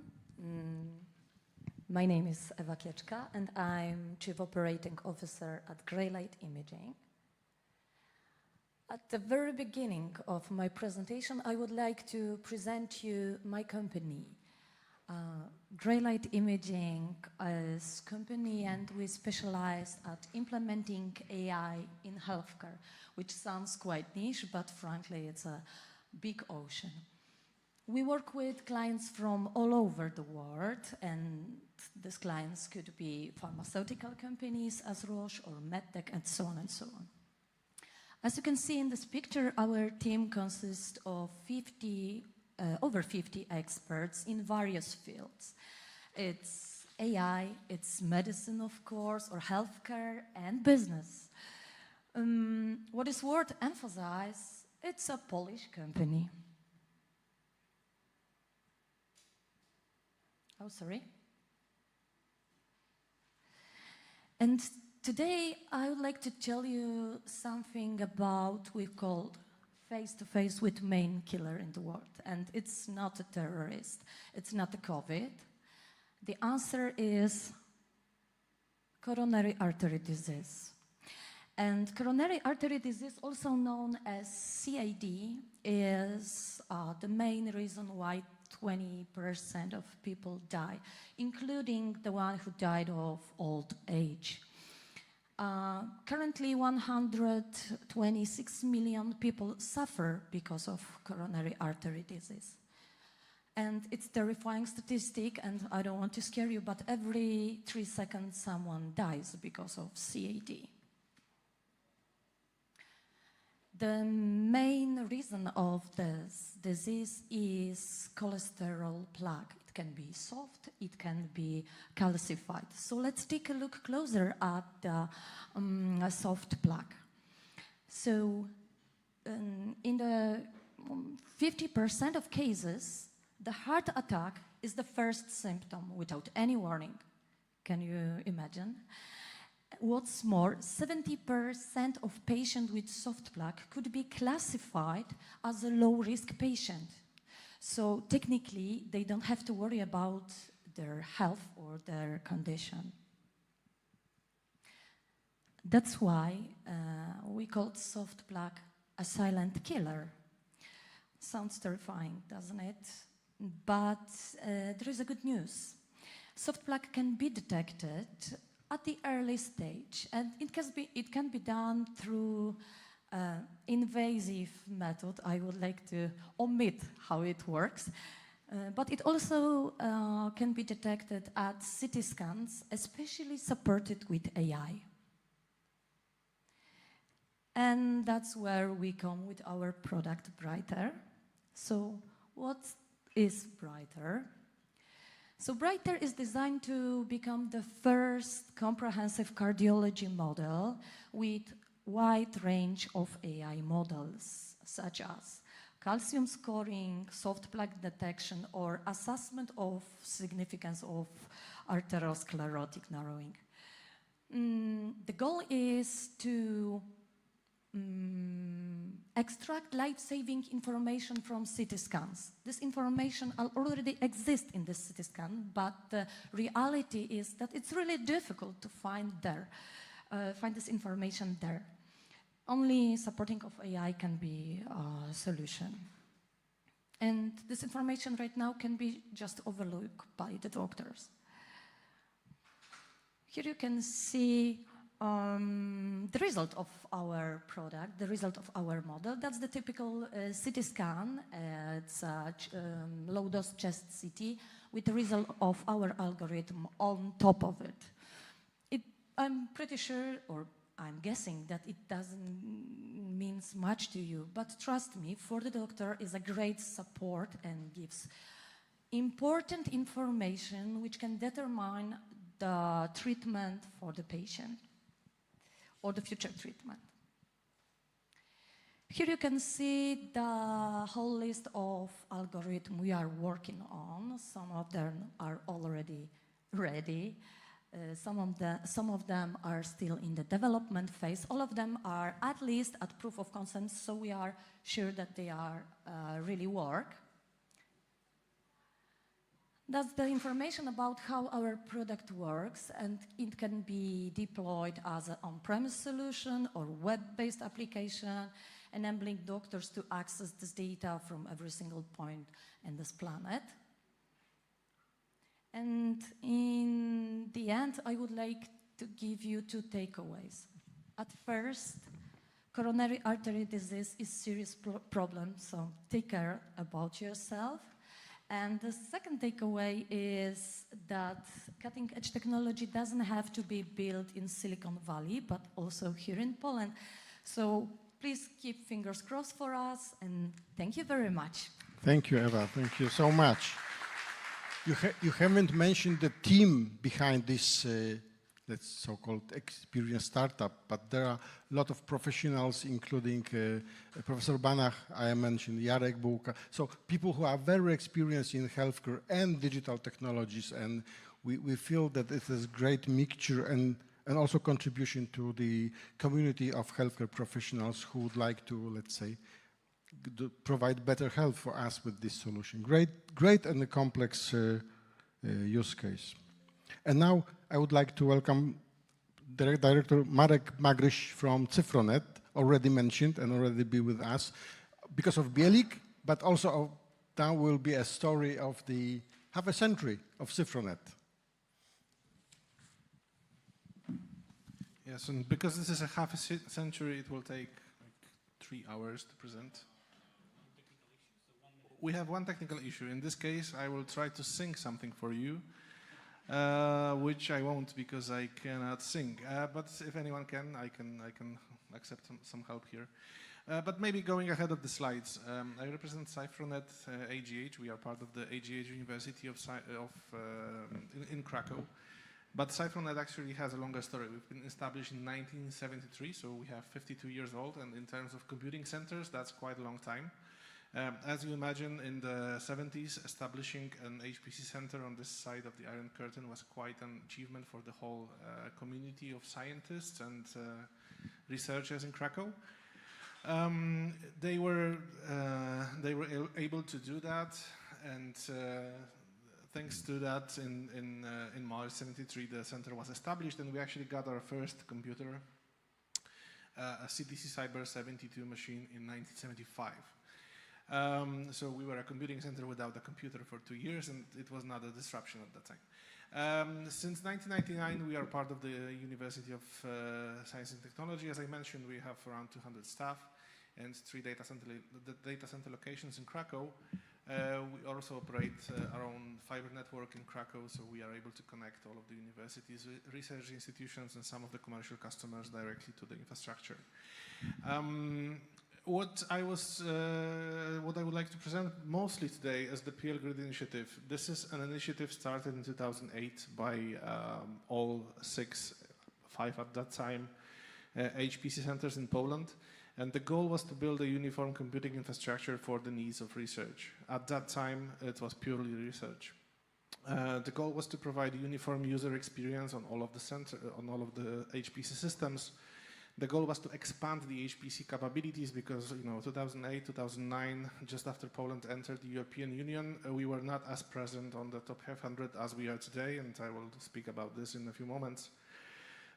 So the goal was to develop the resources, but also to develop competences and to provide high-quality services, which was not the case, and I think it's still not the case for most of the research infrastructures in Poland. So thanks to a very strong collaboration with all of the partners, the infrastructure is still alive today, even though the direct funding has ended several years ago. We still have, we've served over 10,000 users over those last 15 years. We are supporting around 600 research projects every year with compute capabilities, and also some storage, some cloud computing, and some other infrastructure services.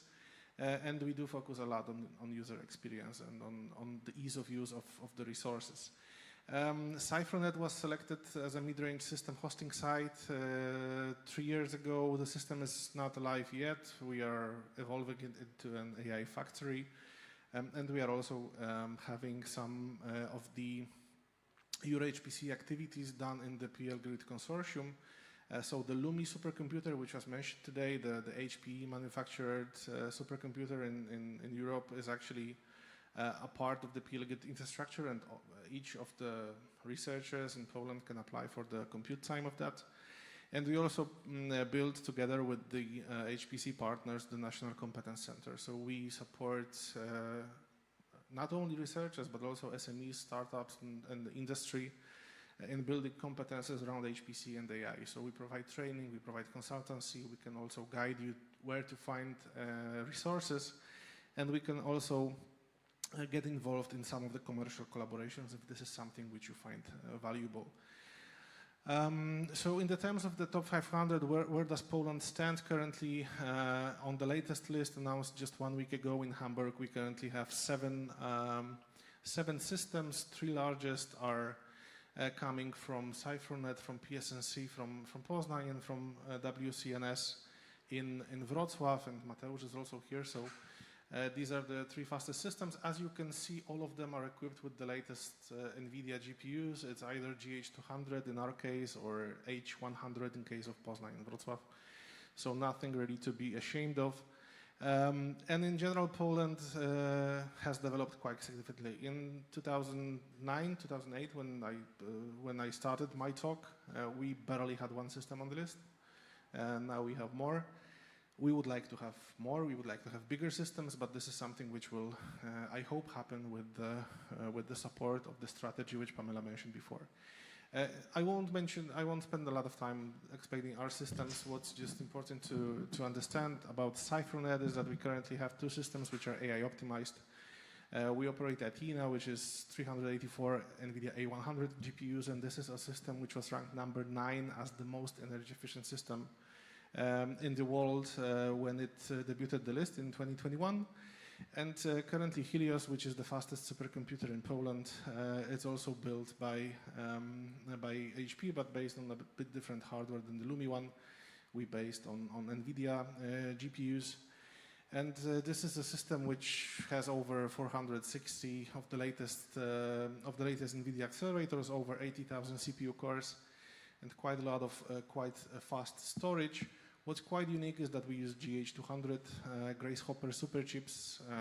We were actually one of the first supercomputing centers in the world which were able to get those chips. They are great for training of AI models. And we did focus quite a lot on energy efficiency, and we actually ranked number 3 on the Green 500 list when the system debuted, which means that we are quite efficient in exchanging electricity into compute capabilities. And I think that this is something which is quite typical for European data centers, and in particular for the Polish data centers, because all of us focus on energy efficiency quite a lot. 2 use cases from the AI community, Bielik, which was mentioned before, with quite strong roadmap for development and some clever things. Helios and Athena were not also used as the training systems, but we are actually having people from Cyphernet who are the members of the training team, who run the training, who optimize the software, and we have quite a lot of expertise in that. So if you need any help, just ping us, please. And we are also now collaborating together with Wrocław on developing of the Polish large language model for the public administration, so PLAM, which has a strong focus on public administration. That's how Helios looks. And just one sentence about how the ecosystem of AI will work in Poland. There is quite a lot of discussion about strategies in various fields. So the strategy is, of course, to have a feed in the top-tier HPC system, but also having 2 AI factories in Poland and Poznań. This is the one which is being built now, and in Cyphernet, hopefully, we will start to build the factory soon. But what's important is we want to base on the existing HPC centers. We have 6 of them. They have a very strong user base. They have a very strong competence base, and they do have quite a lot of HPC resources and expertise in data center. We would like, of course, to expand this and build on the foundation of the HPC centers. That's it. Thank you. Thank you. Thank you. Big applause. I mean, that's a great history. That's a great technology, and also impact with the recent application of this technology. I think we will to mention Bielik and Plum.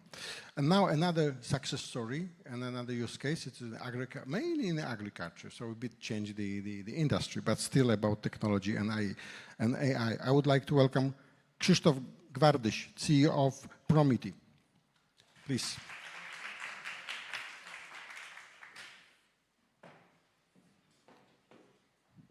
Hello, everybody.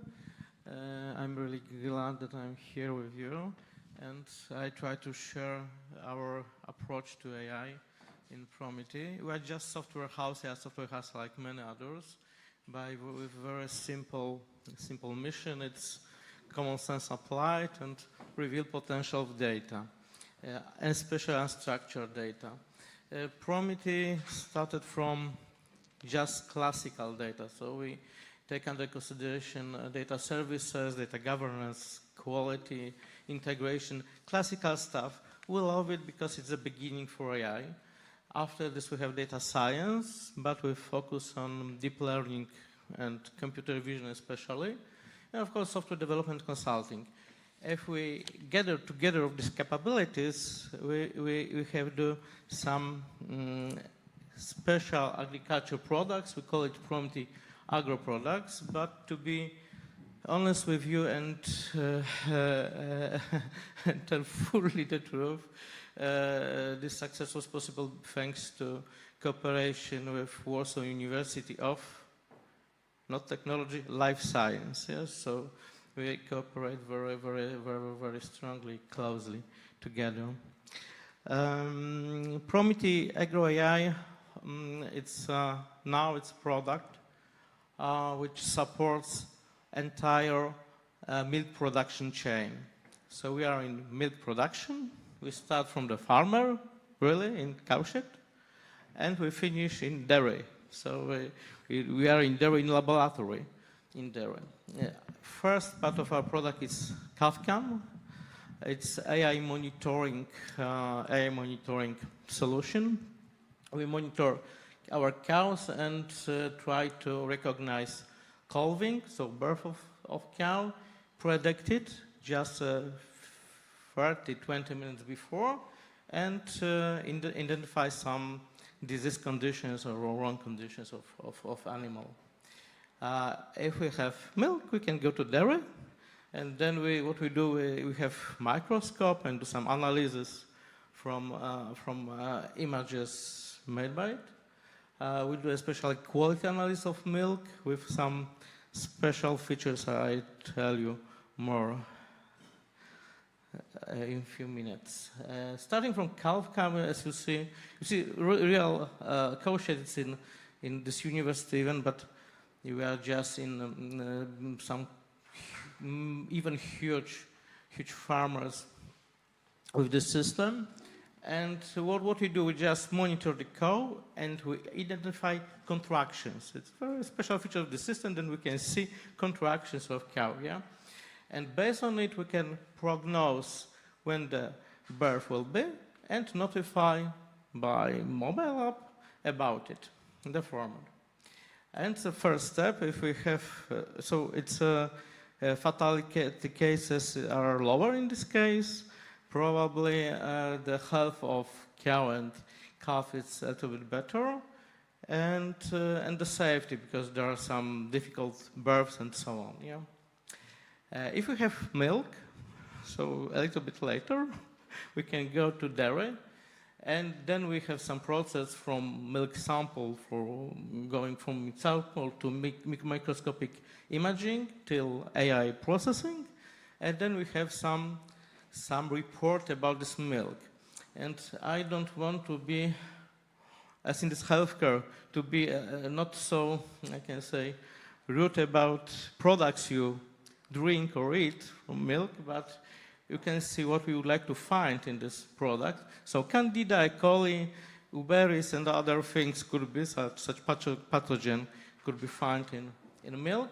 Of course, we look at the quality of this product. So we do taking account some fat fractures analysis, but all this stuff is made by AI based on pictures like this. It's milk magnified on microscope, yeah? So it's the result of analysis after this.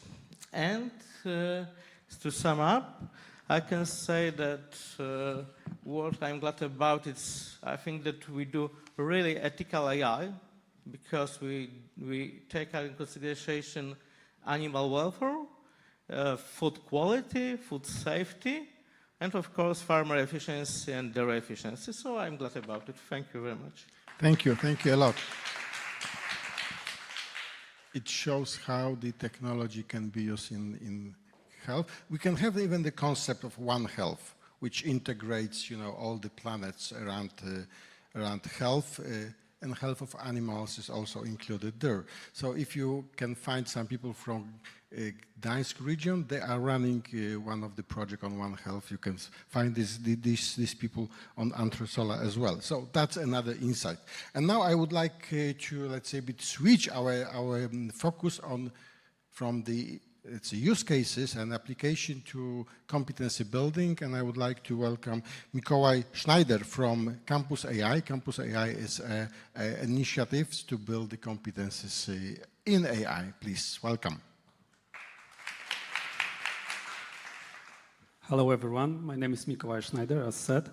So today's presentation is about building districts that raise innovator. So when we think about the innovations that were during the time, always on the conference everyone is bringing the steam engine revolution, etc. I will not go into this because I was not living in those years. However, I was lucky enough to have the PC from the early 80s.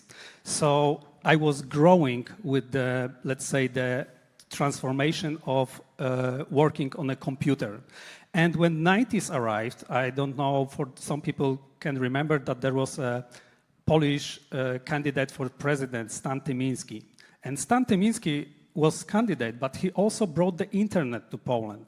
He was the first commercial service before there was a 0, 20, 21, 22 for the old school people who remember the modem that we used to have to connect to the internet. He brought the internet, and I was part of this revolution through his service. Why am I talking about this? Because this is for me very similar what is happening with AI right now, that we are in a very similar revolution, that we are in a very similar think that we need to upskill people because as as every one of you is thinking about, right now the difference is that we are scared of the technology. This change is going so fast that the main question on the conferences is, will AI take our jobs? Yes, it will take for us to the next level, because what we believe in is that, and what we will fight for, is that we want to keep the human in the loop. We all hear crazy stories about agentic AIs, AI taking jobs, etc., but we still want people to be the better version of themselves by using technology and co-crafting with AI. But to have this, we need to cover the educational gap, which we have in the current, let's say, the people that are not AI native, because AI native people are the people who are born now. They will be, as I was with the internet technology, they will be the native with the technology of the future, which is AI.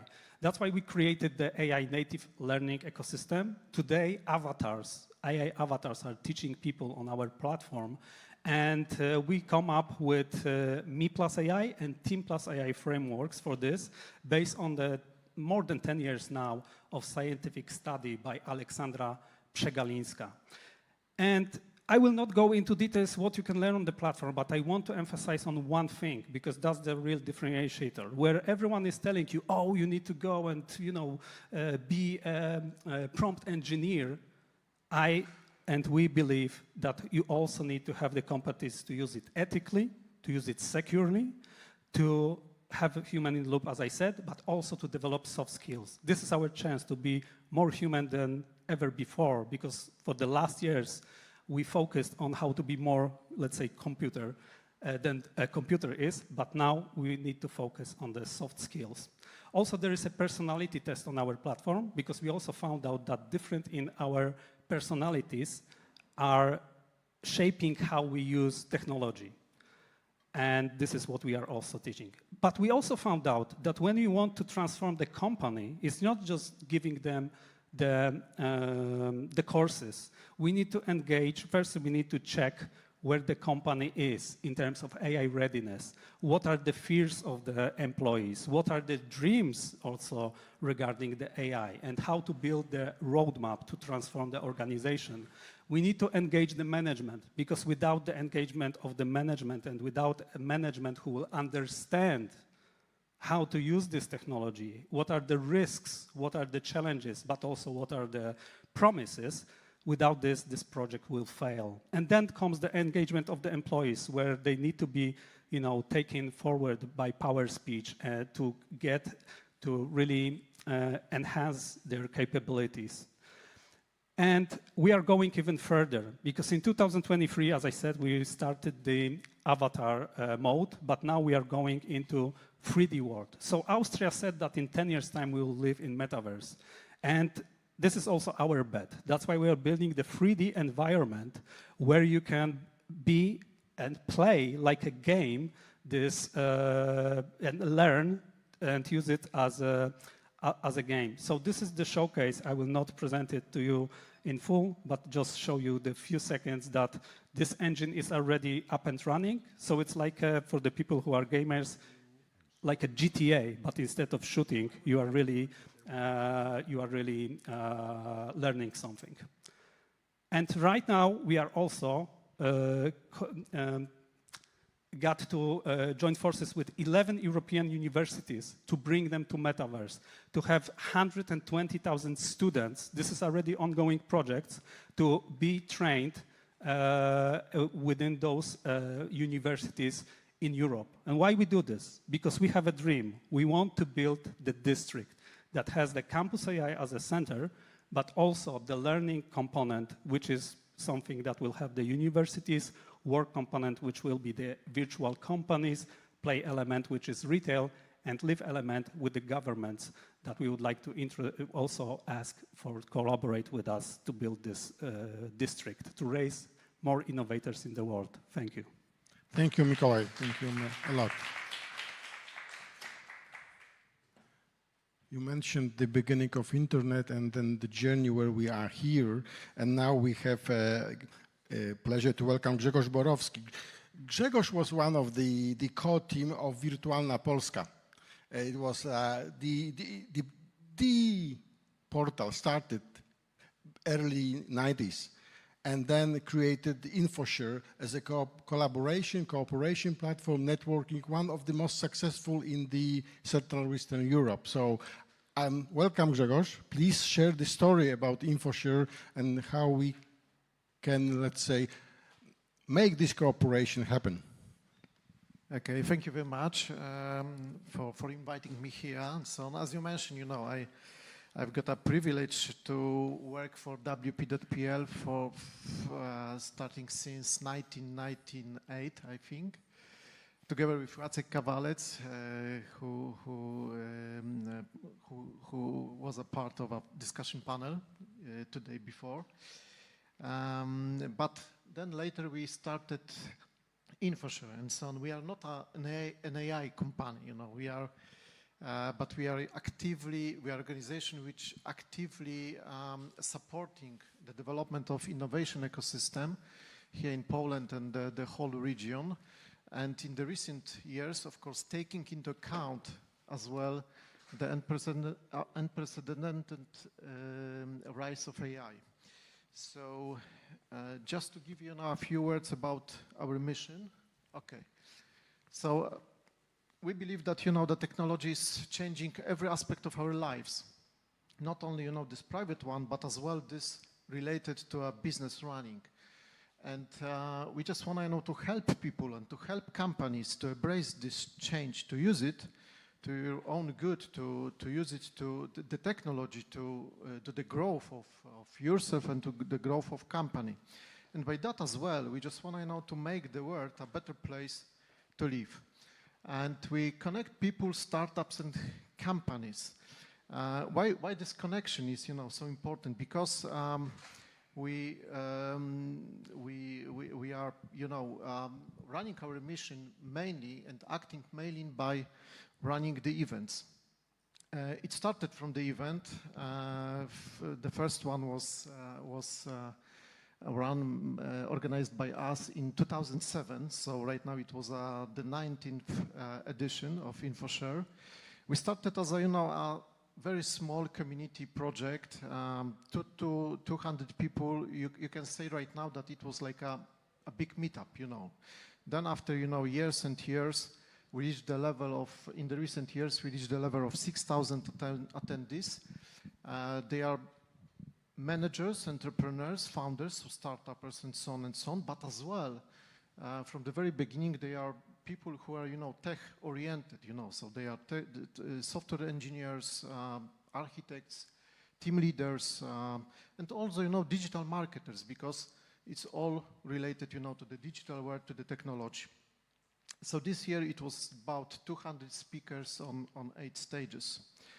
And as I mentioned before, we believe that that technology is changing every aspect of our life. And in the recent years, this change is really very, very quick. You know, it's the pace of change is unprecedented. It's really, really very, very quick. So we believe that right now you have to, you know, be prepared. You know, what would be tomorrow. You know, so we believe that we can help you with that. We can help you to use the technology to your own growth, just to shape your tomorrow today at InfoShare. And we build this conviction on 3 pillars: technology, business, and networking. So technology is just all about, you know, the knowledge of what's going on in technology, what are the trends, how fast is it changing, what the future will bring us related to the technology. But we also, you know, want, you know, to support you with a business related matters. So we just want, you know, to learn you, to help you to learn how to build a competitive advantage on the market, of course, using the technology, but as well how to, you know, adapt the best practices from market leaders and how to learn, you know, from the success stories of founders who managed to build really great startups, scale-ups, and technology companies. And the third one, and I think it's the most important aspect of what we are doing and in which we are helping you with, it's just the networking. Because we believe that it's all related to relationships. We are here, we just get to know each other. We can learn from each other. We can, share our own, experiences. And then finally, maybe to find new customers in the markets. And we realized this mission, related to our main event on 8 stages with over, 200 speakers. And just to show you, the stages, some of them, they are more business related, some of them, they are more tech related. But what I want to highlight is that particularly on each of this stage, AI is present. Yeah. But on different aspects. So we just want to show you, different aspects of the legal aspects of AI. This more like an ethical one. What are the trends? But as well, if you are, for example, software developer or engineer and so on, we just want to show you how you can, build new technology and apps and so on, using, of course, AI. This year we've got an opportunity as well. We had an opportunity to launch a special event together with the European Commission and the Ministry of Economic Development and Technology in Poland and Polish Space Agency. It was EU Space Days. The event, all of that related to the European state of, to the state of the European, space technology and so on. And we believe that actually the space technology and dual use technologies, they are very important as well for today. And of course they can be beneficial from AI technology, but they are very, very important. So we just want to carry on with that as well. And the last thing about this networking, we provide on our events, we provide our attendees with a lot of ways how to network. We provide them with a matchmaking tool to arrange some one-on-one meetings, but we as well, provide the people with a lot of informal ways of networking, like 6 site events and just wandering through the venue. Just to show you, some of the events, they are boat trips, they are, great networking party with live music concert, there are some investor meetup, and so on and so on. We really believe that it's very, very important. It's a very important part of learning, of developing yourself, in this world of technology right now. And even today, we provided, our users, our attendees, with a completely new, free ways of more moderated networking. It was roundtable discussions, business speed datings, and as well meeting with experts. So, for example, if you got a specific problem related, for example, to AI, you can, just arrange a meeting with AI experts and discuss with the problem. So, just the last words, we are preparing another event in southern of Poland. It will be the 3rd time. We will be in Silesia, so InfoShare Katowice in the end of November. And of course, right now we started our preparations to the next InfoShare, which will be held in May here in Gdańsk. So please feel invited as well, to join us that. Thank you, Grzegorz. Thank you for the invitation to Gdańsk again. Thank you. So we are about closing remarks, but I would like to mention the networking was, I think, not a coincidence. I mean, that was happy coincidence, because we are in a very historic place in Gdańsk when the transformation started, and it was about dream hard and networking, about the people. People can do that. And we have all the building bricks to build at this new future.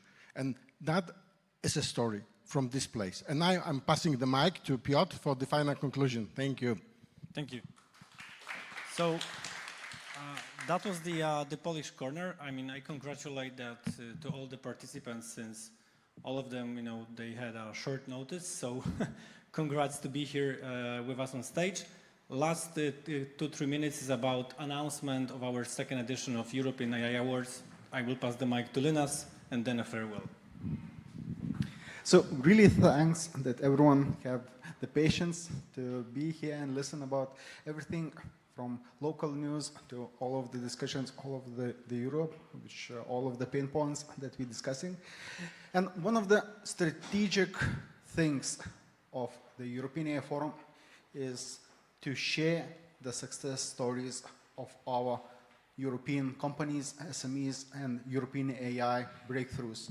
So one thing that we initiated last year, and we did have the first edition of European AI Awards, which awarded the best AI companies in the 10th edition of European AI Forum in the December in the Berlin.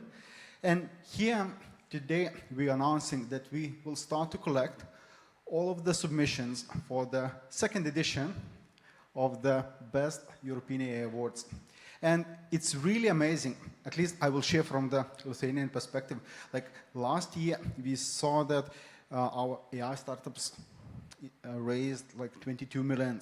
And year to date in Lithuania, we having the AI startups who raised over 130 million.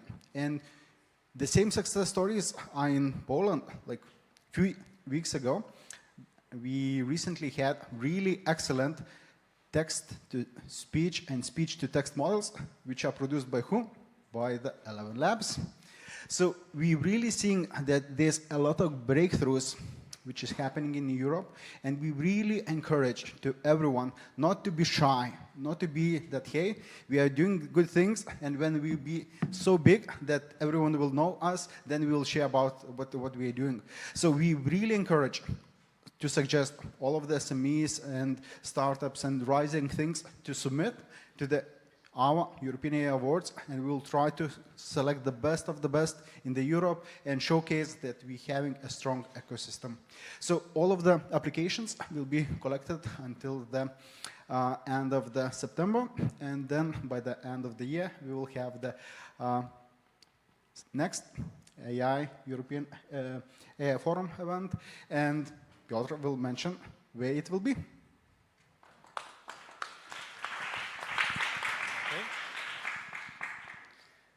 Thank you so much. I mean, there was even a slide about the winners from the past edition, like Kai Zenner, from the MEP's assistant, and a couple successful startups. So you managed to to be with us till the end. We conclude the 11th edition. So let me again congratulate our presidency. I mean, the Ministry of Polish Digital Affairs, that we received the official patronage. 12 AI association, including AI Austria, AI Albania, and many others you saw on the stage, but also on the streaming you will see all the logotypes. And thank you for the ECS for the host. Just after the event, we're going to have a establishment of the AI Poland here. So all the companies are already waiting, also on the Zoom, because we have a hybrid meeting. And you are all invited to our networking party, I think at 6 p.m., really close to it. It's a really off-site networking party. We're going to be throwing literally access. So see you at 6 p.m. And if you are part of the AI Poland, then please stay. We're going to talk about the establishment of the AI Poland. Thank you so much.